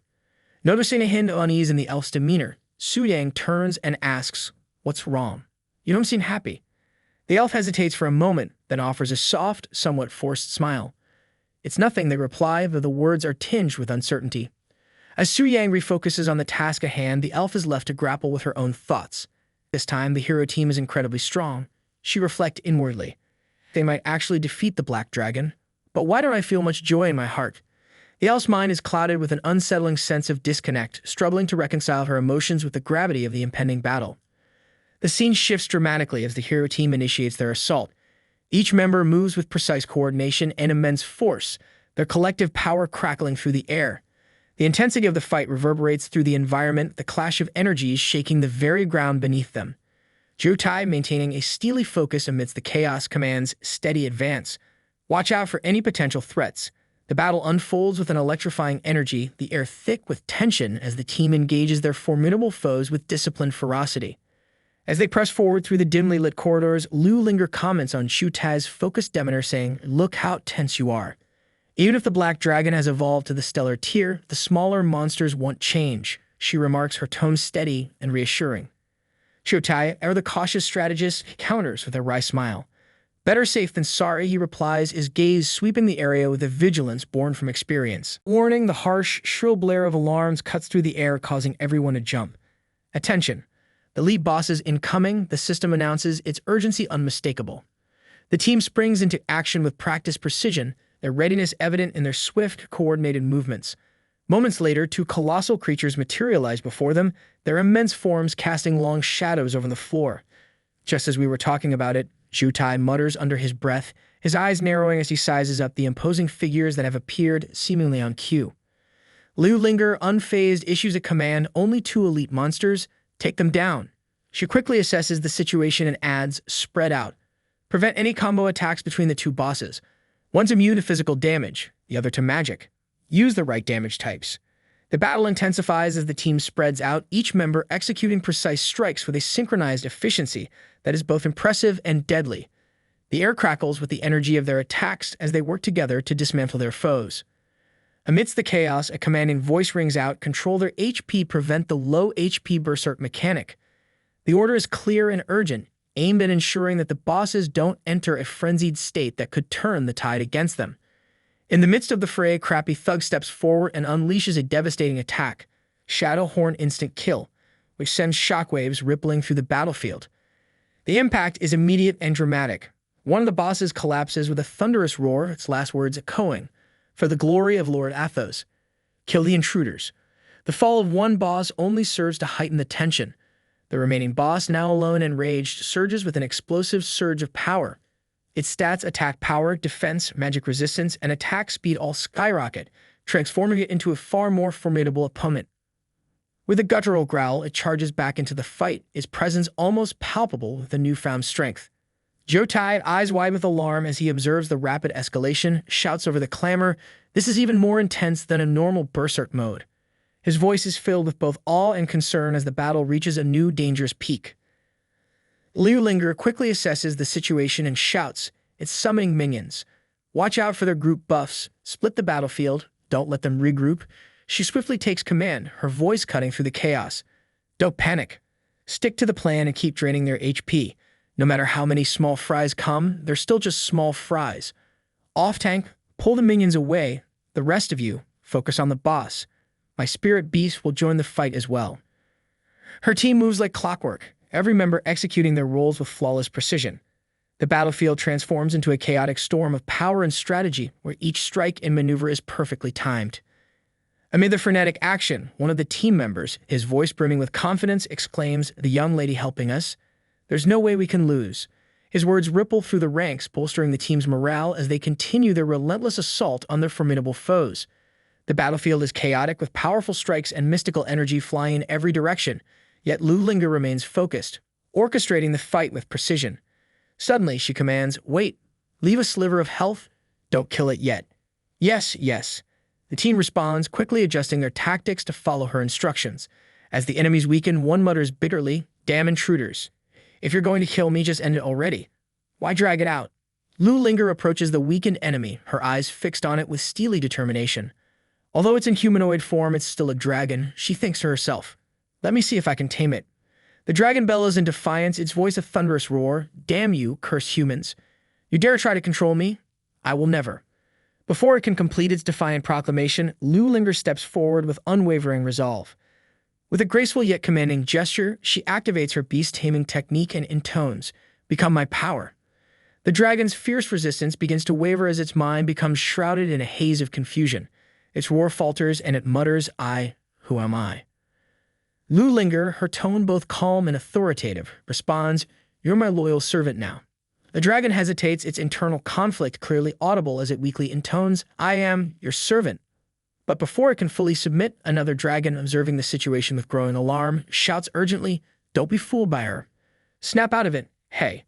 The cry is charged with desperation, a final plea to resist the control that is overtaking the dragon. Seeing the unfolding danger, Su Yang's voice cuts through the clamor with icy fury. "Outrageous! You dare intrude on my territory and attempt to take my subordinates." His tone grows colder as he continues, "While capturing pets might be a routine matter from a player's perspective, I am the boss here. How can I simply allow you to have your way?" Su Yang's gaze sweeps over the battlefield, assessing the situation with a strategic eye. His thoughts churn as he considers the formidable lineup facing him. Looking at their lineup, I probably can't win, even as a stellar tier. The realization hits him hard. Do I really have to swallow this thing to try advancing? He hesitates, his eyes fixed on the strange object before him. Its expression reveals a deep internal struggle, torn between the necessity of the action and the distaste it invokes. The decision weighs heavily on him, reflecting the gravity of the moment and the stakes of the battle ahead. The elf, observing the dragon's hesitation with a mix of disbelief and revulsion, exclaims, "What is that disgusting thing? Wait, don't tell me. You're going to eat it? No way. No way." With a resigned expression and a deep sigh, Su Yang responds, "I don't have a choice. If I want to win, this is the only way." Steeling himself, Su Yang takes the plunge and swallows the object in one swift gulp. The elf, eyes wide with curiosity and a hint of dread, asks, How does it taste?" Su Yang's face contorts in a grimace of pure disgust. "Disgusting," he replies, his voice tinged with revulsion. "Slimy, and it tastes like a sewer." His reaction leaves no doubt about the unpleasantness of the experience. Before he can say more, something begins to change inside him. A sudden surge of energy courses through his body, and in an instant, a massive explosion of light erupts, blinding the entire battlefield. The ground shakes violently as a powerful golden beam shoots up into the sky, piercing through the clouds. The dragons, momentarily stunned by this sudden and extraordinary display, can only watch in awe. One of them breaks the silence, exclaiming, "A shining golden light. Could it be the Lord?" Another dragon, voice barely above a whisper, adds in disbelief, "My king." As the golden light continues to radiate, intensifying with every passing moment, Lu Linger's eyes widen in shock. She gasps, "A powerful force. It's coming from the fortress. What's happening?" Shielding her eyes from the blinding brilliance, Lu Linger is overwhelmed with a mix of surprise and realization. Something big is about to happen, she thinks, her mind racing. Her eyes widen further as recognition dawns, and she whispers, "That's." The battlefield falls silent as a massive shadow looms over the horizon. Emerging from the golden light is the fully evolved black dragon, its wings spread wide, casting an ominous darkness across the land. The sheer power radiating from its form is palpable, striking fear into all who witness it. Lu Linger gasps, her heart racing. System notifications flash. Unknown factor detected. Dungeon boss. Black Flame Wing, Black Dragon O's has undergone a mutation. The dragon, now towering and more fearsome than ever, exudes an overwhelming aura. Its evolution is complete, not just a threat, but a force of nature. More notifications appear. Boss. Black Flame Wing Athos, post-maturity stage, level 15, Radiant Moon tier. The reality of the situation sinks in as the secret realm itself ascends, matching the dragon's newfound strength. The stakes have never been higher. With cold, calculated resolve, Su Yang declares successful evolution. Next up, time to crush them. After saying this, Su Yang took flight in the sky. The entire raiding team was shocked and confused. The crappy thug started yelling, saying that it all seems like a joke. The last time Dragon advanced to Starshine rank, and now the dungeon level jumped straight up to Moonlight rank. He yelled, "What kind of prank was this?" He started yelling at the GM to come out and explain this situation. Zhutai stopped him from yelling. He said that he was shocked, but they need to calm down first and assess the situation. The priest urged Zhu Tai that they can't handle the Moonlight rank boss right now. Lu Linger was also nervous due to this sudden development. Despite this keeping her calm, she urged everyone to stop shouting while saying that she thinks this might be a bug in the dungeon system. She questioned that how could a Moonlight rank black dragon progress so rapidly. Cutting her thoughts, our guy Su Yang questioned her then if she still thinks it's a bug. He mocked her saying that she is so naive and let him give her a lesson and started charging the skill. Looking at this, Zhu Tai assumed command over the situation and shouted everyone to activate defensive spells. In addition to this, he commanded to use all the damage reduction skills and asked everyone to not hold back and survive this situation. Su Yang was about to use his skill, but the entire reading team prepared by casting Mountain Barrier, Holy Light Defense Array, Century of the Earth Mother, and Enhanced Fire Resistance. With all these skills, the reading team was prepared to face the Black Dragon. Su Yang was ready and fired his massive incineration purifying fire pit. There was a loud boom in the area, and the whole area got covered in a massive firestorm. In the aftermath of this skill, 10 people were killed instantly and 6 were barely hanging on. Zhu Tai was also damaged a lot. He clenched his fist saying that it was a good thing that they didn't come unprepared. The notification window revealed that they have the Ring of Life Emerald. This ring revives the user at full health when they died in the dungeon. The effects of this ring instantly got triggered. All the dead members revived at their position with the full health. Looking at this, Su Yang noticed that they have used one-time revival item. He wondered that the exploration team really went all out this time. Lu Linger used her chain summon skill and summoned all of her beasts. According to her, the dragon had just used a big move and they can take advantage of this because according to her, the dragon will not be able to move for some time now. Hearing this, everybody launched their attack on the Black Dragon. The entire area shook from their relentless attacks. But to her surprise, all the attacks did almost no damage to the Black Dragon and she was shocked to this revelation. Zhu Tai responded saying that the heart of the dragon was already consumed by it and originally they planned to chip away Black Dragon's health slowly. The crappy thug added to this statement saying that was the plan to beat Starshine rank boss. Now the one they are facing is a Moonlight rank boss. According to him, the stats of this monster can crush all of them. He questioned Zhu Tai that how can they even wear this boss down. The Black Dragon raised its hand in the air while declaring, against the absolute power, all fancy tricks were meaningless. Someone from the group chapter that the dragon boss was about to use another skill. To add to their despair, somebody else mentioned that the damage reduction skill hasn't yet refreshed and the team has no time to defend also. The priest tried to use his skill to block the incoming damage, but before he can even complete the spell, Su Yang launched Dragon Impact skill. A person named Zhen got heavily damaged trying to block the Black Dragon's skill. Another person from the team advised to just prepare themselves to die. Lu Linger with a grave expression on her face. This was a totally hopeless situation for her. She realized that nearly everyone from her team was wiped out. She questioned that how can this Black Dragon be so strong? Zhu Tai started between her and Black Dragon saying that she should just run and they can try to hold the Black Dragon back so she can escape safely. She questioned saying that are you telling me to give up? According to her, she is prepared for a very long time or just this day. Zhu Tai cut her off saying that from the moment the Black Dragon advanced they lost any chance of winning. Now the best they can do is to minimize their losses. According to him, as long as Lu Linger survives, they can at least report back to the master. He begged her to consider this. Although regrettingly she realized that Zhu Tai was right, she instantly turned back and started heading toward the exit. Looking at her running away, the Black Dragon questioned her, are you trying to escape now? According to him, she's the main course of today. He had no intention of letting her go. Somebody used a taunt skill to distract the Black Dragon away from the mistress. Zhu Tai declared that the Black Dragon shouldn't even think about chasing the young miss. According to him, they were his opponent. Zhu Tai motivated his team saying that they should go all out and try to rip off a scale from the dragon. Su Yang understood their tactic, that they were planning to sacrifice themselves to save the young miss. In the next moment, a loud boom sound was heard. The entire area was covered with flame. The Black Dragon had used its flame scale and granted death to all the raid party members.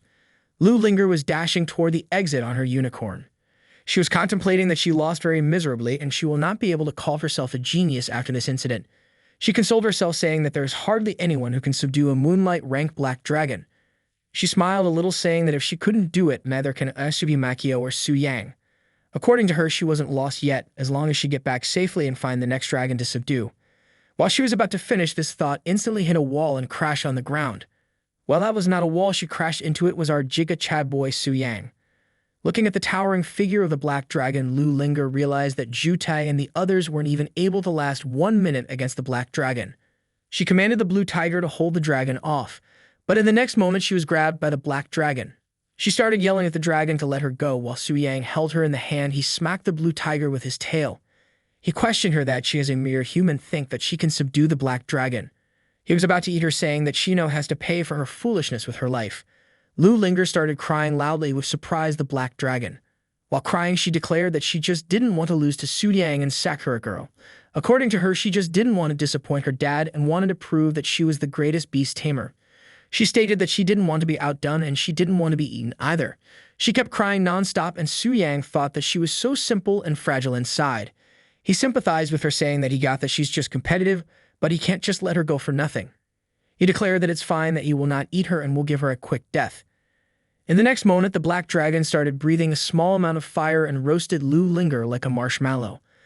The system notification then confirmed her death, and Su Yang gained a lot of experience as she was a 5th transformation beastmaster.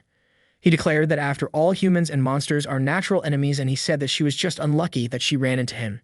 Su Yang stood at the center of the battlefield, breathing heavily, his eyes glowing with satisfaction as a familiar sound echoed in his mind. He had done it. Level 72. Finally, the grinding had paid off, and the hard work, relentless effort, and calculated strategies were now bearing fruit. His body ached from the intensity of the battles, but nothing could drown out the sense of achievement surging through him. He surveyed the field. Scattered around him were piles of loot glittering like treasures from ancient legends. Platinum coins, diamond-crusted relics, rare weapons, all valuable. But for Su Yang, it had become ordinary, a ho-hum part of his dungeon clearing routine. More platinum, more diamonds, he muttered to himself, shaking his head. May have been there, done that. The wealth didn't thrill him anymore. Once you've had enough riches to swim in like a dragon, what was more gold going to add to your life? He was no Scrooge McDuck. His attention wandered to the rest of the spoils, hoping for something, anything that would actually be exciting. He wanted more than just wealth. He wanted power. He needed items that could push his stats to the next level. As he scanned the remaining loot, something caught his eye. A ring, not just any ring, but one with a soft, ethereal glow that seemed to pulse with life. Instantly, his heart quickened. This wasn't an ordinary piece of equipment. He could feel its potential just by looking at it. Su Yang reached down and picked up the ring, carefully inspecting it. It shimmered in the light, a celestial glow enveloping its surface. A relic left behind by a great spirit master after their death. Perhaps it has been soaked in spiritual resonance for so long that even after the original owner passed away, it continued to whisper in meditation. The whisper from the ring permanently increases the wearer's spirit power by 1% each day, up to a total increase of 10%. Consumes mana to render the wearer completely immune to any mental interference for the next hour. Su Yang's eyes gleamed. This wasn't just a normal accessory, it was a game changer. It was rare for an accessory to offer both a stat boost and resistance bonuses like this, and the fact that it came with such powerful traits was mind-blowing. He had seen plenty of powerful weapons and armors, but accessories like this were few and far between. What really got him excited was the passive trait. A permanent increase in spirit power by 1% per day? That was incredible. With this ring, he could exponentially boost his power in a short time. It wasn't an immediate game changer, but it was the kind of item that would make a massive difference in the long run. Combine that with the Spirit Master's Blessing active ability, which made him immune to mental attacks, and Su Yang knew he had just found something that could tip the scales in any future battle. And then, as if that wasn't enough, Su Yang's eyes widened when he noticed the gem slot. Those were legendary. Infinite stones could continuously absorb mana from the surroundings, making sure the item they were embedded in never ran out of power. The sheer rarity of infinite stones made them priceless, and the idea of combining such a gem with the Spirit Whisper Ring was almost too good to be true. Lu Linger, you really outdid yourself this time, he said aloud, though Lu Linger was nowhere around to hear him. She had dropped some incredible loot upon her defeat, but this ring, it was beyond anything he'd expected. As Su Yang slipped the ring onto his finger, he felt a surge of energy coursing through him. His spirit power instantly spiked, and the world around him seemed to slow down as his mind became sharper. This was the kind of boost he needed. But that wasn't all. As he admired his new ring, Su Yang felt another surge of energy, this one far more intense than before. His fingers tingled, and his vision blurred for a moment before a new item appeared in his inventory. What? Another one, he muttered, opening his inventory to investigate. There, glowing with an eerie light, was a forbidden scroll. The wrath of the wind god tears apart anyone who dares to provoke him. Su Yang's jaw dropped. This was no ordinary spell. This was a forbidden spell, and not just any forbidden spell, but a first-tier one at that. Forbidden spells were the stuff of legends, spells so powerful they were restricted by the world's laws. Just having one in your possession was enough to make you a target for every ambitious mage and warrior out there. With 2 forbidden spells now in his arsenal, Su Yang's grin widened. He felt invincible. With these 2 trump cards, he could decimate any opponent foolish enough to cross his path. The sheer destructive power of the Wrath of the Wind God combined with his existing forbidden spell meant that Su Yang now had options. Whether it was a one-on-one duel or a battlefield full of enemies, he had the tools to destroy them all. Well, Lu Linger, I guess I owe you a thank you after all, Su Yang thought to himself. He hadn't expected to walk away from this battle with so much power, but sometimes the world had a way of surprising even someone like him. Su Yang straightened his posture and decided it was time to head back to base. Word of the expedition team's defeat had likely already spread through the land, and it wouldn't be long before people started talking about him again. The rumors were probably circulating at that very moment, each more exaggerated than the last. But Su Yang wasn't concerned about what others thought. He had bigger plans in mind. The mission for the Black Flame Wings, Su Yang muttered to himself, clenching his fist as he teleported back to his base. It's time to bring an end to it. Meanwhile, far from the smugness of Su Yang's victory, another scene was unfolding. The remnants of the defeated expedition team were licking their wounds both physically and emotionally. They had thrown everything they had at the Black Dragon, only to be sent packing in disgrace. It was one thing to lose, but it was another to lose after bringing an entire army with you. The team huddled together in a makeshift camp, many still in shock. Some murmured to themselves, others sat in sullen silence, unable to process how things had gone so wrong. The bitterness in their voices was palpable. These were seasoned warriors, mages, and beast tamers. None of them were strangers to battle. Yet they had been utterly humiliated by the Black Dragon, a beast that seemed to defy logic. Jotai, the team's de facto leader, had been standing off to the side, listening to the complaints with a frown on his face. He had tolerated their grumbling long enough. Enough, Jotai snapped, his voice cutting through the air like a whip. We lost. Deal with it. His words silenced the group immediately. The team looked at him, waiting for him to continue. Has anyone seen the young miss? Jotai asked, scanning the group. His question hung in the air, and for a moment, no one spoke. That realization dawned on them all at once. The young miss, Lu Linger, was missing. A collective sense of dread settled over the team. They all remembered the last time when the grumpy old geezer necromancer got killed by the Black Dragon. The look on their faces was akin to that of children who knew they were about to get in trouble with their mother. Jotai cursed under his breath, his worry for the young miss outweighing his frustration.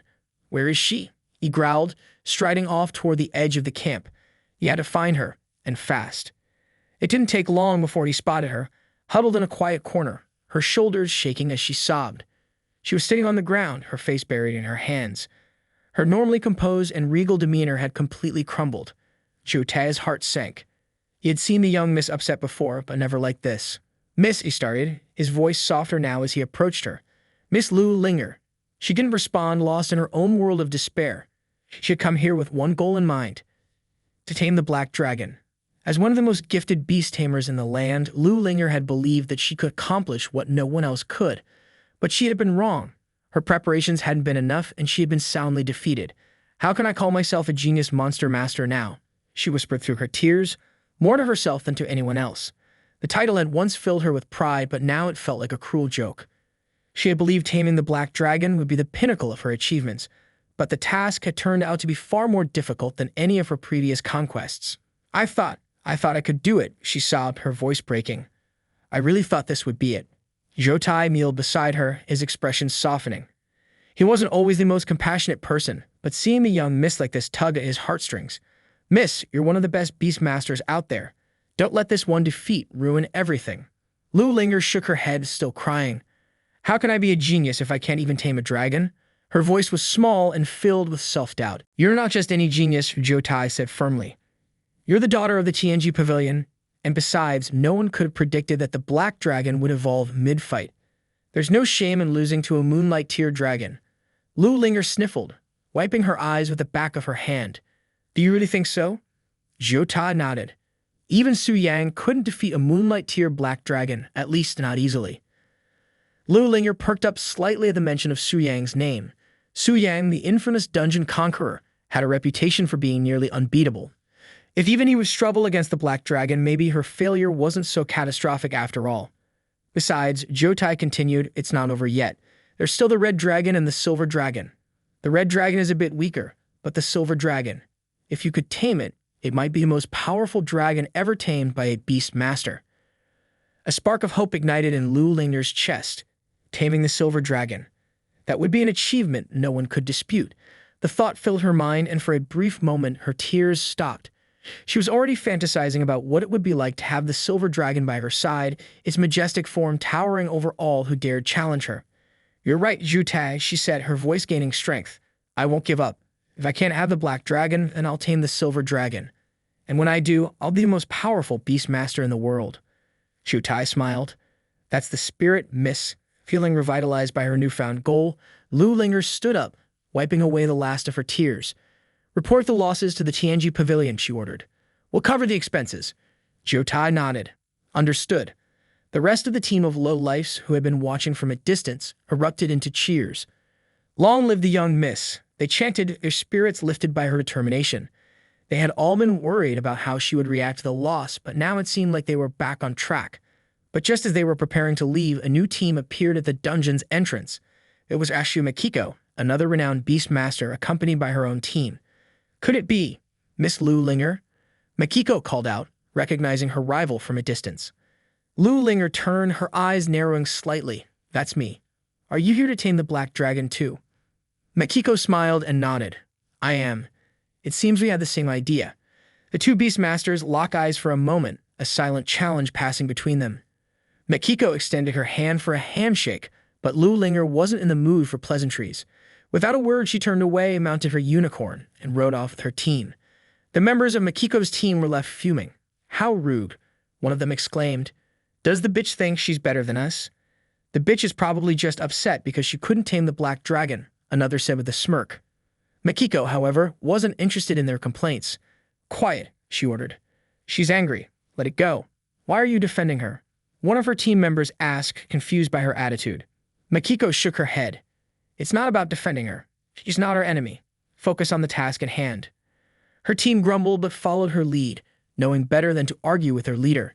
As they approached the dungeon, they checked the status and were shocked to see that it had jumped from Starlight Tier to Moonlight Tier. "What the hell? How are we supposed to fight that?" One of the team members asked in disbelief. "It's like Longsha is playing games with us," another muttered. Makiko frowned, realizing the difficulty of the situation. Taming a Starlight Tier dragon was one thing, but a Moonlight Tier. That was an entirely different level of challenge. She quickly contacted their boss, Mr. Lai, to inform him of the situation. "Boss, the dungeon has leveled up. We're going to need more backup," she said, her tone serious. Mr. Lai, to his credit, remained calm. "I was aware of the change," he said. "Stay at an inn for now. Someone will come to assist you." Makiko sighed, but there was little else they could do for now. She and her team made their way to a nearby inn to rest and regroup. Meanwhile, the question still lingered in her mind. How had the dungeon evolved so quickly? Could it have been manipulated? The next day, a lone figure appeared at the dungeon's entrance. Su Yang had returned. He walked in as if the dungeon was his own domain, his aura radiating confidence and power. The area was quieter than it had been the day before, the remnants of the previous battle now nothing more than memories. Only one thing remained, the black dragon. "It's time," Su Yang said, his voice low and determined. "Time to put an end to this dungeon." With that, his aura flared, enveloping him in a brilliant light as he prepared for the final battle. Su Yang was standing at the edge of the fortress of the black dragon. He thought that in the past, he always connected to the black dragon boss to face the challengers who were entering the dungeon. He reminisced, saying that it is finally his turn to enter the dungeon as a challenger, and he said that he must admit the feeling was quite extraordinary, and the next moment he saw a number of wyverns heading toward his location. "Here comes the grand welcome," he talked to himself, admitted that the scene was quite familiar to his usual strategy that he used against all the challengers. But this was different strategy is not going to work on him because he is the Giga Chad. "Beasts, open your eyes wide and see who's standing for you," Su Yang yelled in a large wave of horror-aggressive tone. He emitted a large wave of aura, which pushed back all the wyverns and filled the entire area with his energy. This is the aura of Lord Ethos?" The wyverns questioned. Our Giga Chad standing heroically with both hands in the pockets and glowing red eyes. He was surrounded by a purple aura and was about to go Super Saiyan like Goku. The wyverns questioned that why does a human carry Lord Athos' aura? Then they noticed the energy and flames surrounding our Giga Chad. There's no doubt it's Lord Athos' black flame, yet lost Su Yang commanded all the dragons in angry tone. He thought that the battle with the black dragon was imminent, and he should not waste his time with these small creatures. In the next moment, he flicked his finger to summon 2 ghostly moon spirit wolves. He commanded the walls to guard this area and keep releasing the moonlight deer pressure so that all the small creatures will stay away from that area. After saying this, he started his connection to the black dragon boss. The scene changes to the black dragon, and the elf princess was sitting beside him. She commented that there was already a new challenger so soon. The black dragon took flight to the skies and headed toward this direction of the dungeon entrance. Watching the black dragon flying away, the elf princess pitted the unlucky ones who were about to become the sacrifice of the black dragon. According to her, it was always a crushing victory for the black dragon, and at this point, she had already given up on her freedom. She thought that there was no credibility in a monster's promise, hence the reason she has given up on her freedom. The black dragon then landed in front of both the wolves. Watching the black dragon landing in the area, both of the wolves were scared. The first one asked the other what should they do. There was no way that they can beat this dragon. The other wolf mentioned that this black dragon smelled like their master. Did this dragon eat him? The other was replied saying that that shouldn't be possible, because if the master was dead, they should also have been disappeared already. Ignoring their conversation, the black dragon raised his claw and thrusted it into his chest. Looking at the scene, the boat wolves thought that the black dragon was crazy. Pulling back his claw filled with golden blood, Su Yang thought that last time he noticed that when he self-harmed the black dragon, his damage reduction didn't work on itself. He thought that, however, he should not injure the black dragon below the half health. That might affect the drop rate of the items. The status bar showed that the black dragon health was at 54%. Su Yang then commanded the black dragon to follow his orders. He told him to stand still and suppress his flesh recovery to the maximum. He also told him to command all the monsters in the dungeons to stop moving. After this command, he disconnected from the system. He then appeared right in front of both the wolves. The wolves were surprised by his sudden appearance. "Look, the master is still alive after all," they cheered happily. "Thanks to you, I managed to stage the comeback from a weak class." "It's impossible not to have some feelings about that," Su Yang mentioned while walking slowly toward the black dragon. The black dragon was standing still without any emotions and with a large gaping hole in his chest.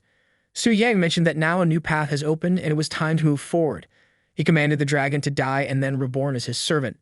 He promised that together they will conquer even broader lands. He yelled Black Dragon Atho's name and leaped in the air toward him. The 2 wolves were behind him, ready to attack the black dragon. The black dragon was standing still without any emotions in his eyes. They were just black holes, and he was a mere puppet without any emotions and soul. Su Yang and the wolves started attacking the black dragon relentlessly. 2 hours later. The wolves were about to collapse, and Su Yang's hands were numb by just attacking the black dragon. "What is this? That's straight up cheating. It's not even fair. I was expecting a decent fight, but all I get is one side rampaging, another side getting slaughtered without doing anything."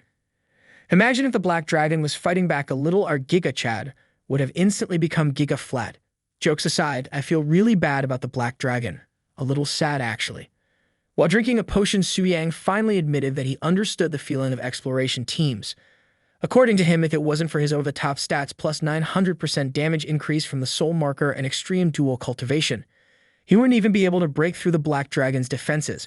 Replenishing his energy, he headed toward the black dragon again, saying that just a little more and finish it in one last attempt. The saying changes to the elf princess, who was sleeping at the ground peacefully. A loud roar from the black dragon woke her up. "Is that the roar of the black dragon?" she questioned. The sky started clearing out and the fog that was covering the dungeon lifted slowly.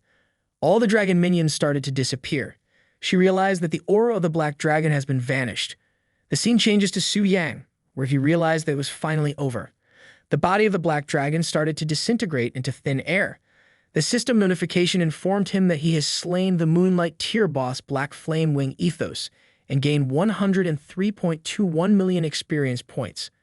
Another notification confirmed that the master of the dungeon has been killed and all the monsters in the dungeons have automatically died. He gained additional 8.02 million experience points from this. His level rose from 79 to 80, a massive amount of experience. It was 3 times more than the total amount he got after wiping out dozens of 5th tier members in Lu Linger's group. As expected of a Moonlight tier boss, Su Yang muttered. The body of the black dragon then turned into a bright glowing yellow sword. "Is this the weapon dropped by the black dragon?" Su Yang questioned. He realized that it was definitely not an ordinary item. He walked toward the sword and lifted it. It was a huge sword made out of bones. A massive surge of power instantly flowed through Su Yang's body. He mentioned that the power was about to burst from his body. The notification window then informed the name of the sword. It was Dragonbone Great Sword, Devourer of Ethos. It was a sword made out of the bones of the Black Dragon. There were no level requirements and no special or attribute requirements to use this weapon. It provided 500 strength, spirit, and speed to its user. It provided 10% boost to the physical damage, magical damage, and spiritual resistance. The special feature of this sword was that when a dragon was killed by this sword, it will devour its corpse and add 10% of the dragon's attributes to the weapon. It will also not drop upon the death of the user. Feeling that instant urge to use this sword, Su Yang took an offensive stance and launched a slash toward the mountain in front. An instant surge of blue energy rushed toward the mountain, devastating everything in the path. Looking at the damage done by the sword, Su Yang mentioned that it was unbelievably strong. Although the primary state boosts were not top tier, but the key feature of this sword was growth potential. According to him, it was a terrifying feature, as expected of a weapon dropped by the Black Dragon. Then he noticed that the Black Dragon must have been the offspring of ancient Devourer. The dragon had strength compared to the other dragons in their mature stage, while it was still in its juvenile stage. He thought that was the reason of the system chose this dragon. As a bonus of killing the Black Dragon, he also received the Heart of the Dragon Slayer. The system informed that he has received the Dragon Slayer's heart. It provided 50% boost to the spirit and 100% boost to the strength. The key feature of this item was that it ignored dragon race's all talents and increased the damage to dragon creature by 500%. It also had a single-use charge that can summon the blood soul of slumbering hero to aid in the battle. After acquiring all these items, Su Yang thought that right now calling him a walking humanoid boss wouldn't be an exaggeration. He then noticed that it was finally the time for the last reward. The system then notified that a boss co-op kill was detected and started generating a boss minion. In the next moment, the Black Dragon Athos was resurrected in its full glory and stood in front of Su Yang, roaring loudly. The system completed its process and announced that the Black Flame Dragon Athos will serve him as a minion and fight by his side from now on. The Black Dragon bowed his head and Su Yang walked toward the dragon, while saying that we meet again, old friend. He gently touched the Black Dragon, saying that although erasing his mind was indeed a bit cruel, he mentioned that he should have fallen in the previous attempts. Was it a blessing or a curse? Su Yang then requested that the Black Dragon should not hold any hard feelings against him as they are partners now. He jumped on the head of the Black Dragon and said that there was no time for being sentimental right now. He commanded the Black Dragon to go to the fortress. The Black Dragon instantly took to the sky here in this command. The elf princess was walking alone in the fortress while wondering that there were no dragonkin left, which means that Black Dragon Ethos was finally defeated. She wondered that who could have killed the Black Dragon. While she was in the middle of her thoughts, she saw the silhouette of the Black Dragon in the sky. The Black Dragon started landing in front of her, and she wondered that how was this possible. She was sure that the Black Dragon died. Before completing her thought, she noticed that there was a young man on top of the dragon. The realization hit her like you guys hit the subscribe button. Indeed, it was our Giga Chad boy Su Yang. He stretched his hand toward the princess while mentioning that he has come to rescue her. She was even more confused and wondered why that there was a human on the back of the Black Dragon. The princess watches in disbelief, but before she can process what's happening, Su Yang reaches out to her with a casual, fearless confidence, saying that he's here to rescue her. Su Yang lifts the elf onto the dragon's back with smooth precision, wasting no words, just pure action. The elf, completely starstruck, can barely comprehend what she's seeing. She asks him if he really tamed the Black Dragon. Su Yang stands firm, offering only a simple nod. The impossible is now real. The Black Dragon, once feared and deemed untamable, now obedient under the control of a human. The elf princess is speechless. No one, not even the most powerful elves, had ever come close to such a feat. Yet here is this boy casually riding the very beast that had crushed the hopes of countless warriors. She wonders if he is the legendary dragon slayer. She's still trying to process it when Su Yang snaps her back to reality, urging her to get on quickly. A bit taken aback, the elf blinks before following his instruction. Su Yang wastes no time. Hold on tight, he commands as the Black Dragon takes to the skies. The elf grips tightly, her fear almost palpable, but Su Yang remains calm, steering the massive beast effortlessly through the air. The kind of confidence that says, I've done this 100 times and it's never gotten old. Glancing over his shoulder, he encourages her to open her eyes, and after some hesitation, she finally does. The view hits her like a shockwave. Mountains, clouds, and the endless skies stretch out before them, freedom, pure and unfiltered. Su Yang lets her soak in the moment, knowing it's not just the scenery but the feeling that matters. For the first time in a long while, she tastes real freedom. Glancing at the horizon, she whispers about how free she feels, as though every chain has finally been broken. Even the black dragon's eyes flicker as if it too understands the feeling, its gaze carrying a strange intensity. She wonders if it is yearning for the same freedom. Su-yang notices the look but doesn't comment, realizing the elf has misunderstood something. He keeps his focus on the portal ahead. Almost there, hang tight. Outside the black dragon's fortress, chaos reigns. Soldiers struggle to hold off wave after wave of monsters, their leader barking orders to keep fighting. But something catches his eye, something far beyond the usual battlefield madness. Su-yang, with his tamed legendary black dragon, makes his entrance, and chaos quickly turns to panic. Monsters they could handle, but a dragon, that's a different level of terror. One Knight freezes, his eyes wide, struggling to process what's unfolding above him. The black dragon's massive shadow looms over the battlefield, casting a blanket of fear across soldiers and monsters alike. This isn't just a battle anymore, it's a scene out of a nightmare, where the rules of what's possible just shattered. And Su-yang, calm as ever, rides that nightmare into reality. Because when you roll up with a dragon, everything else looks like child's play. As the black dragon landed with a thundering roar, the ground shook beneath their feet, sending ripples of fear through the already panicked crowd. Su-yang, completely in control, confidently steps forward and addresses the chaos. He didn't mean to cause a scene, but hey, what's a dragon without a dramatic entrance? His attempt to ease the tension doesn't quite land as gracefully as he hopes, but he's used to it. The elf behind him sighs. She tells him that the way he talks makes him sound like a villain, which, given his knack for entrances, isn't far off. Su-yang suggests heading to the Lord's mansion to figure out how to return her to the Elf Kingdom. But to his surprise, she refuses, shyly asking if she can stay with him for now. Internally, she's a mess, embarrassed by the unspoken vow she's made to herself to marry her savior, but externally, she's trying to keep it cool. Su-yang, however, reflects that he never had any intention of saving a princess. Now they'll be stuck with her, and let's face it, shaking off an elf with starry eyes isn't as easy as slaying a dragon. Deciding it's easier to just go with it, he agrees to let her stay. She playfully asks him how he managed to tame the black dragon, but Su-yang, always one to tease, keeps it a secret. He loves leaving her in confusion, it's practically his new hobby. Meanwhile, back in the city, the peaceful city skyline is shattered by a fierce roar that cuts through the air. Panic spreads quickly as the citizens scramble, fearing the worst. Lu Linger hears the roar too and immediately questions if the black dragon has somehow escaped its dungeon. How could a dungeon boss be outside its usual boundaries? She wonders, clearly rattled by the impossible. Jutai scrambles, just as confused, struggling to make sense of how this could be happening.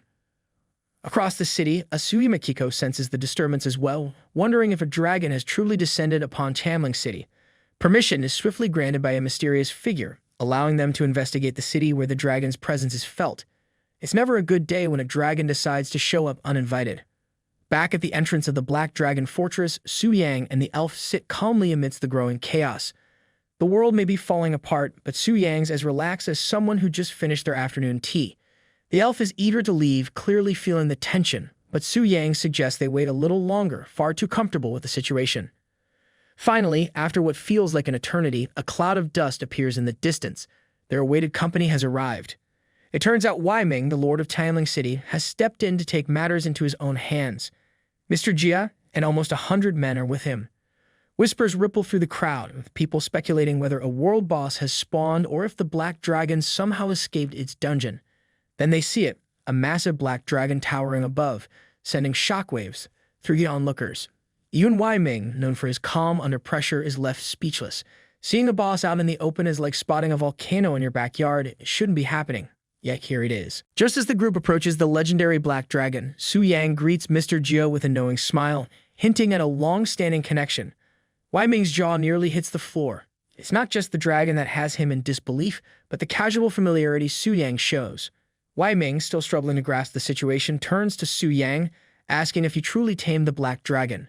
Su-yang, ever calm and confident, responds with a simple gesture, letting the dragon's presence speak for itself. As you can see, his posture says, "I'm riding it, aren't I?" Wei Ming, still not fully convinced, demands proof, because when a legendary dragon is standing in front of you, apparently seeing isn't enough. Without hesitation, Su-yang commands the black dragon to roar. The resulting sound isn't just a roar, it's an earth-shattering force that rattles the very ground beneath them. Everyone around, including Wei Ming, is paralyzed by fear. The black dragon's terrifying display shakes even the most hardened soldiers, and Wei Ming finds himself panicking, desperately begging Su-yang to stop. Lesson learned: when you ask for proof, be ready for an answer that might make you regret asking. The elf princess, clinging tightly to the dragon in fright, scolds Su Yang for scaring her like that, but Su Yang, unfazed, simply grins. Who knew taming a dragon came with so much sass? Wei Ming, equally shaken, profusely apologizes for ever doubting Su Yang. He starts piecing together the puzzle. Could this dragon be the legendary secret dungeon egg, a rare find even after defeating such a beast? He is utterly baffled by Su Yang's strength. Taming a moonlight-tier black dragon is unheard of, especially for someone so young. Suspicion begins to grow in his mind. Could Su Yang secretly be a powerful deity in disguise? His thoughts spiral, racing to comprehend how anyone could possibly achieve such a feat. Even the Global Beast Taming Association, a group filled with powerful deities, has only one known dragon tamer. Yet here is Su Yang, casually strolling in with a dragon like it's no big deal. Wei Ming stumbles in disbelief, his mind overwhelmed. Just how powerful is Su Yang, and why has such an immense force come to this small tiling city? Silence falls across the scene as Wei Ming, realizing he's way out of his league, bows in submission, utterly stunned. Su Yang, extending his hand with a casual smile, accepts the bow with an air of someone who has done this 1,000 times before. It's hard to be humble when you're riding a dragon after all. Just then, a system notification dings in Su Yang's mind. He successfully completed the first stage of his boss mission. But before he can bask in the moment, another alert catches his attention, a notification that the next stage boss has been located, much to his surprise. Because apparently, one legendary dragon just isn't enough for Su Yang's day. Wei Ming nervously apologizes to Su Yang. He assumes Su Yang must be a prominent figure from the Global Beast Tamer Association. Su Yang, however, just stares back, clearly confused by the assumption. If he's a member, no one gave him the memo. The advisor beside Wei Ming whispers that no major figures have been recorded arriving in the city recently, leaving Wei Ming wondering if Su Yang's visit was a secretive one, possibly off the books. The advisor briefly contemplates this, but dismisses the idea, thinking there's no teleportation record that could confirm such a secret arrival. Just as the situation seems tense, Asui Makiko bursts into the conversation with a wide, beaming smile, her enthusiasm catching everyone off guard. It's like someone opened a door and let a ray of sunshine into an awkward board meeting. Wei Ming and his advisor are thrown off by her sudden appearance, but Asui, completely unfazed, introduces herself as a beast tamer from Sakura country. Clearly amazed by Su Yang, she immediately starts asking him for advice on how to tame a dragon, because, nothing breaks the ice quite like asking someone to spill their most powerful secrets. Su Yang is left speechless, staring at her boundless enthusiasm. There's a level of energy here he's not entirely prepared for. Asui continues, eagerly inquiring about his dragon taming methods before quickly realizing that dragon taming secrets are probably restricted to actual beast tamers. Su Yang, however, drops a bombshell on the group. He's not a beast tamer. The air practically freezes around them as the shock sets in. Wei Ming and the others are completely stunned. How could someone who isn't even a beast tamer manage to tame a black dragon, something not even the Global Beast Tamer Association could pull off?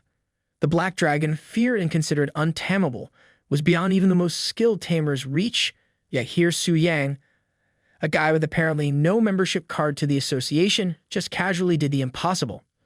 Remaining calm as ever, Su Yang merely states that he has his own method, though he keeps the details under wraps. Because when you're taming legendary beasts left and right, a little mystery goes a long way.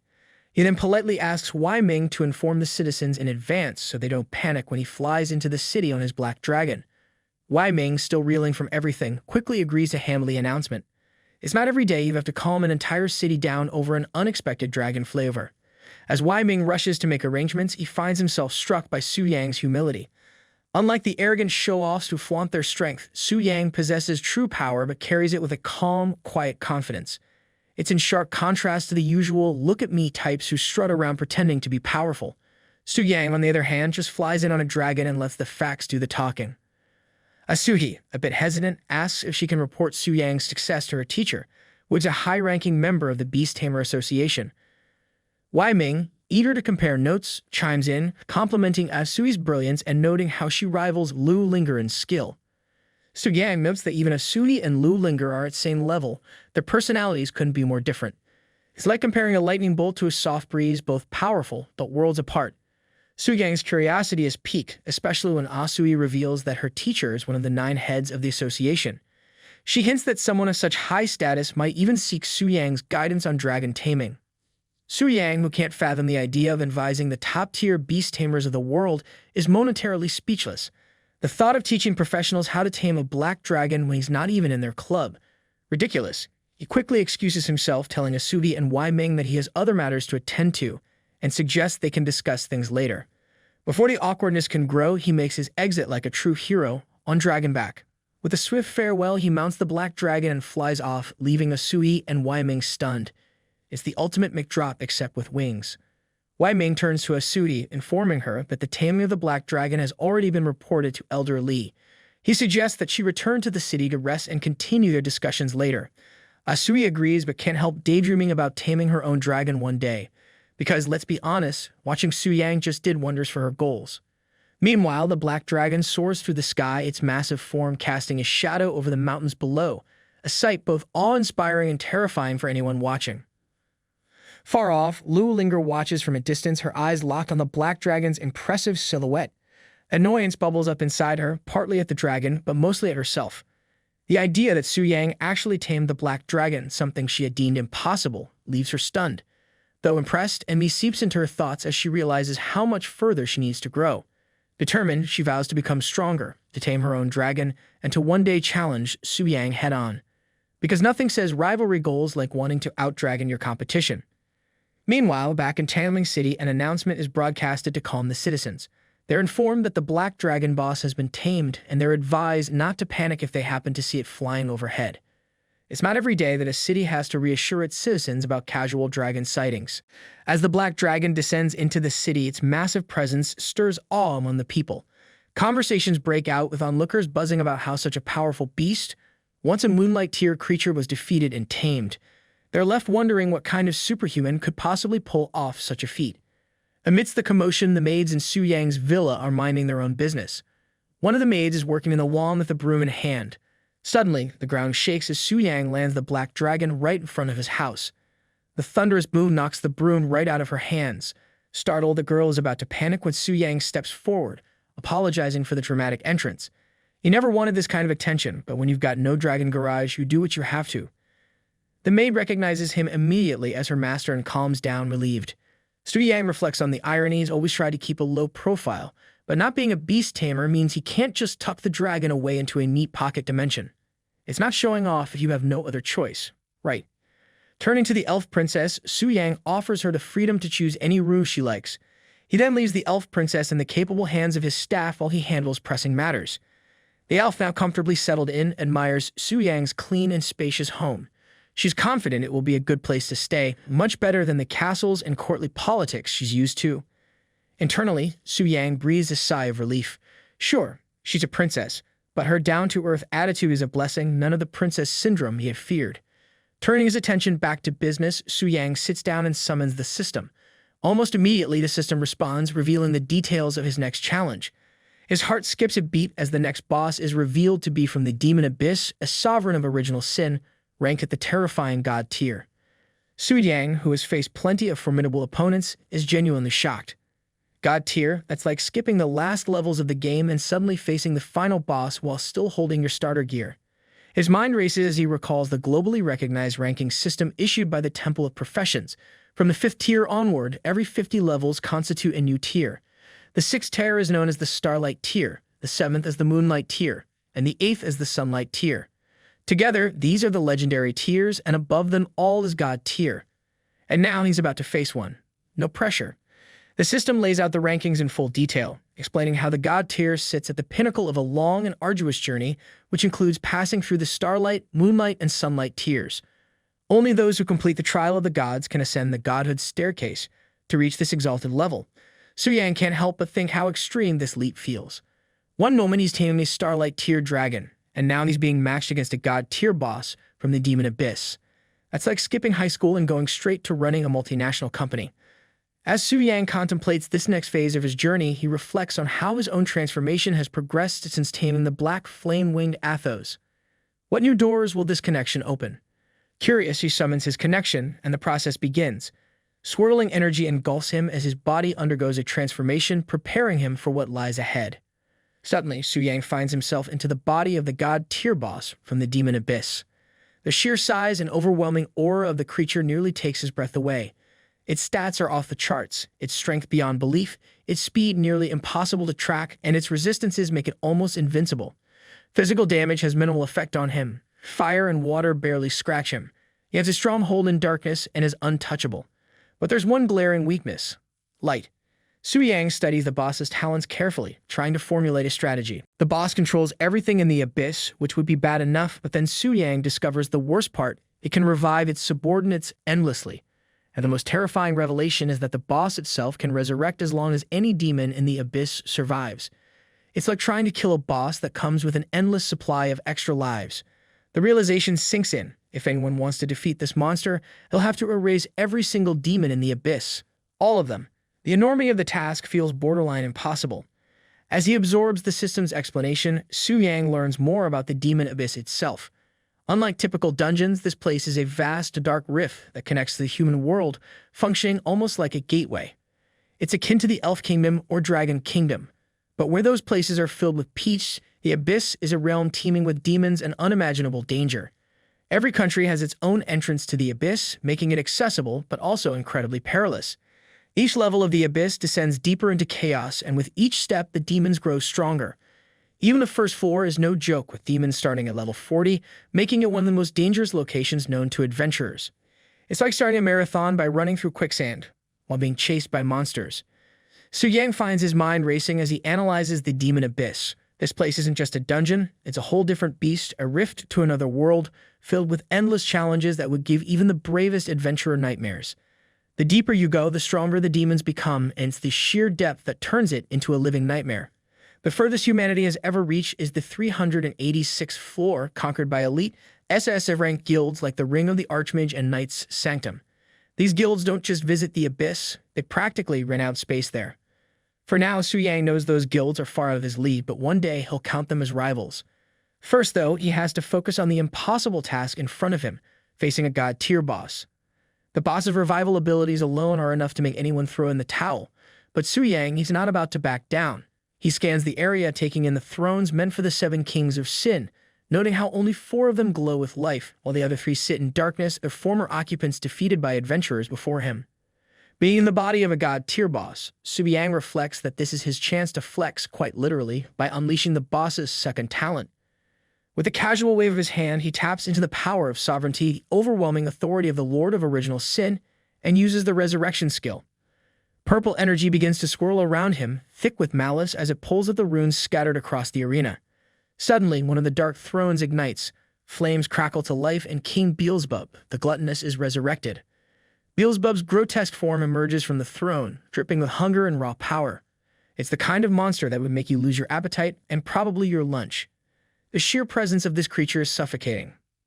Beelzebub, a Blazing Sun tier boss, boasts massive stats, 20 million HP and strength beyond normal comprehension. And with that stat sheet, you'd expect him to be ruling the kingdom, not kneeling like a disgraced henchman. Yet there he is, kneeling before the sovereign, ashamed and begging for forgiveness. It's almost sad if it weren't so gross. Su Yang's eyes glow with disappointment, clearly unimpressed with what was supposed to be a grand revival. This wasn't the revival that he had expected, as it is only a mere sunlight tier king. What kind of weakling did he bring back? Su Yang thinks, half amused by the underwhelming performance of the once feared Beelzebub. But then Su Yang finds out that Beelzebub's 2 talents are nothing to scoff at. The first talent is, the more he devours, the stronger he becomes without limit, except for the god tier itself. The second talent is even more horrifying. Anything Beelzebub consumes offers a tribute to the sovereign, permanently transferring 2% of the victim's attributes to the god tier boss. In other words, every bite Beelzebub takes makes the real monster even stronger. Su Yang quickly connects the dots. Beelzebub can funnel his kills to the sovereign. This means every victory Beelzebub achieves is essentially a win for the sovereign as well. But now, with Su Yang possessing the body of the sovereign of Original Sin, a light bulb goes off in his mind. If those tributes were funneled into the sovereign's true form, it wouldn't mean much. But if they could be transferred to Su Yang's actual self, he realizes with a spark of excitement he could ascend immediately. As Beelzebub grovels for forgiveness, Su Yang listens half-heartedly, more focused on the thrilling possibilities of this newfound connection. Suddenly, a knocking sound interrupts Beelzebub's pitiful plea, driving Su Yang's attention back to his own house. He reflects that he has to go back into his own body, but before he does so, he addresses the once feared king of gluttony, kneel before him, to go back to the abyss he guards and await his next summon. He adds that this time he must not disappoint him. Beelzebub, once feared across the realms by demons and humans alike, now looks more like a wit dog than a king. Kneeling before the sovereign of original sin, he humbly submits to his master's command. It's almost pitiful, like watching a once mighty lion reduced to a house cat. Inside, Beelzebub is overwhelmed, reflecting on how even lust and greed have fallen, yet the monarch chose to resurrect him first, without punishment. In his mind, he's singing praises, convinced the sovereign holds him in the highest regard. Talk about delusions of grandeur. He vows to make the humans pay and offer the greatest tribute to the king. The system promptly activates its omniscient monarch authority, sending Beelzebub back to the 100th layer of the demon abyss. Su Yang, still connected to the sovereign's power, reflects on this detail. The 100th layer, so Beelzebub was resurrected to guard his old stomping grounds. Of course, they resurrect the weakest of the 7 great demon kings. Luck of the draw, I guess. Su Yang shakes his head, bemused by the situation. Disconnecting from the system, Su Yang returns to his own body, sitting cross-legged on the floor of his home. Shifting from being an all-powerful demon lord back to regular life is like waking up from the wildest dream. One minute you're controlling armies, the next you're thinking about what to have for lunch. He reflects on how exhilarating it feels to take on the form of the sinful lord. That level of absolute control, the sense of ruling everything with just a flick of the hand, it's dangerously addictive. No wonder so many ancient rulers fought tooth and nail for power. Su Yang can't help but wonder when, if ever, he'll reach that same level of dominance. After all, who wouldn't want to wake up feeling like a boss every day? Before he can sink too deep into his thoughts, a persistent knock on the door snaps him back to reality. As much as he'd love to daydream about ultimate power, there's always someone meaning something typical. His maid outside calls for him, asking if he is there. Su Yang sighs, turning toward the door as he tells his maid to hold on. Opening the door, he's met with the news that City Lord Wai Ming has arrived and wishes to speak with him personally. Su Yang nods, stepping out to meet Wai Ming, who eagerly greets him. The City Lord looks like he's been waiting for this moment, practically vibrating with excitement, as if meeting Su Yang is the highlight of his week. Wai Ming exclaims how relieved he is that Su Yang has come, and with his usual calm demeanor, Su Yang asks what the City Lord needs. It's always something big when someone rushes over with that kind of enthusiasm. What is it now? A dragon tax. Wai Ming, practically bursting with excitement, informs Su Yang that the news of his feat, taming the black dragon, has spread not just across Longxia, but globally. Because of course the world can't keep quiet when someone pulls off the impossible. Su Yang listens as Wai Ming explains how his achievement has caused a huge sensation in the world of beast tamers. The symbol of the black dragon illuminates the room, glowing in the background as a constant reminder of Su Yang's monumental accomplishment. It's like the room itself is ready to throw him a parade. The announcement from the Global Beast Tamer Association is clear. Taming such a legendary creature has shattered previous assumptions about what's possible in the field. This marks a significant milestone in the history of beast taming. However, as with all groundbreaking feats, the world remains skeptical. Of course, there are always those who say, "Pix or it didn't happen." Wai Ming continues, mentioning that many experts didn't witness the event firsthand, which has led to lingering doubts. To address this skepticism, the Global Beast Tamer Association has issued an official statement, and one of its top leaders, currently in Longxia, is preparing to meet Su Yang, the so-called beast taming genius. Su Yang, feeling the weight of this sudden attention, asks when this leader will arrive. Wai Ming tells him they shall arrive soon. Just what Su Yang needs, VIPs coming to inspect him like he's a museum exhibit. The sudden global spotlight makes Su Yang uneasy. Knowing the top figures in the Beast Tamer Association aren't easily impressed. These people have tamed creatures he hasn't even heard of, and now they're coming to scrutinize his work. No pressure, right? Meanwhile, at the Tanling City Transport Hub, Lu Linger and her subordinates try blending into the crowd. Unexpectedly, Lu Linger is avoiding the VIP passage, preferring to move discreetly with the masses. It turns out an important figure is about to arrive here. As tension builds, whispers spread like wildfire through the area. Make way, everyone, make way. The crowd stirs, excitement rippling through as all eyes turn to the new arrival. Something big is happening and everyone can feel it.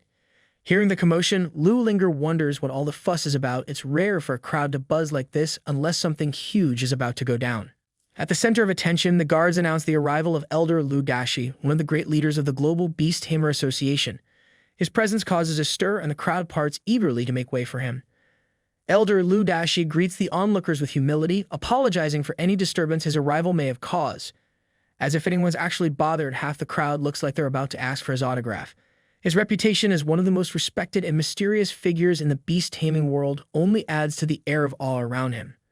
With his calm and dignified aura, Elder Lu quickly becomes the focal point of the entire area. It's not every day you get to see a legend in the flesh after all. People whisper excitedly that it's a rare sight to see him in person, and the buzz only intensifies when he addresses Lu Linger, the young lady from the Tianyi Pavilion, expressing surprise at seeing her there. They exchange pleasantries, and even Elder Lu shows clear respect for her position in the world of beast tamers. Clearly, Lu Linger isn't just another face in the crowd. The young lady, however, reveals her frustration and disappointment. She admits that she wasn't strong enough to tame the black dragon, a feat that would have solidified her position as Longxia's top beast tamer. With a resigned smile, she acknowledges that her title may soon belong to someone else. Elder Lu Dashi, always composed, gently advises her not to place too much value on titles and superficial achievements. He encourages her to focus on what truly matters in the path she has chosen, because when a legendary elder gives advice, it's not the kind you roll your eyes at. Elder Lu reminds her of what is truly at stake: the dragon spirit's secret realm. This special realm, connected to the land of dragons, offers incredible rewards for those brave enough to venture inside. But there's a catch. The requirements to enter the dragon spirit's secret realm are strict. One must have a dragon companion to qualify. And of course, dragons aren't exactly something you can pick up at the local pet shop. Currently, only one person in the world has such a companion, Valeria from the Eagle United Federation. Elder Lu recounts that many, himself included, have tried to tame dragons, but none succeeded like Valeria. Lu Linger listens carefully, her mind already racing. Elder Lu continues sharing the insights from his teacher's research.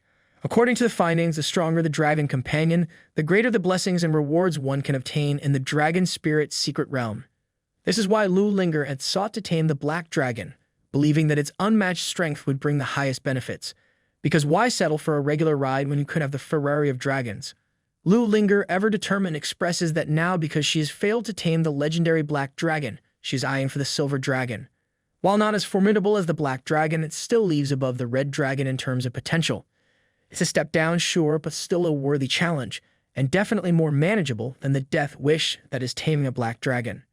Elder Lu advises her to be patient, reminding her that the Tianyi Pavilion has already secured the white dragon's secret realm, a significant achievement in itself.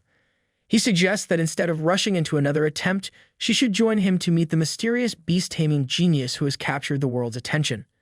But just as quickly, Lu Linger suddenly remembers something urgent and rushes off, clearly uninterested in meeting Su Yang. Because when you're on a mission to prove your own strength, running into someone who just casually tamed a black dragon isn't exactly on your to-do list. Her pride keeps her focused on her own plans, and Elder Lu watches her depart with a knowing smile, amused by her strong sense of independence. Meanwhile, Wei Ming and Su Yang prepare to meet this mysterious genius, the man of the hour who, unbeknownst to them, is already in their midst. Just then, they hear a powerful roar that can only mean one thing: the arrival of the Elder. But just as he's about to land with all the grandeur he envisioned, Su Yang's legendary black dragon opens its eyes, fixing a sharp, menacing glare on the flaming beast. The reaction is instant. The flaming beast halts mid-air, frozen in shock. You could practically see its thoughts. Nope, not today. The fear of the black dragon engulfs the flaming creature, paralyzing it. Then, with the kind of authority that only a dragon of legend can command, the black dragon lets out a mighty roar, sending a shockwave that rattles the very air around them. Elder Lu, for all his grandeur, barely holds on as his mount struggles to steady itself. It's the kind of moment where you realize your fiery and majestic beast is basically a nervous cat in front of a lion.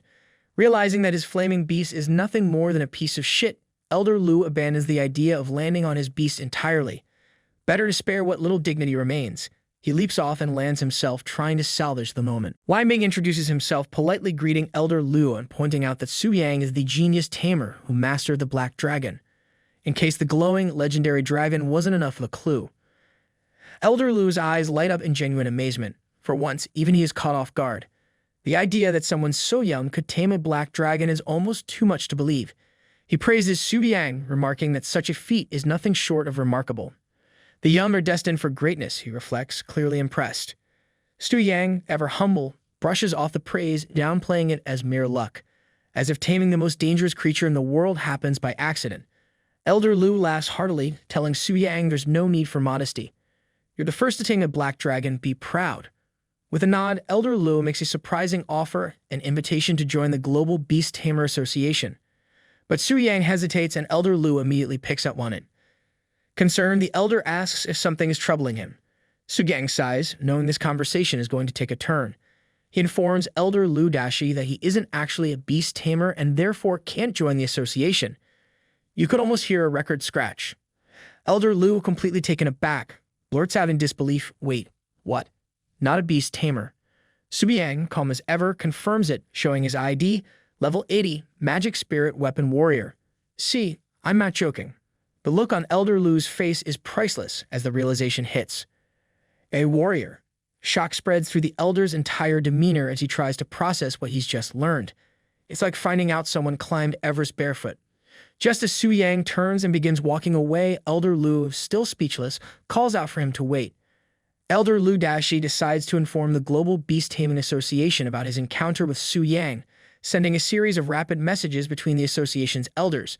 It doesn't take long before the conversation explodes with reactions. Elder Lu opens the discussion, calmly stating that he's met Su Yang, the young man who tamed the legendary Black Dragon, which in this crowd is the equivalent of saying he just met someone who discovered the Fountain of Youth. Elder Zhao Han immediately responds, questioning why there's any hesitation and whether Su Yang has agreed to join, because clearly, who wouldn't jump at the chance to join the most prestigious beast taming club in the world? Elder Trump from the Evil United Federation jumps in with his usual confidence, claiming their organization is the strongest, and of course, Su Yang has no reason to refuse. Because, if you have dragons, why wouldn't you want to be part of the cool kids club? Elder William Smith, ever the diplomat, congratulates Longxia on having another genius in their ranks, while Valeria, the only other person to have tamed a dragon before Su Yang, eagerly chimes in. She's clearly excited to no longer be the sole dragon whisperer in the room. But just as the excitement reaches its peak, Elder Lu drops a bombshell that silences the group. Su Yang is not a beast tamer, he's a warrior-class professional. Cue the record scratch. Elder Lu can practically feel the collective gasp from the other elders through the screen. It's like finding out the star of a cooking show doesn't actually know how to cook. President Heralina of the Siberia Northern Plains, quick on her feet, suggests offering Su Yang honorary membership. Because if you can't recruit him the traditional way, why not bend the rules until they fit? 9 elders immediately like the idea. In the world of beast tamers, that's as close to unanimous agreement as you get. Standing before Su Yang, Elder Lu adopts a warm but clearly calculating expression. He's trying to make this pitch sound like a friendly invitation, but it's pretty clear he's already planning out the next step. After explaining the association's decision, he offers Su Yang honorary membership, giving him access to all the benefits of the Global Beast Tamer Association. Because when you've tamed a dragon that's basically a living legend, they're willing to look past the whole, not actually a beast tamer thing. Su Yang listens, his faint smile betraying a touch of caution. He's not buying the no-strings-attached angle. Su Yang's mind races, there's no such thing as a free lunch, and he knows there's more to this offer. He asks rather bluntly what exactly they want from him. Because if they're giving out perks like this, they've got to be expecting something in return. Elder Lu, with a wave of his hand, reassures Su Yang that it's nothing too special, just a few lessons on how to tame a dragon. Only 10 people. Nothing major, right. But Su Yang's mind kicks into high gear. These aren't just any 10 people. These are the beast taming world's elite, a president included. It's not exactly a crowd you can just shrug off. The benefits of joining an SSF-ranked guild are tempting, though, and it would be a real shame to pass up that kind of opportunity. After a moment's thought, Su Yang looks at Elder Lu and agrees to give the lectures, though he's quick to point out that his experience might not be all that helpful. After all, taming a legendary black dragon wasn't exactly something you'd find in a beast tamer's guidebook. Maybe they'll just throw in some dramatic pauses for effect.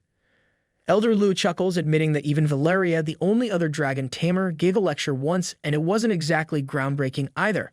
It's comforting in a way. Personal experiences don't always offer replicable results, and everyone knows that. It's just an opportunity for people to hear his story and maybe learn a thing or two. No pressure at all. With a slight grin, Su Yang nods. He agrees to join the Global Beast Tamer Association. But in the back of his mind, he's already plotting his next move.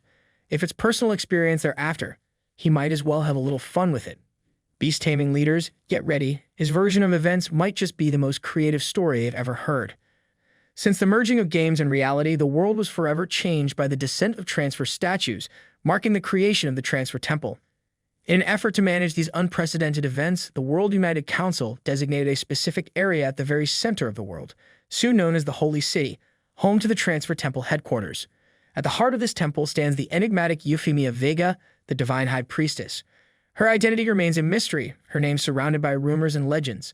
Because, of course, every overpowered figure needs to be wrapped in mystery. It's practically a rule. Euphemia has never once left the holy city, and her origins, true power, and even her level are completely unknown. For all anyone knows, she could be level 1 or 1000. It's anyone's guess, and that uncertainty is more terrifying than any stat sheet. Clad in radiant attire, she exudes an aura of authority and divinity, commanding respect and fear without even lifting a finger. Basically, she's the kind of person who walks into a room and everyone suddenly remembers they have somewhere else to be. The only documented event involving her occurred 10 years ago, during an infamous clash with Augustin, the president of the SSS rank Guild Ring of the Mage God.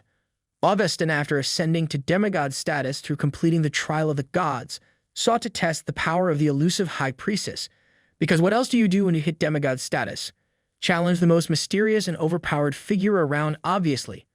Augustin stood at the peak of power, known as the 9-turn Element Destroyer, with his level reaching an impressive 300. His strength was unmatched, and with confidence, some might call it arrogance, he launched a barrage of multiple forbidden curse attacks, each infused with immense elemental force, flames, ice, and thunder converging in a display that would make lesser beings break out in a cold sweat. The sheer destructive energy behind his attacks was enough to obliterate entire armies. But in response, Euphemia Vega simply activated her divine shield, a barrier that effortlessly deflected everything Augustin threw at her. Not just deflected, mocked, as if squatting away the most powerful magic in existence was just another Tuesday. Despite the demigod-level force behind his attacks, Augustin couldn't even put a scratch on her defenses. The divine high priestess didn't flinch, didn't break a sweat, and certainly didn't seem impressed. The result was clear and undeniable. Augustin, one of the most powerful beings on the planet, couldn't touch her. Since that day, no one has dared to challenge the Transfer Temple's authority, and Euphemia Vega's legend has only grown. In the present, Euphemia Vega, the divine high priestess of the Transfer Temple, stands tall in her sacred chamber. Her golden mask hides her face, but not her overwhelming power. An alert has been raised, signaling a grave anomaly. The demon abyss, long dormant, has begun stirring. The news is shocking. The slain king of gluttony, Beelzebub, has somehow reappeared. Star-ranked bosses aren't supposed to return from the dead, especially not ones who've been thoroughly defeated. This violation of the fundamental laws of their world sends a chill through the temple, for these rules had never been broken until now. Euphemia's eyes narrow beneath her mask, the reality of the situation setting in. Star-ranked bosses don't just pop back into existence like they're on a holiday rotation. In silent prayer, she beseeches the holy statue for guidance, calling upon the divine light to help her witness the darkness looming below. As the chamber dims, the blessing she seeks is granted. Her eye of insight is illuminated, allowing her to see beyond the physical plane, piercing through space and time itself. Her vision zooms past the layers of the world, focusing on the darkest depths of the demon abyss. It's not exactly a vacation spot unless you enjoy towering monuments of despair and the constant threat of being devoured by ancient sins. Winged figures stand ominously before these towering structures, grim reminders of the trials ahead. Currently, the deepest raid record stands at 386 levels, but every 100 levels, a king of sin emerges. At the 100th level, the grotesque form of gluttony, Beelzebub, looms large once again.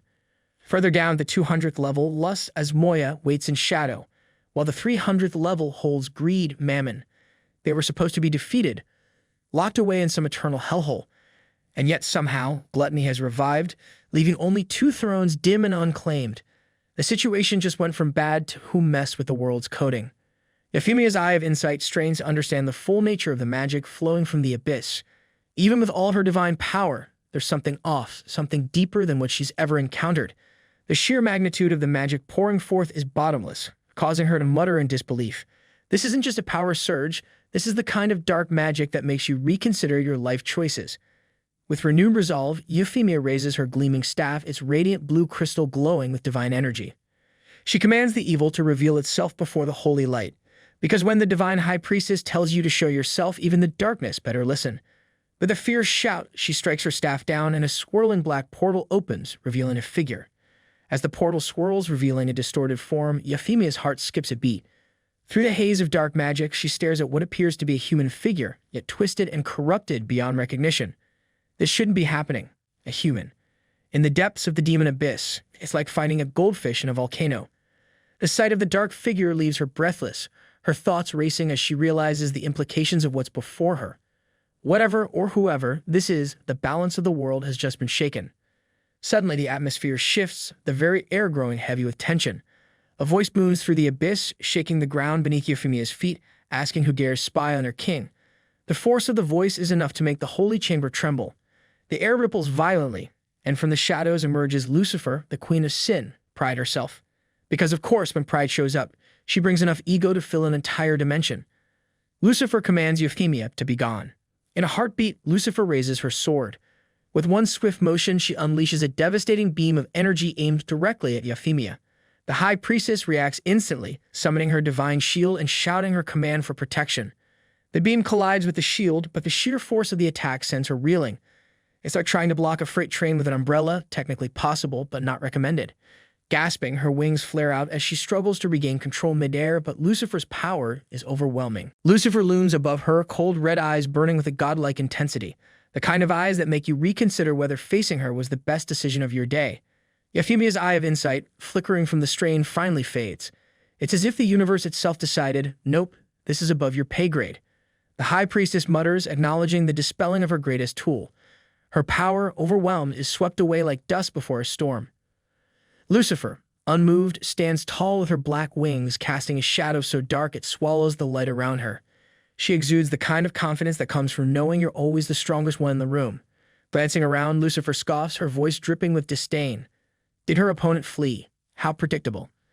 Kneeling before a shadowy figure that remains hidden in the depths of the abyss, Lucifer bows her head, a rare sign of submission from the Queen of Pride.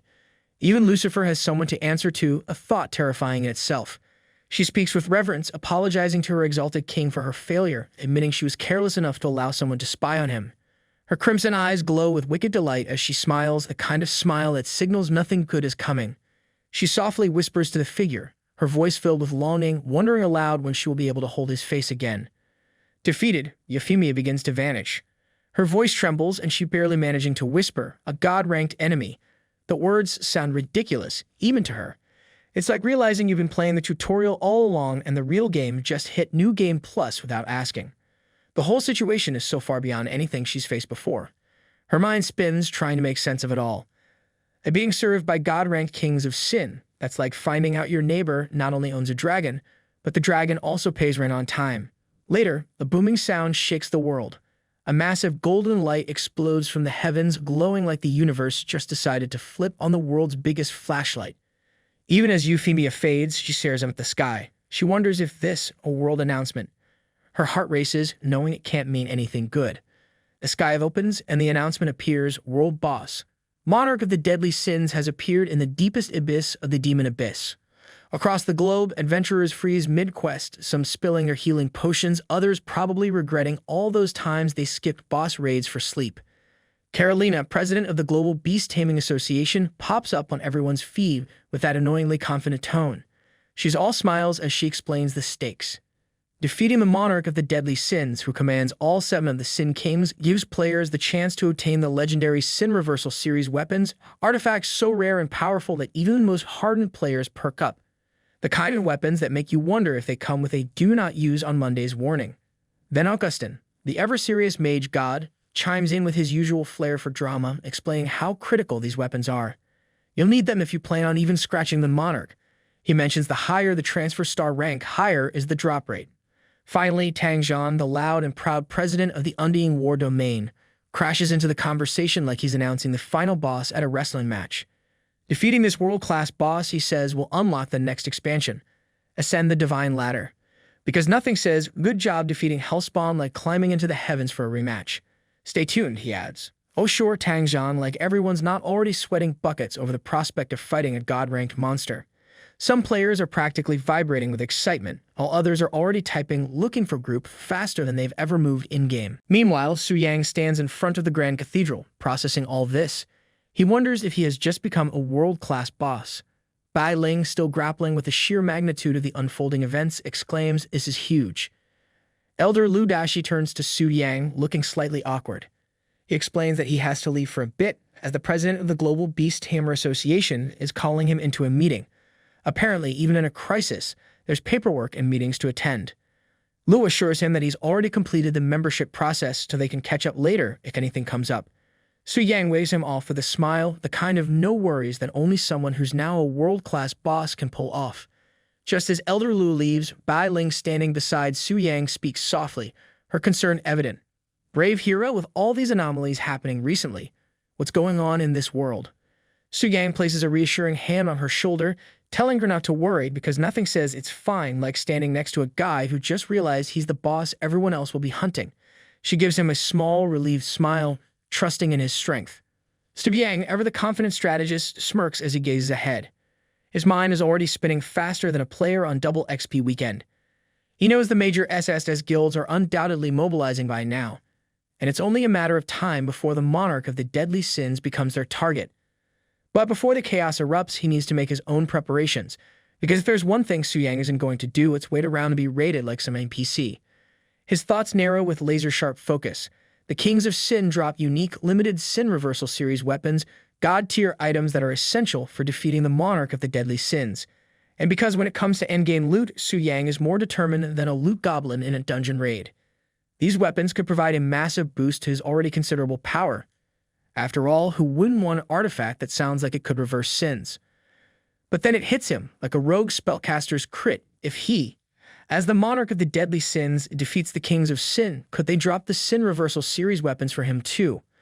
A world-class boss farming his own minions for god-tier loot, it's like realizing you could rig the final boss fight to win the ultimate prize.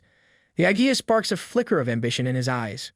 Su Yang pauses for a moment, a sudden realization dawning on him. If he, as the monarch of the deadly sins, were to defeat the Kings of Sin, could they also drop the Sin Reversal Series weapons for him? His mind races, piecing together the possibilities like a gamer planning the ultimate exploit. As the ruler of the Abyss, the original Sin Monarch, it's only natural that his subordinates would dedicate themselves to him, right? After all, he can resurrect them without much burden. He contemplates further, watching the glowing orbs around him. The only hitch is that the resurrection cooldown is annoyingly long, like waiting for your mana to recharge in the middle of a boss fight. Su Yang's thoughts churn as he stands before the golden statue of the Divine High Priestess, mentally strategizing. If only he could shorten that cooldown, he'd have a near-perfect farming loop. As his mind whirls, another thought strikes him. The current strongest professionals are only at semi-god rank, but with the next patch, Ascension Ladder, it seems that defeating the original Sin Monarch is the key to true ascension. Su Yang's determination flares. If he can solo the original Sin Monarch, wouldn't he be the first to ascend to god rank? He smirks, the kind of grin you get when you realize you found a game-breaking strategy. Thoughts of the competitive elites who have been grinding for years flash through his mind. Being a cheat means thinking like a cheat. You can already imagine their reactions when they find out that he, someone who's only been transferred for less than a month, will surpass them all. It's the kind of revelation that makes him chuckle internally. Su Yang looks up the statue of the Divine High Priestess, his angelic companion standing quietly by his side. He nods to himself, determined but focused. The grand plan is in motion, but first things first. For now, he thinks, let's focus on the immediate goal. Time to take on my 4th-rank 5-star mission. Bright beams of light shoot into the sky from the Grand Cathedral, illuminating the towering structure. Below, 4 figures stand, each tense and alert. Augustin, Carolina, Tangzhan, and Poker. The atmosphere is heavy, but Augustin, the president of the Divine Magic Circle and 9th-rank Element Annihilator, breaks the silence with a casual tone, saying it seems they all arrive here at the same time. Carolina, smirking at his laid-back demeanor, teases him. You, of all people, actually woke up early. The subtle jab is enough to bring a small chuckle from the others. It's not every day the old drunkard shows up for something this serious before noon. Tangzhan, president of the Immortal War Domain, remains serious. This isn't just any gathering, it's about the new version and the world boss. In true stoic fashion, Tangzhan adds that they need to take it seriously, because nothing says no pressure like knowing the fate of the world is tied to a new patch. Poker, the president of the Knight's Holy Sanctuary, adds gravely that the Holy High Priest herself sent out an invitation letter. This matter is beyond unusual. Suddenly, bright beams of light burst forth from the Grand Cathedral, catching the attention of everyone nearby. Inside, whispers spread through the crowd as Augustin, Tangzhan, and Poker are all gathered there. Everyone seems excited. It's their first time witnessing their heroes up front, because when the heavyweights show up, you know things are about to get real. The excitement builds as the crowd realizes the SSS-ranked guild leaders are present. Whispers ripple through the room like a wave of awe. It's Augustin, the pride of the mages. Others exclaim as Lady Carolina and Tangzhan follow closely behind. The cathedral is practically buzzing with a collective fanboying of half the continent.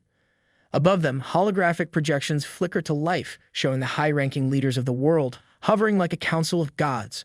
One in the audience whispers in awe, wondering if those are the national leaders. They have only ever seen them on TV before. The sense of reverence thickens as the guild leaders enter the room. Augustin, ever the unflappable mage, casually remarks, "Guild giants and national leaders gathered together. Looks like we're in for a good show." Because when you're one of the most powerful figures in the world, even a potential world-ending threat feels like something you can comment on like it's the latest sports game.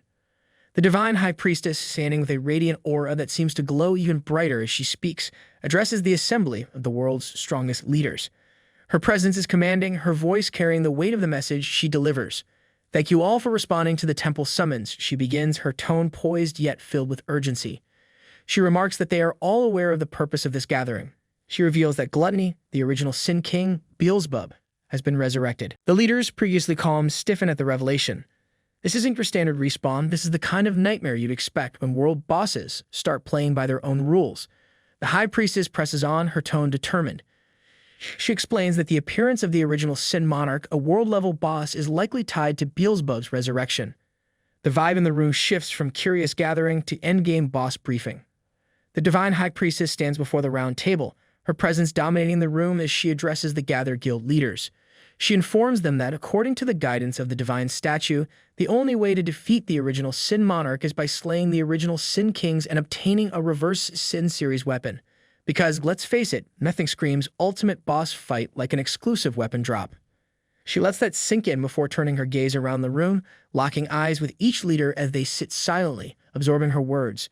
She drops another crucial detail: the final blow against each king of sins must be dealt by a high star rank transfer to increase the probability of obtaining the coveted weapon. No pressure or anything, it's only the fate of the world resting on one final blow. The responsibility rests squarely on the shoulders of those in the room. Her gaze moves across the gathered leaders, each of them fully aware that they are the best combatants the world has to offer. There is no one else. The task ahead is clear. They must work together to face this unprecedented threat. The burden of saving the world, defeating the original Sin Monarch, and acquiring the powerful weapons lies with them. A holographic projection flickers to life, illuminating the grim details of the Demon Abyss. The current record for the deepest level conquered is level 386, where the extermination team encountered 3 of the original Sin Kings: Gluttony, Lust, and Greed. The High Priestess explains that based on the pattern, they encounter a new Sin King every 100 levels. This means there are still 314 more levels before they can face the final boss, the original Sin Monarch. The room tenses as the enormity of the task looms before them. Hundreds of levels filled with unimaginable dangers await. High Priestess then turns toward Augustin and Tang Zhan, both of whom are at level 372. The question is simple but critical. How many levels can be advanced with each progression they make? Their experience is crucial in determining how fast they can push through the remaining levels of the Abyss. The room holds its breath, awaiting their response. Every leader knows the road ahead is steep and treacherous, but the prize at the end, victory over the monarch and the chance at ascension, drives them forward. The world hangs in the balance, and the battle is about to begin. Augustin hesitates, taking a long swig from his drink before finally responding, his voice gruff but laced with a hint of reluctance. He admits that for him, handling about 3 levels at a time is the limit. Any more, and this old man won't be able to keep up with the intense grind. Because, let's face it, even legendary mages need a break now and then. Tang Zhan quickly backs him up, noting that the deeper they venture into the Demon Abyss, the greater the difference in strength between each level becomes. It's not exactly a stroll in the park, more like a death march with occasional monster ambushes. Even with their incredible power, taking on multiple levels at once would be suicide. The High Priestess listens intently, her expression serious as she contemplates the daunting task ahead. They'll need to level up at least 100 times to reach the goal, level 700. It's not a short-term mission. Her eyes reveal the heavy burden of the journey, a silent acknowledgement that this will be a grueling process. Because when you're facing world-class bosses, no one's handing out participation trophies. Poker, the judgment condemner, shifts in his seat. His gait is sharp as he weighs in. He cautiously suggests that the experience gained from killing an original Sin King could give the entire team a massive boost in levels. It's not just about the grind, it's about exploiting every opportunity, even if it means gaming the system a bit. He hints at if somehow they can resurrect the Sin Kings multiple times to farm experience, their chances of obtaining the coveted reverse Sin series weapons will potentially increase. His strategy is clear but risky, Arun feeling the gravity of the idea.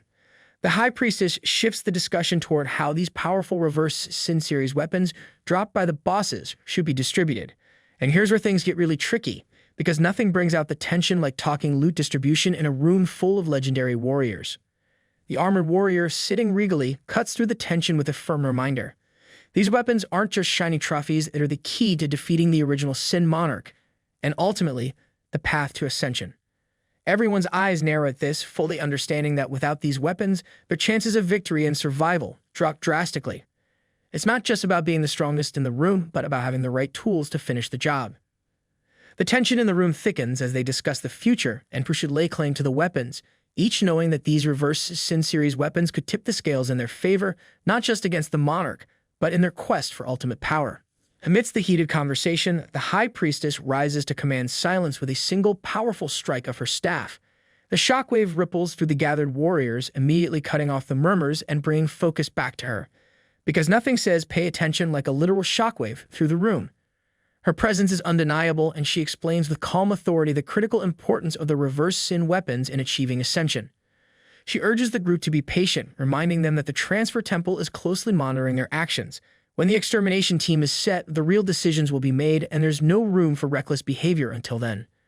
The armored warrior, realizing the gravity of the situation, apologizes for acting rashly. The High Priestess is understanding, acknowledging the intensity of the moment. After all, it's hard to keep your cool when world-ending bosses and god-tier weapons are on the line. Tang Zhan, ever practical, suggests a strategy to organize the extermination team. He proposes that countries pool their resources and form national teams, each taking turns hunting the original Sin Kings. Weapon drops would be determined by luck, keeping the competition fierce by reducing direct conflict.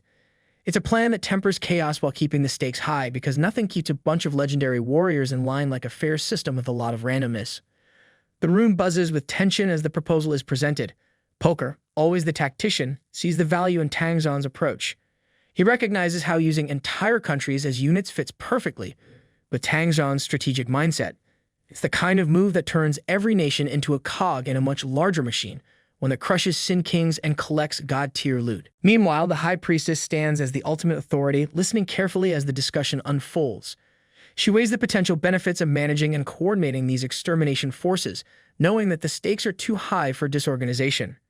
Yet a question arises: what about the weaker countries?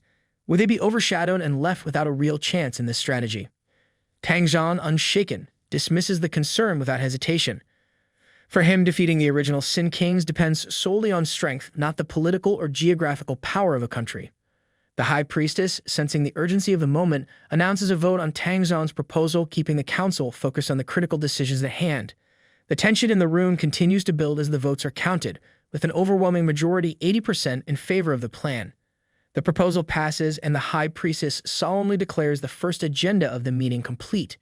With this milestone, the path forward starts to take shape, but it's clear that more challenges lie ahead. The discussion then shifts to a delicate issue: nations lacking 9th-ranked professionals will not be allowed to participate in the upcoming challenges. Instead, their fates will be decided by lottery, the results to be announced later. It's a harsh reality, but in a game where strength is everything, some are bound to be left behind. As the room settles into this uncomfortable truth, attention turns to the second agenda item. President Carolina steps forward, clearly eager and ready to have her say. With confidence radiating off her, she begins to explain the situation. Muscles flexing, voice strong, Carolina isn't just talking, she's commanding the room's attention. She reveals that due to the emergence of the dragon spirit realm, the gates to the dragon kingdom have finally opened from the human world. Inside lies a vast, treacherous realm, filled with powerful bosses and incredible rewards. Conquering this supergiant subspace nation would drastically increase their leveling efficiency, providing them with the edge needed to take on the demon abyss. Before the room can fully process this, Augustin interjects with a note of caution, reminding the group that entry into the dragon's spirit realm is restricted. Only those who have successfully tamed a dragon can enter, because taming one of these bad boys is like holding the golden ticket to a next-level dungeon raid.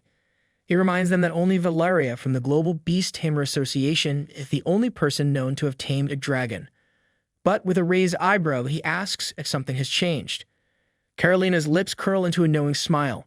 Of course, she's been waiting for this moment, the dramatic reveal. She confirms the rumors that the council has been buzzing about. A genius boy from Longxia, the honorary member of the Beast Tamer Association, has done the impossible. He tamed a black dragon. because when you've got an ace up your sleeve like that, you can't help but smile. Before Carolina can continue, a voice rises from across the room, the armored one interrupting with skepticism. The question is pointed: if this kid tamed a black dragon, shouldn't he be a regular member or even a leader of the association? Why is he only an honorary member? Honorary memberships, after all, are usually reserved for non-tamers. Carolina's voice cuts through the noise, sharp and clear. She reveals the full truth. Su Yang isn't a beast tamer. He's a warrior-type professional. The council's reaction is immediate. Shock, disbelief, and confusion ripple through the room. Because who would expect a warrior, of all people, to tame the most legendary of creatures? As the weight of this revelation settles in, the room goes silent, everyone trying to wrap their heads around what they've just learned.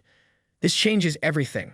The presence of a warrior in possession of such a powerful beast disrupts the very expectations the council had set, leaving them to wonder just how far Su Yang's power could go. Augustin, visibly frustrated, struggles to contain his disbelief. He shouts, stating that he's tried countless times to force dragons into submission, using every ounce of power he has. He's taken down dragons from the Starlight tier to the Sunlight tier, and every last one of them would rather die than submit. He wonders aloud how anyone could, especially a non-beast tamer, possibly tame a dragon. To him, it's like hearing someone tamed a storm with a paper fan. He sits there, seething. His frustration cleared everyone in the room. He refuses to believe what he's hearing. Carolina, unimpressed by his theatrics, reminds him coolly that just because he couldn't do it doesn't mean it's impossible for others. After all, even the head of the prestigious Ring of the Mage God might need to accept he doesn't know everything. Augustin's irritation flares and he snaps back, pointing an accusing finger her way. He's quick to challenge her, implying that if she's so capable, she should try taming a dragon herself. It's the kind of comeback you'd expect from someone cornered, clutching at straws. But the woman's expression hardens instantly, her eyes blazing with a fierce response. It's clear that calling her old was a mistake he won't be allowed to forget. Before their heated exchange can escalate, Poker interjects, attempting to defuse the situation. After all, there's a crowd watching, and this is hardly the place for a verbal showdown. Murmurs ripple through the onlookers, each person grappling with the revelation. Many recall their own attempts at taming dragons and agree slaying a dragon might be within reach, but taming one is an entirely different feat. The High Priestess observes the tension, her gaze thoughtful as she considers the possibility. She wonders aloud if it's true, if this young warrior has indeed managed to accomplish something that even the strongest 8th and 9th tier professionals couldn't achieve. Her eyes sharpen as she looks around the room, everyone sharing in the disbelief. It's like the rules of their world have suddenly bent, and no one quite knows what to do with the news.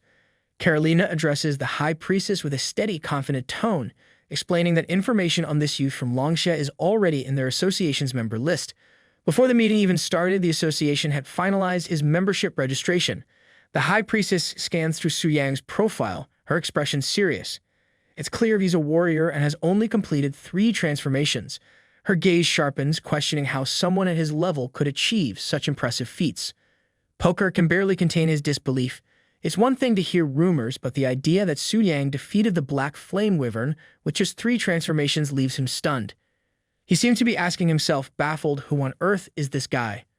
Tang Zhan joins in, filled with a mix of shock and admiration. He's amazed that Longsha has produced such a talent, and yet, somehow, he's never heard a single word about Su Yang until now. It's as if a hidden legend has suddenly walked into their lives. Carolina turns to the crowd, her voice steady with conviction. She shares that the association is planning to invite Su Yang to give a lecture, hoping he'll share his experience taming the Black Dragon. She adds with a touch of hope that unlike the last lecture with Valeria, which didn't reveal much, maybe this time they'll learn something truly groundbreaking. Her expression sharpens with determination, suggesting that taming a dragon might not be exclusive to beast tamers after all. She continues, her tone filled with optimism. Maybe, she proposes, they've simply been going about it the wrong way. If they can uncover the right method, they might be on the brink of an era where taming beasts becomes possible for everyone. Whispers spread quickly through the crowd as people exchange astonished looks. One person leans over to a friend, barely containing his excitement at the thought that even without being a beast tamer, one could actually tame a dragon. The idea of having a dragon mount of their own seems almost too good to be true. Another one, still a bit skeptical but clearly intrigued, mutters that they'd normally laugh at such a claim, but since it's coming from the president of the Global Beast Tamer Association, maybe there's actually something to it. After all, who wouldn't want a fire-breathing friend at their side if it turns out to be real? However, tension rises as Poker raises a concern.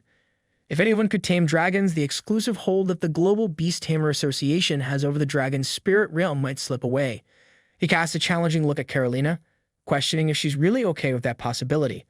With a resolute look, Carolina makes it clear that the chance for universal beast taming excites her more than any idea of exclusivity. In her mind, the thought of everyone taming beasts is more thrilling than holding onto any secret realm. Augustin, watching with an amused grin, can't help but jump in. He's more of a realist than a dreamer and announces his intention to go straight to Longjia to meet this talented young man himself. Never one to pass up an opportunity, he jokes about trading a forbidden curse with the young prodigy as if exchanging magical secrets, or as casual as trading game cards. He's confident that the offer will be too tempting to refuse. Tang Zhan gives Augustin a skeptical look, slightly wary of the so-called drunkard's sudden burst of enthusiasm. Meanwhile, Su Yang sneezes loudly, catching himself off guard. Apparently, even high-level professionals aren't immune to the common cold. Priestess Bailing hands him a tissue with a small smile, remarking that this is outside her knowledge base. She'd never considered viruses ignoring skill levels. Su Yang reviews his latest task, a 5-star, 4th transformation mission titled Ice Witch of the Frozen City. The task requires him to infiltrate the Frozen City, break into the palace, and take down the Ice Witch, a Fu armed with formidable ice powers. The task notes it as diamond-level difficulty, requiring solo completion. The rewards are tempting: a hopping 400 points in strength and spirit, a legendary demon spirit mystical weapon, and an active skill book. He smirks, amused by the challenge. A diamond-level dungeon, the same as the Black Dragon Fortress. Yet here he is, thinking of it like it's a warm-up. With confidence shining in his eyes, Su Yang recalls how Lu Linger failed at this level during her 5-star transformation attempt and was unable to clear it. He muses they really went all out this time, intentionally making it hard. However, he already dismisses this challenge as nothing more than a light jog for him. Without hesitation, he strides toward the blinding entrance, exuding the air of a true boss. Mounted on his black dragon, he grins, feeling unstoppable. With a powerful whoosh, he takes off, riding on his majestic black dragon. Below, Priestess Bai Ling waves him off, calling after him with a grin, hoping her brave hero returns in one piece, preferably without catching another cold. Meanwhile, deep within the icy dungeon, a group of rookie adventurers huddle together, shivering as they curse their luck. One grumbles, barely able to feel his fingers, wondering if they signed up for an adventure or an impromptu freezer session. Another, frustrated, complains that the Ice Witch's crystal armor dulled his sword without leaving a scratch. With a defeated sigh, one of them admits that he'll likely need to grind levels for months before tackling this dungeon again. However, their complaints are cut short as they notice a massive dragon eye opening, its fierce gaze locking onto them. Panic floods their faces, each one momentarily frozen in fear, wondering what fresh nightmare has befallen them. Before they end up terrified to death, Su Yang steps forward and with a gentle smirk, he signals that their attempt is over and that he's taking over from here. Relieved, the rookies practically stumble out of his way, grateful to be off the hook. As they retreat, one of them looks back in awe, recognizing him as the one from the citywide announcement, the very man who tamed the Black Dragon. The sight of him stepping into the dungeon alone leaves them speechless, as if they're witnessing a living legend in action. Su Yang strides forward, unbothered by the biting cold swirling around him. Suddenly, a thunderous roar echoes through the dungeon as a massive snow monster, Bigfoot, level 92, appears with a horde of smaller snow creatures at level 89.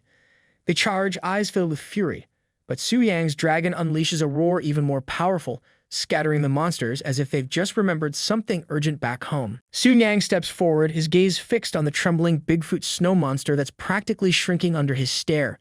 He smirks to himself, feeling that familiar thrill of a boss exerting pressure over weaker creatures. It doesn't matter which dungeon it is, he's still the big fish in this icy pond. With a casual wave, he dismisses the cowering snow monsters, deciding they aren't worth his time. His dragon, however, is far from satisfied, letting out a powerful roar, clearly itching for a bigger fight. Su Yang, matching its enthusiasm, commands it straight to the real prize, the boss. His dragon doesn't waste a second, unleashing a stream of fiery breath that erupts through the frozen landscape. Snow melts, ice shatters, and the dungeon quakes as a massive explosion tears through the terrain. Amidst the destruction, the enraged Ice Witch materializes, shouting in fury at the intruder who dared to wreck her palace. But before she can finish, Su Yang's dragon slams the ground with a forceful blow, cutting her off mid-sentence. Su Yang regards her with a cold, detached look, clearly unimpressed by her theatrics. If he had a clock, he'd probably be checking it right now. Su Yang stands victorious. The system chimes in, confirming his success in defeating the dungeon boss. Flames linger around him, remnants of the dragon's fiery onslaught, casting an intense glow over the icy ruins. He glances at the smoldering remains of the ice witch and sighs, mildly disappointed. This so-called challenge barely even warmed him up. Suyang, flexing with a smirk, mutters to himself, brushing off the ease of his fourth transformation. It was never supposed to be hard after all. He wonders if maybe the legendary stage will provide a real challenge, something to actually make him break a sweat. Meanwhile, a group of girls from the Yun Guild arrive outside the dungeon. The girl with the snowy hat spots the notification that the dungeon is currently being challenged, raising an eyebrow in disbelief. Next to her, the brown-haired girl suggests they wait. There might be a chance if the current challenger fails. After all, a little wishful thinking never hurt anyone. But an adventurer nearby chimes in with a knowing look, advising them not to get their hopes up. He explains that a true boss has entered the dungeon, and he's not one to leave any job unfinished. When someone like him is inside, the rest are just here to watch, he says with the resignation of someone who's seen legends in action. Curiosity piqued, the girl with the snowy hat asks who this boss could be. The answer leaves her stunned. It's the guy who tamed the black dragon. The crowd collectively sighs, realizing they're just here to catch a glimpse of a living legend as he exits the dungeon. The girl with the snowy hat mutters that they'll try their luck next time, and her eyes gleam with excitement. Noticing the spark in her eyes, her friend, the pink-haired girl, grabs her arm, insisting they stay put. After all, a single glance from the dragon tamer might be an instant ticket to the top, or so the rumor goes. The girl with the snowy hat, more grounded, nudges her friend with a playful shove, urging her to calm down. The other adventurer nearby agrees they might as well wait, pointing out a few yards away, where even two older adventurers stand with the same look of anticipation. Because legends don't come around every day, and even the oldies wouldn't want to miss a glimpse of glory in action. It turns out that two of the oldies in the crowd are none other than Augustin and Tang Zhan. Augustin, with a wistful smile on his face, stares off into the distance, daydreaming about having a beautiful companion by his side to keep him warm in this icy weather. Perhaps he's feeling a bit tipsy, but the cold seems to have sunk deeper than usual today. Beside him, Tang Zhan stands unfazed, as steady as a rock despite the freezing conditions. Suddenly, a wave of excitement ripples through the crowd as whispers spread. The boss is coming out. The pink-haired girl's eyes light up with anticipation, and she calls out eagerly, hoping for an autograph. She looks up at the imposing black dragon with admiration, sighing in awe at the creature's raw power and majesty. In her mind, the person who can tame such a beast must be a top guild's handsome elite. Hearts practically radiate from her gaze as she squeals, captivated by the sight. At that moment, Suyang steps forward, his calm, casual demeanor instantly catching the attention of everyone gathered. The girls are stunned for a moment, slowly realizing that the legendary figure before them is, in fact, Suyang. Yu Yun, the guild leader, gasps in disbelief. She whispers in awe, marveling that it's really him, the one who tamed the black dragon. She can't quite grasp how someone only level 80 could manage such a feat. Suyang glances over at his guildmates, his presence radiating the quiet confidence of a true boss. He greets them with a look that says, "Long time no see." The girls standing there are momentarily stunned, struggling to process that a living legend is standing right before them. Yu Yun, still half in disbelief, studies him carefully. She asks if he's truly the one who tamed the black dragon and became famous worldwide, almost as if she needs a final confirmation that this isn't a dream. Suyang gives her a nod, asking if they're here for leveling up. Yun explains that she was planning to help Xiao Yu gather materials, but it looks like he'll have to wait until the dungeon's next cooldown. Her disappointment is hard to miss. Suyang takes a moment to glance through his inventory, pausing as he spots something. He pulls out a glowing, frost-colored orb labeled Heart of Frost, Epic, the very material that had dropped from the boss he just defeated. Without a second thought, he offers it to the girl with the snowy hat. She hesitates, clearly torn, insisting she can't accept it. It's a rare item after all, and she's not about to take such a valuable piece from a legend. She tries to politely refuse, saying she'll wait for the next dungeon reset, but Suyang insists, gently pressing it into her hand. He reassures her it's fine, adding the casual shrug that he doesn't need it anyway, and that it suits her perfectly. A blush spreads across the girl's cheeks as she clutches the Heart of Frost, silently wondering why he has to be such a legend. Just then, the pink-haired girl chimes in, nudging her friend. She points out that if the handsome young master himself is offering, he genuinely doesn't need it. She should just take it. Reluctantly, the girl with the snowy hat holds the Heart of Frost close, murmuring her acceptance. Suyang addresses the group with a warm smile, easing the tension. He assures them that there's no need to be so formal. After all, they've tackled dungeons together as friends, not just allies. The pink-haired girl grins, appreciating his easygoing nature and feeling a bit more relaxed herself. Suddenly, a low, ominous rumble echoes through the icy expanse, capturing everyone's attention. Su Yang glances back at his legendary dragon Athos, sensing something's up. He calmly asks the dragon if something's wrong, and Athos responds with a deep, rumbling growl. Meanwhile, Augustin is reaching out to Athos like he's about to pet the enormous creature before him. With a sly grin, he eases his hand closer and murmurs something about how he's just giving it a friendly pat. Witnessing this, Su Yang wonders, wide-eyed, who this daring old man really is, as somehow, without a hint of hesitation or resistance, this oldie has managed to touch the black dragon Athos like he's petting a neighborhood cat. This old man in a hooded cloak then makes his way towards Su Yang and the girls. The girl with the pink hair wrinkles her nose, muttering something about a strong whiff of alcohol. Beside her, the girl with the snowy hat tilts her head, feeling a flicker of recognition. She wonders aloud if she's seen this man before, some kind of officer perhaps. Augustin, unfazed by their reactions, offers a relaxed smirk and reassures them he means no harm. Then with the faintest shift in the air, he vanishes. Before anyone can even blink, Su Yang finds himself teleported as well. The sudden change leaves him sweating and disoriented. He's baffled, spatial teleportation, and not just that, but a group teleportation too, no gestures, no spells, nothing. He can't wrap his mind around how this old man pulled it off. As he regains his composure, Su Yang addresses the man with a forced calmness, acknowledging the impressive technique. He assumes the old man has some business with him, given how they cleared the area with such ease. He respectfully asks for their names, though the air remains thick and silent, adding to his sense of unease. Finally, the two old men introduce themselves, and the weight of their titles hits like a ton of bricks. Augustin is none other than the president of the Ring of the Mage God, and his companion, Tang Zhan, leads the Undying War Domain. These aren't just any visitors, they're legends, two of the most powerful guild leaders from the top-tier SS guilds. Su Yang's mind races, piecing it all together with rising dread. Two legends in the realm have sought out him, a novice who's barely scratched through his advancement quest. His stomach sinks as a single thought echoes in his head. He's in way over his head. With dread creeping in, Su Yang manages to gather his voice, though a flicker of excitement slips through. He respectfully addresses them, his voice catching slightly as he asks if they've come to discuss dragon-taming techniques. Augustin grins, nodding enthusiastically. Exactly, he says, leaning in with a spark in his eye, eager to hear Su Yang's insights on what it takes to tame a dragon. But suddenly, Augustin's aura shifts, and an immense wave of magical power radiates outward, pressing down on Su Yang like a mountain. The suffocating weight of the magic leaves him stiff, barely able to move. Tang Zhan scowls, unimpressed. He casts a stern glance at Augustin, calling him out for nearly frightening the young one from Longxia. Augustin, realizing he may have overdone it, chuckles sheepishly and apologizes, admitting he got a bit too excited. The tension lifts slightly as Augustin gives a small, embarrassed laugh, muttering something about needing a drink to steady himself. Tang Zhan, ever the composed one, reassures Su Yang that Carolina has briefed them on his situation. He explains they're simply here to exchange information and promises to keep Augustin in check. Augustin, clearly a bit annoyed, rolls his eyes and scoffs at being painted as the bad guy. With a sly grin, he reaches into his robe, pulling out two radiant scrolls. The glow of the scrolls catches Su Yang's eye, and he realizes these aren't ordinary items, they're forbidden spell scrolls. Augustin offers a deal. If Su Yang shares his dragon-taming techniques, the scrolls are his.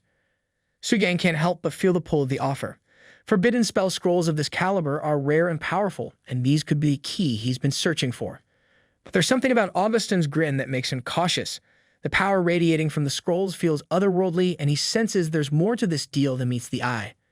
This could be the chance he's waited for, but he wonders, what is it that Augustin truly wants in return? Tang Zhan and Augustin's fierce stares practically pin Su Yang to the spot, an unspoken warning flashing in their eyes. These two are among the best, and if they catch a whiff of his bluff, he's done for. Su Yang feels his heart hammering, knowing he's walking a thin line. But he figures if he's going to bluff, he might as well go all in. With a calm expression, Su Yang raises a finger, projecting as much confidence as he can muster. He acknowledges the value of the forbidden spell scrolls, but points out that they're single use. Boldly, he suggests that a forbidden spell skill book might be a better deal. Augustin's humor fades, his eyes narrowing as he studies Su Yang, clearly puzzled. In his mind, Su Yang's request doesn't add up. He wonders aloud why a warrior would want a spell book. Augustin questions whether Su Yang is trying to push beyond the usual boundaries of a beast tamer, aiming to cast forbidden spells like a mage as well.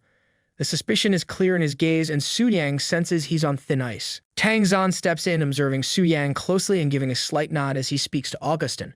He mentions that some warriors follow a path that mixes magic with their combat skills, and Su Yang might be one of them.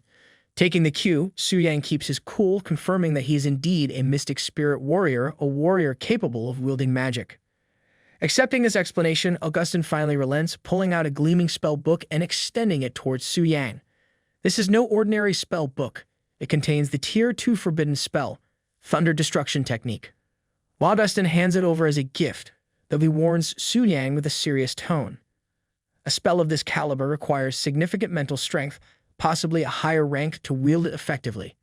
Forbidden scrolls may provide an instant boost in power, but Augustin advises Su Yang to think carefully about what he's risking in exchange.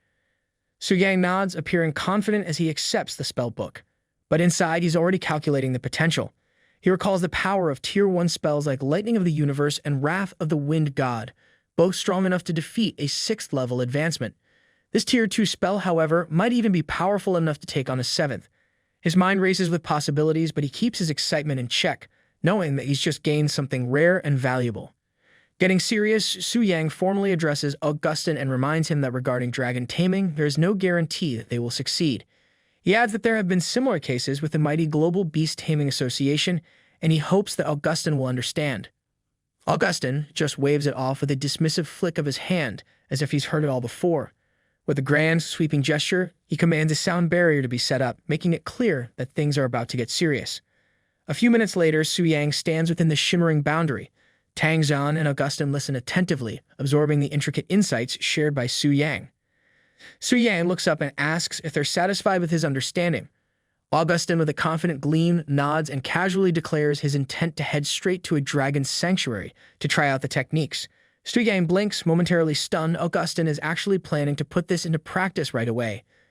Internally, Su Yang can't help but think, geez, this old man is serious.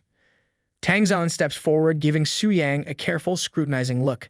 He admits that he had his doubts at first, but Su Yang's detailed understanding of the Black Dragon Fortress mechanisms has won him over. For Tang Zhan, there's no choice but to believe him. Su Yang smirks inwardly, satisfied with his success. Suddenly, Tang Zhan tosses something towards Su Yang, who instinctively catches it. He glances down, curious, as Tang Zhan explains that it's a warrior skill book containing a Tier 2 ultimate technique, the Absolute Destruction Fist. Su Yang examines the book closely, his mind racing. He realizes that this must be Tang Zhan's signature move, an ultimate technique befitting the formidable reputation of Tang Zhan, known as the 9-tier Absolute Tyrant. The generous gift leaves Su Yang feeling a bit uneasy, but he reassures himself that a fellow Longshan wouldn't deceive another from Longxia. Tang Zhan goes on, saying once he tames a dragon, he'll gain access to the Dragon Spirit's secret realm, a hidden realm reserved exclusively for Dragon Masters. Right now, only Su Yang and Valeria hold that title, though in time, others might join them. Su Yang nods, doing his best to maintain a calm exterior, though inside his mind is calculating his next steps. He remembers reading about the Dragon Spirit's secret realm. The rarer the dragon, the greater the rewards it offers.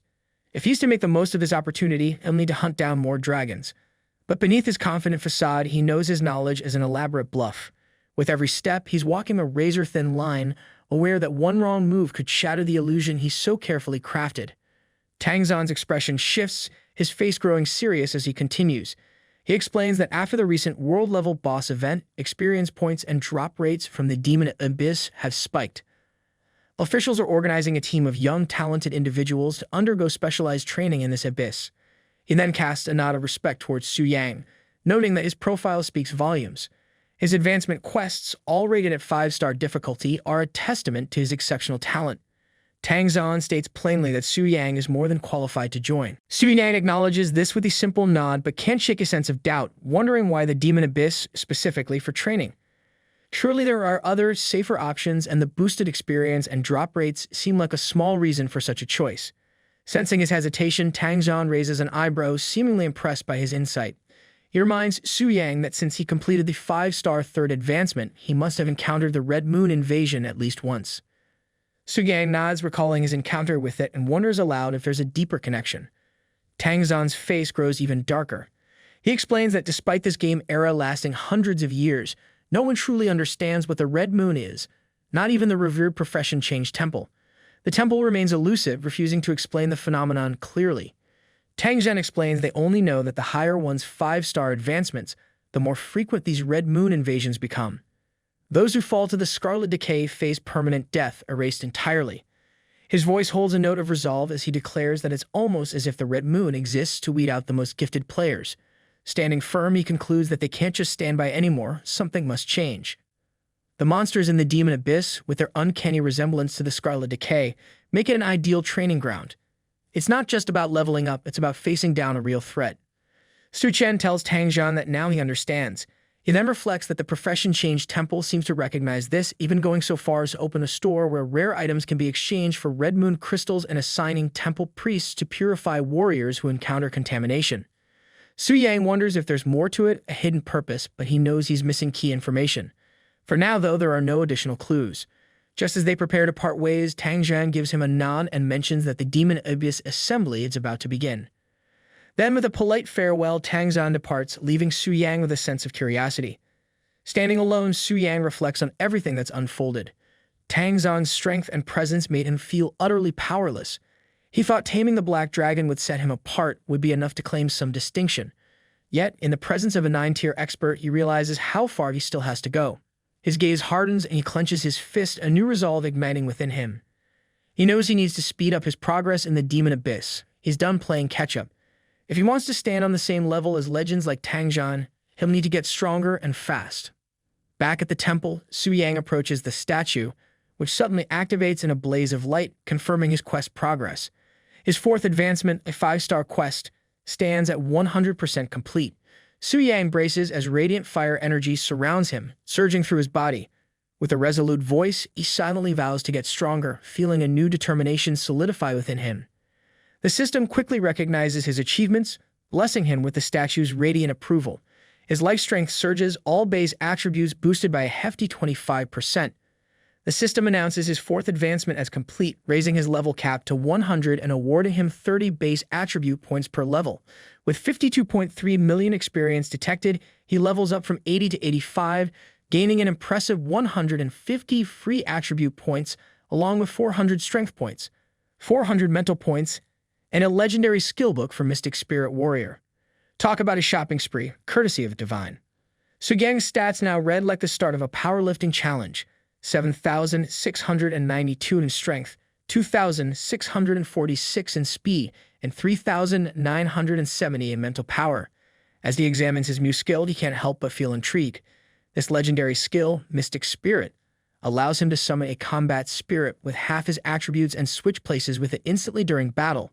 The spirit lasts 10 minutes, perfect for strategic maneuvers. Kingside castling in a duel, he thinks with a smirk. Now that's a move worthy of a legend. Yet despite the new power surging through him, there's a nagging feeling.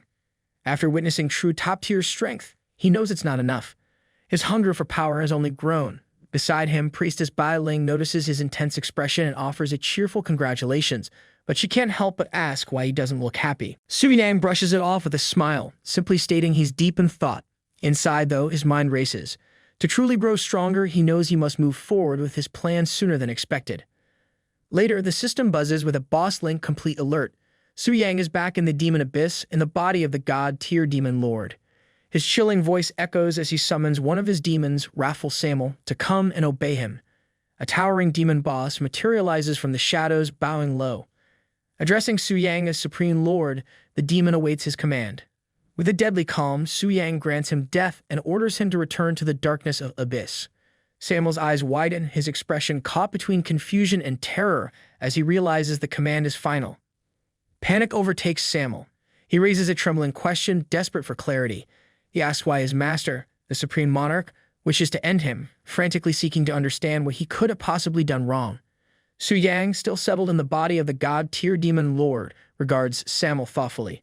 Internally, he muses over Samuel's true strength, a demigod-tier boss, radiating power that surpasses even gluttony Beelzebub's. Indeed, Samuel embodies the essence of the King of Original Sin. Bringing up Samuel's stats, Su Yang studies the impressive display on the screen. Samuel's title gleams. King of Original Sin, Samuel Class, Demigod Tier. His health pool is an astronomical 150 million, his strength a colossal 232.271, his spirit a formidable 55.632, and his speed a staggering 124,313. Su Yang's eyes narrow as he notes Samuel's special ability, 7 Deadly Sins, Wrath. The details reveal Samuel's relentless nature as the King of Wrath, of being locked in a constant state of fury, dealing true damage to any unfortunate enough to cross his path. Additionally, his unique power, Coffer of the Wrathful King, carries a grim consequence. Any target slain by Samuel sacrifices 10% of their health as an offering to the Lord Original Sin. Su Yang considers the power in Samuel's offering skill, realizing it lets Samuel endlessly collect life energy. Imagining the potential, he knows his own health could stack up to a downright terrifying level if Samuel sticks around. It strikes him that killing off this powerhouse might just be a waste, like throwing out a treasure chest because it's a little heavy. Playing it cool, Su Yang keeps his expression icy, glancing at Samuel with a gaze that could cut stone, daring him to question his authority. Samuel, clearly committed to his role as the ultimate loyal follower, bows his head without hesitation. His loyalty shows in his lack of fear. Even as a warrior who's never tasted defeat, he stands ready to obey the command even if it leads to his end. Yet there's a stubborn pride in him, a reluctance he can't hide, as if his very essence is built to resist any quiet exit. He's a storm with nowhere to go, his fury caged, and even though he's ready to obey, it's clear his anger doesn't plan on simmering down. Sensing the powerful aura around him, Su Yang finds himself intrigued. There's no defiance in Samuel, no rebellion, yet the raw anger radiates as naturally as fire gives off heat. It's like watching a volcano agreeing not to erupt, fierce, but still. Su Yang smirks inwardly, deciding he'll keep playing his part as the untouchable boss for now. Su Yang addresses Samuel with an air of calm authority, making it clear that his decision to end Samuel's life isn't a punishment. There's reasoning behind it, something he has carefully considered, almost like a well-thought-out retirement plan with an inevitable twist. Without wasting time, he commands Samuel to return to the deepest darkness and to dedicate his power there, promising him a grand return when the time is right. Hearing this, Samuel perks up, his loyalty instantly rekindled. He understands his master's intention, and with newfound enthusiasm, he's ready to embrace his end if it means dedicating himself to darkness until Su Yang summons him again. With the eagerness of a dedicated employee given an important task, Samuel expresses his gratitude, seeing his upcoming sacrifice as a noble service.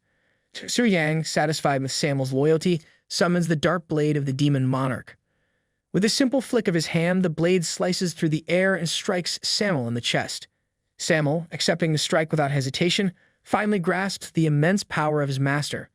There's a strange sense of pride in him as he experiences the might of the supreme monarch firsthand. In a final commanding tone, Su Yang instructs him to wait in the darkness, an eternal resting place, until his eventual return. As his life fades, Samuel declares his dedication, vowing to follow Su Yang's will. Meanwhile, down in the 100th level of the demon abyss, Beelzebub is stirred from his idle routine. He senses something big has happened and wonders aloud, a bit baffled about what's going on. No one has dared to challenge him since he was revived, so he's left scratching his head, speculating. Could it be that the Supreme Monarch personally sends Samuel into the void? A notification suddenly pops up in front of Su Yang. Ding! You have killed the King of Original Sin, Samuel. Experience gained 13.4 billion. Level up to level 85. 100 level overflow experience 13 billion. 7.8 billion experience points converted to experience reserves. Su Yang takes a moment to process the numbers. 13.4 billion experience, this is no small prize. It's a testament to Samuel's demigod tier power. But then there's the overflow. A painful 40% of that total, over 5 billion, just going to waste. It stings like missing out on the last slice of cake at a feast. Still, the experience reserves left over from Samuel's defeat are enough to give Su Yang a major boost once he completes his 5th job change quest. The ease of leveling up this time almost makes him nostalgic, like that time he took down the Black Dragon. But this feels even better, a true jackpot. With excitement building, Su Yang shifts his attention to the real highlight. Samuel's item drops. He opens up the inventory and the loot practically glows with legendary potential. The first item catches his eye. Flesh of the King of Original Sin, Samuel. Consuming it grants a permanent 10 million increase in maximum health. It's a one-time use item, a rare gem of an opportunity, like finding a lifetime supply of health potions rolled into one. The second item doesn't disappoint either. Broken Heart of the King of Original Sin, Samuel. This one promises a permanent strength boost of 10,000 points. Su Yang can't help but smirk, thinking of it as a power-up in a bite, a quick and easy way to get a serious edge. Then there's the third item, Demon Horn of the King of Original Sin, Samuel. This one doesn't have a direct use for Su Yang, but he knows it's highly valuable as forging material. In the hands of a legendary blacksmith, this horn could be turned into an artifact, something that would likely be the envy of every demon lord in the abyss. And finally, he examines the fourth item, demon source of the king of original sin, Samel. This treasure grants immunity to demonic power erosion for a hopping 400 layers, effectively a shield against all things chaotic and corrupt. Suyang grins, feeling like he's just hit the jackpot at a supernatural casino. Startled, Suyang blinks and rereads the stats, half convinced he's hallucinating. 10 million maximum health, 10,000 points in strength. These items seem like they belong in a fairy tale rather than his inventory. His current base strength barely scrapes past 2,127 points, and his health sits at a humble 53,175. These items would multiply his stats into the stratosphere, giving him 5 times his current strength and a health bar so massive it would make him practically unbreakable. Suyang chuckles to himself, realizing that even without linking to a boss, he's starting to look like one himself, complete with the kind of health pool that could terrify any challenger. The 10,000 points in strength is equally mind-boggling. Combined with the boost he already gets from his job changes and the effects of the Heart of the Dragon Slayer, his power is set to skyrocket. And with his passive skill enhancements stacked on top, Suyang can almost see himself swatting away 5th job changers and even 6th job changers as if they're minor inconveniences. If any poor soul shows up with wings of black flame, he imagines ripping them apart bare-handed, barely needing to break a sweat. Then he considers the other 2 items. One of them can be used as a forging material for artifacts, which means there's potential for some legendary weapon or armor in his future. Tang Jian had once mentioned that the monsters in the Demon Abyss are similar to the Crimson Withering, notorious for its infectious curse. Fighting against the Crimson Withering leads to Crimson Infection, so it's logical to think that taking on the demons in the Abyss could lead to demonic erosion, a power-draining corruption. As he thinks deeper, a new theory emerges. If the Demon Abyss resembles the Blood Moon and there's a crimson portal of invasion, could it mean there's also a supreme being, a ruler like the king of original sin, lurking somewhere within? In the Abyss, job changers who fall can still be resurrected, but those who meet their end at the hands of the Crimson Withering have no such luck. He wonders if, lurking in these dark depths, a supreme monarch could exist, someone even mightier than the king of original sin. The idea is both thrilling and daunting, but Suyang quickly shakes it off. That's a question for another day. Right now, his goal is crystal clear: secure the first kill of the king of original sin. Once he reaches the divine tier, he'll revisit these big-picture mysteries. Returning to his inventory, Suyang checks out the new equipment, and the first item that pops up is a jaw-dropper, the demigod artifact, Armor of the Wrathful King. The armor itself comes with some hefty requirements, restrictions set for the truly relentless. To even wear it, you'd have to slay 100,000 Diamond-tier demons, 1,000 Star-tier demons, 100 Radiant Moon-tier demons, and 10 Sun-tier demons. Suyang can practically feel the armor's aura. It's as if it seethes with the fury of its former owner, Samel, a king who lived in a state of eternal rage. Even the armor itself seems ready to destroy everything in its path. The armor's attributes are nothing short of spectacular. It adds a solid 2 million to health, boosts strength by 5,000 points, ups physical resistance by another 5,000, and even increases overall toughness by 35%. Then there's the trait Desire for Destruction. Passively, this trait raises all attributes by 1% for every 1,000 consecutive kills during battle, a feature that's like a growing snowball of power lasting until the end of the fight. And for an added kick, there's the Wrathful Berserker active ability. When rage hits its peak, this ability converts pain into raw power, sacrificing 70% of his health to give him a 200% boost in all attributes for 10 minutes. It's a trade-off that would turn Suyang into an unstoppable force, but only for a short, dangerous window. Suyang studies the attributes of the armor with a grin. The stats are absolutely insane, offering strength, health, and effects that seem almost too good to be true. And with no level or attribute restrictions, this truly lives up to its title as a demigod artifact. But then he frowns. Is this really all? Just this single piece of gear? Where are his beloved inverse sin weapons? Shrugging off the thought, he reminds himself that luck isn't always on his side, and the rewards he's received are already beyond generous. With a sigh, he instructs the system to disconnect, but just as he's about to leave, a notification pops up. There are still special dropped equipment unconfirmed. Do you wish to disconnect? Yes? No. Intrigued, Suyang pauses. Special drops. This setting wasn't part of the usual loot mechanics. Could it be something extraordinary? Curiosity getting the better of him, he selects the option to view the special drop. And there it is, the treasure he hoped for. Artifact Inverse Sin. Punishment of Wrath. His excitement grows as he reads through the description. This weapon isn't just rare, it's one of a kind. The item is unique, limited, and bound to his soul, meaning it can't be traded, gifted, or dropped. It's described as the judgment weapon for reversing sins and taking down demon kings, a fitting title for something that only appears after defeating the king of original sin. The requirements, however, are steep. Only those at the demigod tier with a strength of 50,000 or more can wield it. But the stats, they're off the charts. The weapon grants a monstrous plus 20,000 strength and reduces toughness by a hopping 60%. Then there's the first trait, Deadly Sin, which converts all damage dealt by the weapon into true damage, a game-changer for Su Yang's battles. The second trait, Inverse Sin. Punishment of Wrath applies a 10% debuff to all enemy attributes. And finally, the augmentation, Slayer of Kings, seals the deal. After defeating a king of original sin, the weapon returns to the void, leaving Su Yang with a permanent authority that's bound to elevate his status even further. Su Yang finally grasps why the Inverse Sin weapon series is essential for taking down the king of original sin. Right now, the world's strongest fighters, like Tang Zhan, a ninth job changer at the demigod tier, are impressive, but still fall short of the divine tier. Even if someone of Tang Zhan's caliber can handle other kings like Gluttony, it would be helpless against a true divine tier being like the king of original sin. The brilliance of the Inverse Sin weapons becomes clear to him. Each weapon in the series can strip the king of original sin of a portion of their authority and apply a 10% all-attribute debuff. With all 7 Inverse Sin weapons, this totals a crippling 70% debuff, leaving the king of original sin at only 30% of their original strength. Suddenly, the possibility of defeating such a seemingly invincible foe seems within reach. These artifacts are truly exclusive tools, purpose-built for slaying kings. Just then, one of his demigod demons radiates an aura of presence. Curious, Su Yang wonders who could be calling for him.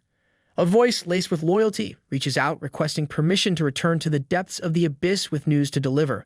Moments later, a striking demigod demon lady appears, bowing deeply before him. With a respectful tone, she confesses that while he was in slumber, she returned to the abyss without permission. Raising her hand, she conjures a hunter's whip out of thin air and offers it to him. She insists on accepting punishment for her offense before proceeding with her report. Su Yang takes hold of the whip, somewhat puzzled by her eagerness for discipline. Transgression, returning without permission. He wonders what she's talking about. Has something major happened here while he was away? Meanwhile, the demon lady seems to be putting her apology on full display. Su Yang is momentarily taken aback, realizing she might just be enjoying this a bit too much. He has to wonder, is this prideful demon actually a bit of a masochist? Su Yang, who is still in the body of the Demon King, takes a moment to reflect on his predicament. He doesn't know what's going on, but one thing is clear. It's time to embrace the role of the Almighty Sovereign. After all, what's the point of being supreme if you don't act the part? And for offenses like overstepping their bounds, his servants clearly need some correction. Gripping the hunter's whip with as much authority as he can muster, he lands a firm strike on the demon lady's apple bottom. She cries in pain, but Su Yang quickly notices something strange. She doesn't look upset, in fact, is that she seems to enjoy it. She shoots him a sultry look, practically begging him to continue. She wants him to be fiercer, and Su Yang, now really getting into the swing of things, decides to give her the dose she can't handle. He swings his hand down again and again, clearly enjoying his new role as the big boss.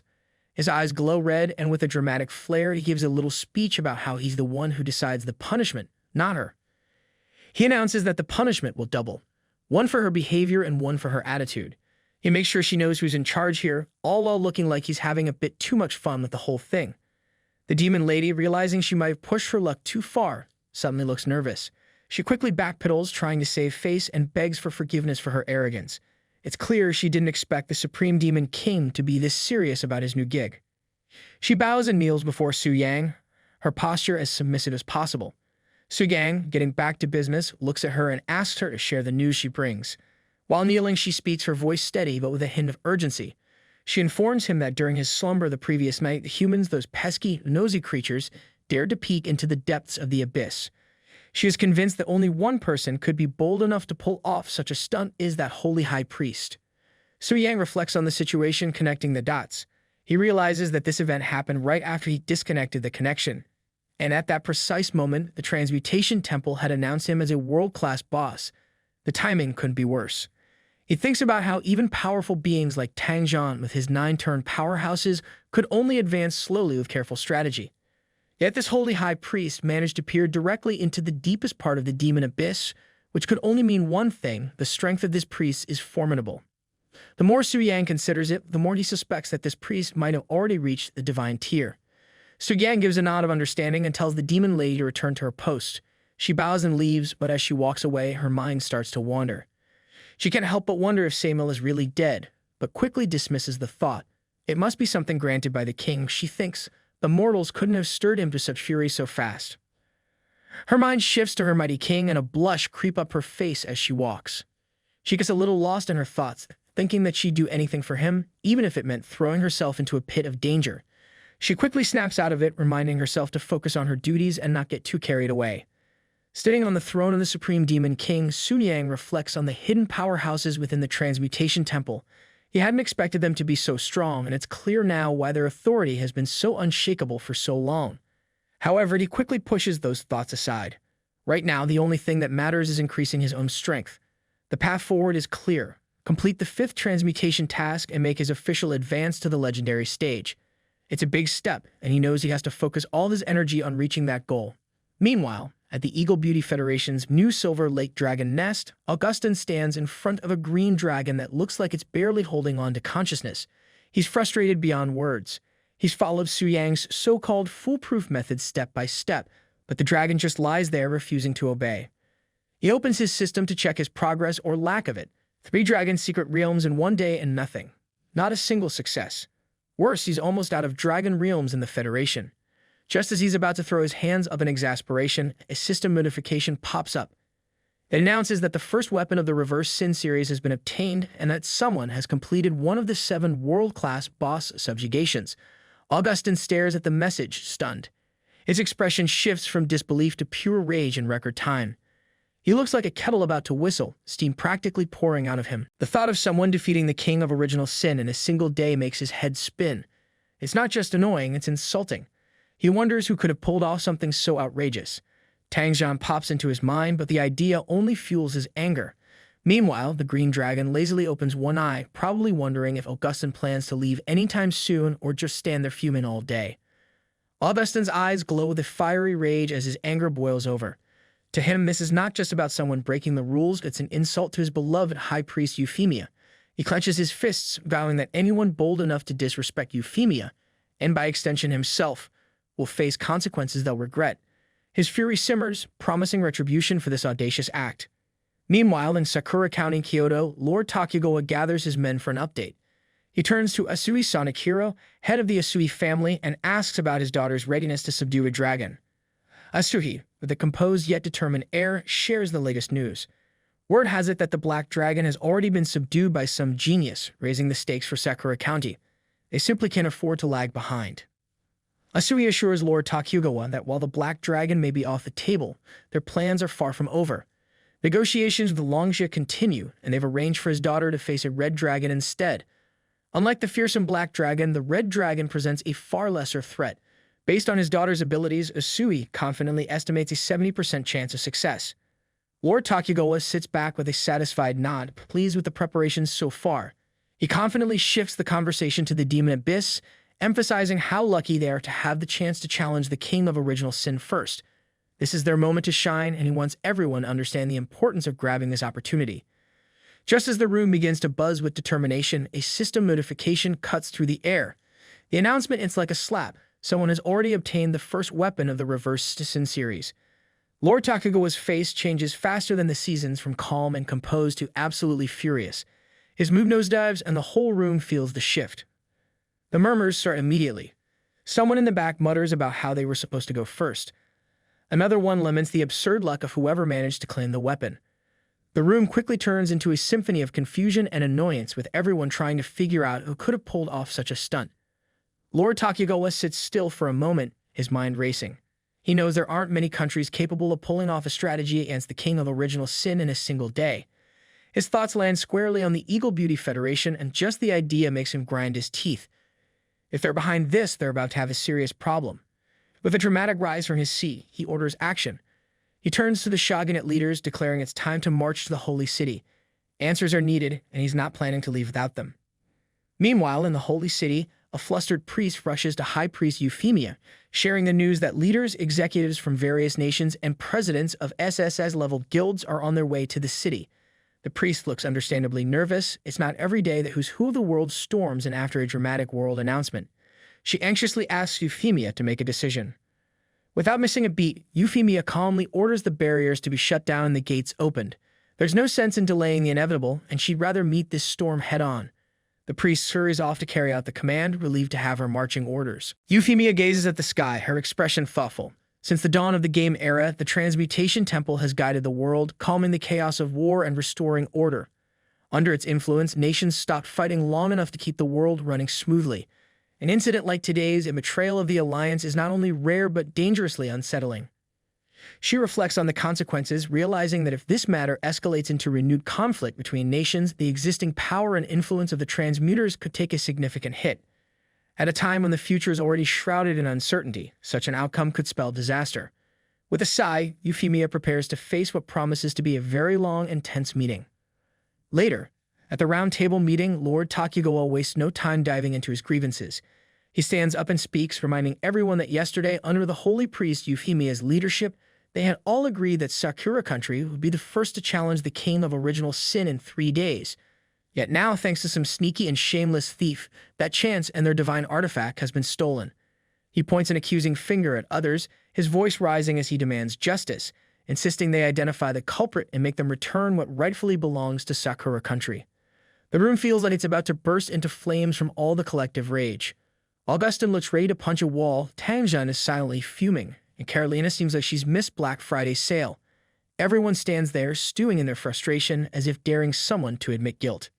Euphemia, calm as ever, finally speaks. Her voice carries authority as she acknowledges that someone has indeed broken the rules. The killing of the king of original sin and the theft of the artifact are more than just provocations to the nations. It's a direct challenge to the Transmutation Temple itself. Still, she reminds everyone of the merciful nature of their god, offering the sinner a chance for redemption. If the thief admits their mistake and returns the artifact, she solemnly promises, on behalf of the temple and all nations present, to let the matter rest without pursuing further consequences. Euphemia extends her hand with an air of finality, raising her staff as if to seal her words. A dazzling golden light shoots upward, piercing the heavens. She begins a chant, invoking the guidance of the sacred statue. She calls for the holy light to expose the deceiver among them, warning that anyone who lies will see the light above their head vanish. Her tone makes it clear there's no escaping the watchful gaze of the statue. Just as her words echo through the hall, small blobs of golden light appear above the heads of everyone present. The shimmering lights hover gently, an unmistakable reminder that honesty is the only acceptable currency in this meeting. The atmosphere grows thick with suspense as all eyes dart nervously around the room, waiting for the holy light to expose the culprit. Just as the golden lights hover above everyone's heads like divine surveillance drones, murmurs ripple through the room. A blue-haired girl leans over to the man beside her, whispering nervously, asking if he's noticed any lights disappearing. The man squints dramatically, muttering that he hasn't seen anything vanish, probably because his eyes are practically blinded by all the glowing orbs. Carolina pipes up, pointing out that it seems no one is lying. She frowns, clearly puzzled, and starts wondering aloud if the culprit is too scared to show up at all. She is annoyed that even the villains aren't playing fair. Tangjun, who has always been the one to stir the pot, breaks the moment of relative calm. He mentions that there's still one person who hasn't been subjected to the temple's glowing lie detector. The room collectively stiffens as all eyes turn toward him. Augustin, his eyebrows shooting up, immediately jumps in and asking Tangjun what exactly he's trying to say. His tone is sharp, almost daring Tangjun to cross a line. But Tangjun is not someone to back down. He casually drops the name, High Priest Euphemia. All eyes turn to Euphemia, who seems hell annoyed. Her face says it all. Things are about to take a very messy turn, and she knows it. The room falls into an uneasy silence, the kind that feels like the calm before a storm.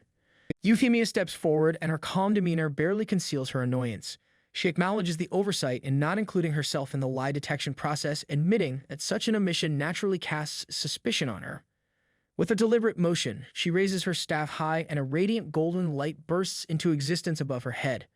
The glow is so intense it floods the room, forcing everyone to shield their eyes as if a miniature sun had just appeared indoors. The crowd collectively recoils, squinting and covering their eyes, some bumping into each other like disoriented mutts drawn to a too bright flame. It's clear that this wasn't the gentle glow they were expecting. Apologies ripple through the room, with many silently pleading for the celestial light show to end. Euphemia stands firm, glowing like a divine being who's also done with everyone's nonsense.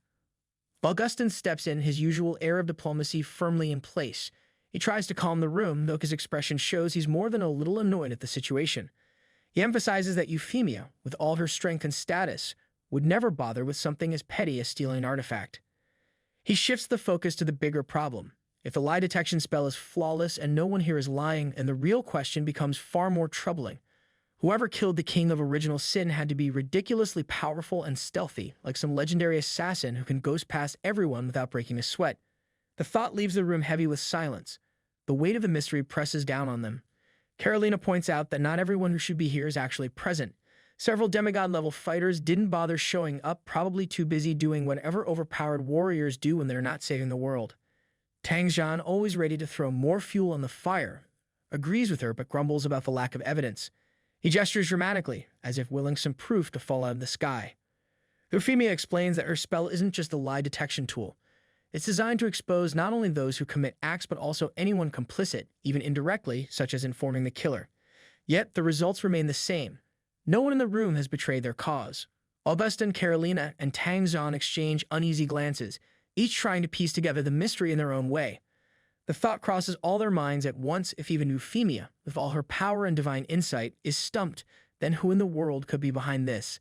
It's the kind of situation that makes even the most confident leaders question whether they've been playing checkers while the culprit plays chess on a whole other board.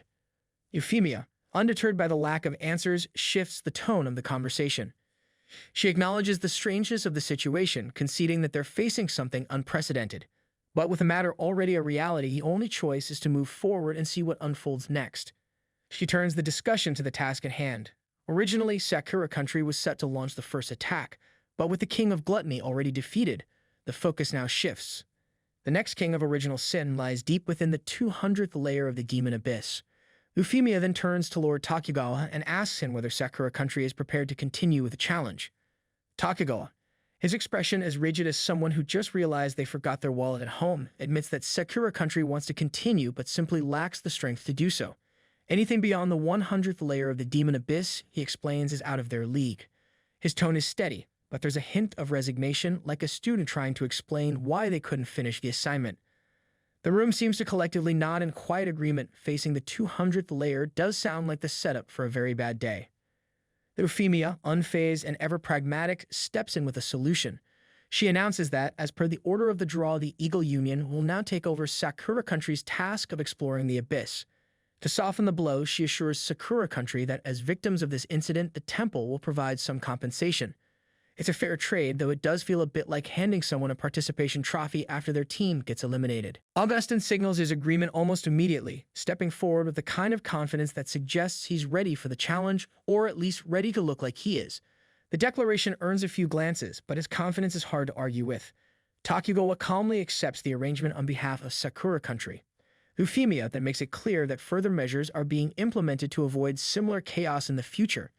She announces that, effective immediately, entrances to the Demon Abyss will be guarded by troops from the Holy City. This move is intended to ensure controlled access and prevent any unauthorized actions. Her tone suggests she's done playing referee and ready to enforce a zero-tolerance policy. With no further comments or protests, she brings the meeting to an official close, leaving behind a room full of leaders nodding in resigned agreement, or at least pretending to. Meanwhile, Su Yang, back in his own body, adjusts his jacket with a casual air of someone who just aced a test he didn't study for. He can't help but reflect on the success of his recent adventure. With the weapon of original sin in hand and his experience points maxed out, he feels like a gamer who's just hit the jackpot in a grind-heavy quest. A small grin tugs at his lips as he mentally tallies his achievements. The trip might have been risky, but it's paid off in spades. He's already thinking about his next move, changing his class to something stronger, flashier, and probably capable of breaking a few more rules. But just then, he receives a notification about the world announcement stating that the first original Sin series weapon has been obtained, and one out of the 7 world-class bosses has been defeated. Su Yang looks at the notification startled. He rubs the back of his head, reflecting the fanfare surrounding the artifact feels excessive, almost like the world is throwing a parade for whoever got their hands on it. He can't help but feel relieved that his name isn't mentioned. His relief, however, quickly gives way to the realization of what this announcement means. High-level figures from every corner of the world will now be on high alert, their interest in the artifact and its wielder reaching dangerous levels. The thought sobers him instantly. If he wants to avoid painting a massive target on his back, he'll need to tread carefully from here on out. He resolves that no one, under any circumstances, can know he possesses the original Sin weapon. Even in life-threatening situations, he vows to use it sparingly, if at all. The risk of exposure outweighs the benefits, and the potential consequences send a chill down his spine. He recalls the old saying about how simply possessing a treasure is enough to invite disaster. Soo-yang knows better than to underestimate the truth in that. Soo-yang's mind drifts into a vivid scenario, imagining the look of surprise on Priestess Bailing's face if he shows up at the temple again, ready for yet another class change. He can almost hear her internal monologue, how his leveling speed is suspiciously fast, the kind of pace that makes people whisper about hacks or cheats. He envisions other adventurers nudging each other, eyebrows raised, murmuring that there's no way this guy is playing by the rules. Something's definitely up with him, they'd speculate, probably while concocting wild theories about secret items or forbidden skills. Thinking it through, Soo-yang realizes pushing forward so quickly might not be the smartest move. It's only been a day since he completed the 4th transition task, and running straight into the 5th would set off every red flag imaginable. Even the temple's neutral priesthood might start raising eyebrows, and that's not the kind of attention he wants. On top of that, his recent high-profile stunt capturing the giant dragon has already drawn more eyes than he's comfortable with. If someone connects the dots between that and the boss defeat, it wouldn't just be bad, it could blow his cover completely. Despite this, the thought of waiting around makes his skin crawl. Sitting idle feels like the opposite of progress, and Soo-yang isn't one to waste time twiddling his thumbs. His mind races for a solution, something that allows him to keep moving forward without painting a bigger target on his back. The dilemma nags at him, the itch he can't quite scratch. Slowing down isn't his style, but charging ahead without caution is a recipe for disaster. He weighs his options, torn between the urge to stay under the radar and his natural drive to push boundaries. One thing is clear, he needs a plan, one that balances subtlety with progress. Soo-yang strolls through his estate when he spots one of his maids bent over a basin, diligently washing clothes by hand. She looks up and greets him with a cheerful smile, and he approaches, casually asking if she's laundering. He thanks her for her hard work, his tone light but sincere. She chuckles, brushing off the praise with a smile that suggests she's used to doing her tasks without much fuss. Suddenly, Soo-yang grabs her hand, his expression shifting to one of genuine concern. He asks why she's still hand-washing clothes when they have a perfectly good washing machine at home. He points out how much effort it must take and how it could hurt her hands. His words catch her off guard, and her cheeks flush as she realizes how close her master is standing. Her thoughts spiral into chaos, her emotions bubbling over like an overfilled kettle. Unable to handle the moment, she abruptly turns and hurries off, practically fleeing the scene. Just as she scurries away, she mutters something about how, despite the convenience of the washing machine, she prefers hand washing. She finds it satisfying to carefully clean stubborn stains, and the joy of seeing everyone in neat and spotless clothes gives her a deep sense of fulfillment. Her words trail off as she disappears, leaving Soo-yang standing there, both puzzled and mildly amused. He tilts his head, processing her explanation, and then a spark of inspiration lights up his face. Cleaning dirt away bit by bit, that idea suddenly connects to his recent dilemma. It reminds him of scenes in movies where gangsters launder money, and he wonders if experience points could be treated the same way. Maybe black experience could be washed into white experience. The concept strikes him as both ridiculous and strangely plausible. All he would need is a spot that's perfect for grinding out points while avoiding suspicion. He claps his hands, feeling a surge of excitement. The mundane act of laundry has somehow sparked a solution to his dilemma. Now he just needs to find the perfect laundromat for his experience points, and hopefully one without too many stains to scrub out. Soo-yang carefully evaluates his options, his mind already strategizing like a seasoned tactician.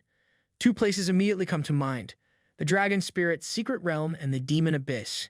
Each has its own appeal, but also its complications. The Dragon Spirit Secret Realm, still undeveloped and shrouded in mystery, requires possessing a giant dragon to enter. The lack of information about what lies inside actually works to his advantage if he claims to have gained a lot of experience there. Who could argue? After all, only 2 people are currently eligible to enter: himself and that prodigy Beastmaster from the Eagle Union. It's the kind of exclusivity that practically screams believable excuse. The Demon Abyss, on the other hand, feels like a crowded marketplace by comparison. Open for ages, it's crawling with adventurers, including Tang Zhan and his plans to bring a bunch of young talents there for training. The more people around, the more unpredictable things get, and unpredictability isn't exactly Soo-yang's style. He quickly dismisses it in favor of the Dragon Spirit's Secret Realm. Fewer people means fewer complications and fewer chances of being caught doing anything unconventional. Soo-yang's mind races further. If he can somehow reduce the number of people who qualify to enter the Dragon Spirit's Secret Realm before it opens, his odds of keeping everything under wraps improve dramatically. His mental checklist starts populating with names of those who might capture a giant dragon before the realm becomes accessible. Lu Ling, other Beastmaster geniuses from various countries. The list is intimidating, but Su Yang's confidence doesn't waver. Then an idea strikes him. It's bold, a little absurd, but undeniably effective. Why not transform himself into a self-proclaimed giant dragon hunter and eliminate all the existing giant dragons in advance? It's efficient, decisive, and most importantly, guarantees no unexpected competition. A grin spreads across his face as he pictures himself systematically hunting down the creatures, not just leveling up but securing his dominance over the secret realm. The plan feels so outrageous that it might just work. Su Yang chuckles to himself, already visualizing the chaos it will cause in the beast-taming world. With a flick of determination, he decides if the dragons have to go, then so be it. Su Yang returns to his lounge, settling into a comfortable chair as he opens his system interface. With a few quick taps, he initiates a video call to Bai Ling. Her calm and efficient demeanor greets him as he requests information on the current giant dragon's secret realms in Longxia. Bai Ling promptly responds, her fingers moving swiftly across her own interface, asking him to wait a moment. Moments later, Bai Ling delivers the information with her usual precision. She reports 2 active secret realms, the Silver Dragon's secret realm in Ju City, located in the southwest, and the Red Dragon's secret realm in Anling City in the northern region. Both are categorized as Starry Radiance tier. Su Yang nods, focusing on the details, and instructs Bai Ling to make a reservation for the Silver Dragon's secret realm. However, Bai Ling hesitates for a brief moment before pointing out something unusual. She mentions that the top 50 reservations for the Silver Dragon's secret realm all come from the TNG Pavilion. Her tone carries just enough curiosity to suggest she finds it strange, but she doesn't press further. Su Yang leans back in his chair, reflecting with a knowing smirk. This pattern aligns perfectly with his expectations. Knowing Lu Ling's determined personality, it makes complete sense that, after failing to capture the Black Dragon, she'd aim for another giant dragon. Reserving slots exclusively through the TNG Pavilion feels like her way of stacking the odds in her favor.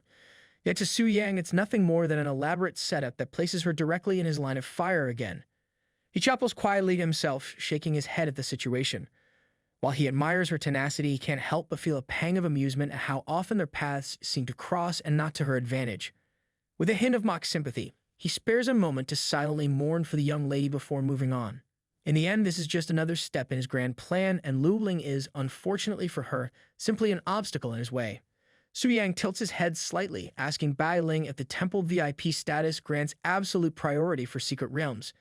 Bai Ling nods, confirming that as long as he makes a reservation, no one, unless they're a higher-tier 5-star class changer, can take precedence over him. However, she hesitates and gently raises the question of whether this could affect relations with the TNG Pavilion. Unfazed, Su Yang waves off the concern, instructing her to proceed with the reservation. He leans back, reflecting with a quiet smirk. The TNG Pavilion is hardly a concern. His temple VIP status alone was enough to ensure that Jia Yu treated him with the utmost respect in the past. Now, with even more accolades under his belt, Tamer of the Black Dragon, honorary member of the Global Beastmaster Association, and a slew of other titles, he doubts they would dare cross him. Even if they had 100-fold more courage, the TNG Pavilion isn't in a position to act recklessly. He lets out a low chuckle, his thoughts shifting to his trump cards. Samo's flesh and shattered heart, spoils from defeating one of the kings of 7 sins, sit in his inventory like ticking bombs of overwhelming power.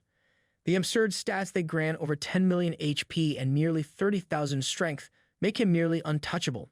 Unless the Pavilion sends the 7-star class changer, which is highly unlikely, they're in no position to threaten him. His confidence swells as he visualizes the possibilities. If anyone from the TNG Pavilion dares to interfere, he wouldn't mind teaching them a lesson while slaying a few dragons on the side.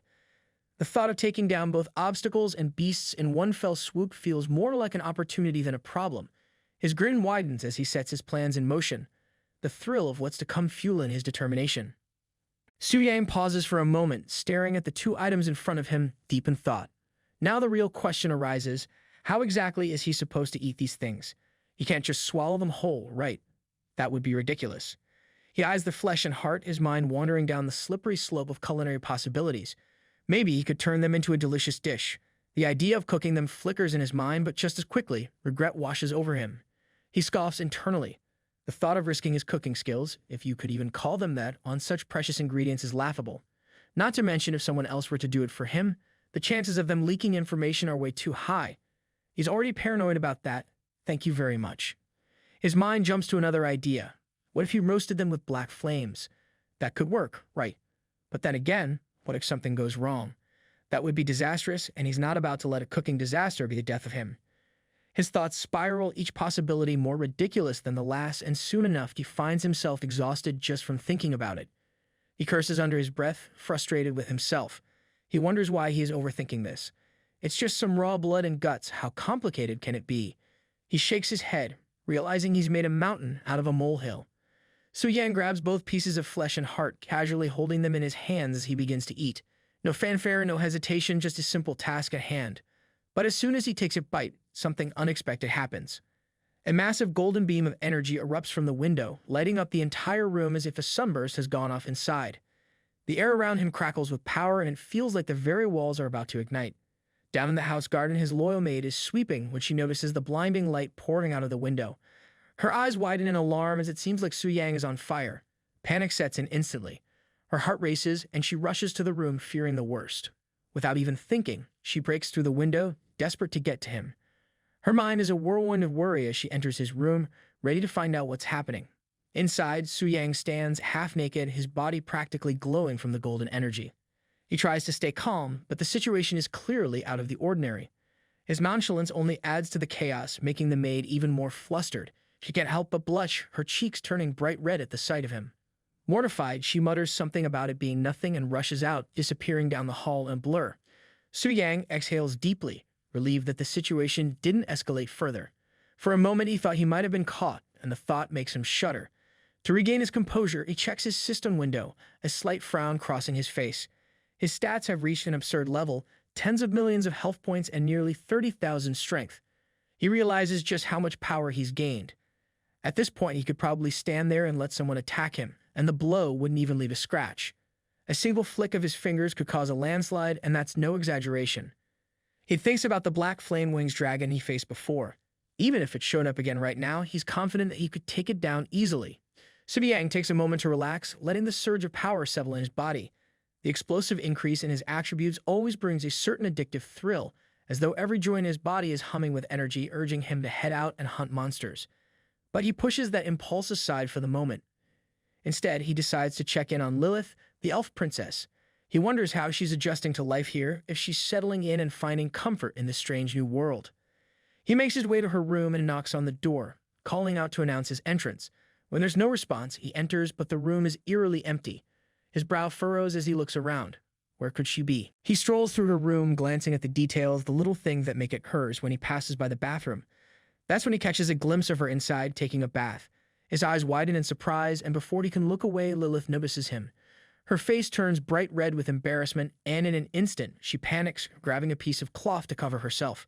She starts shouting in a flurry, and Su-Yang, flustered, tries to explain himself.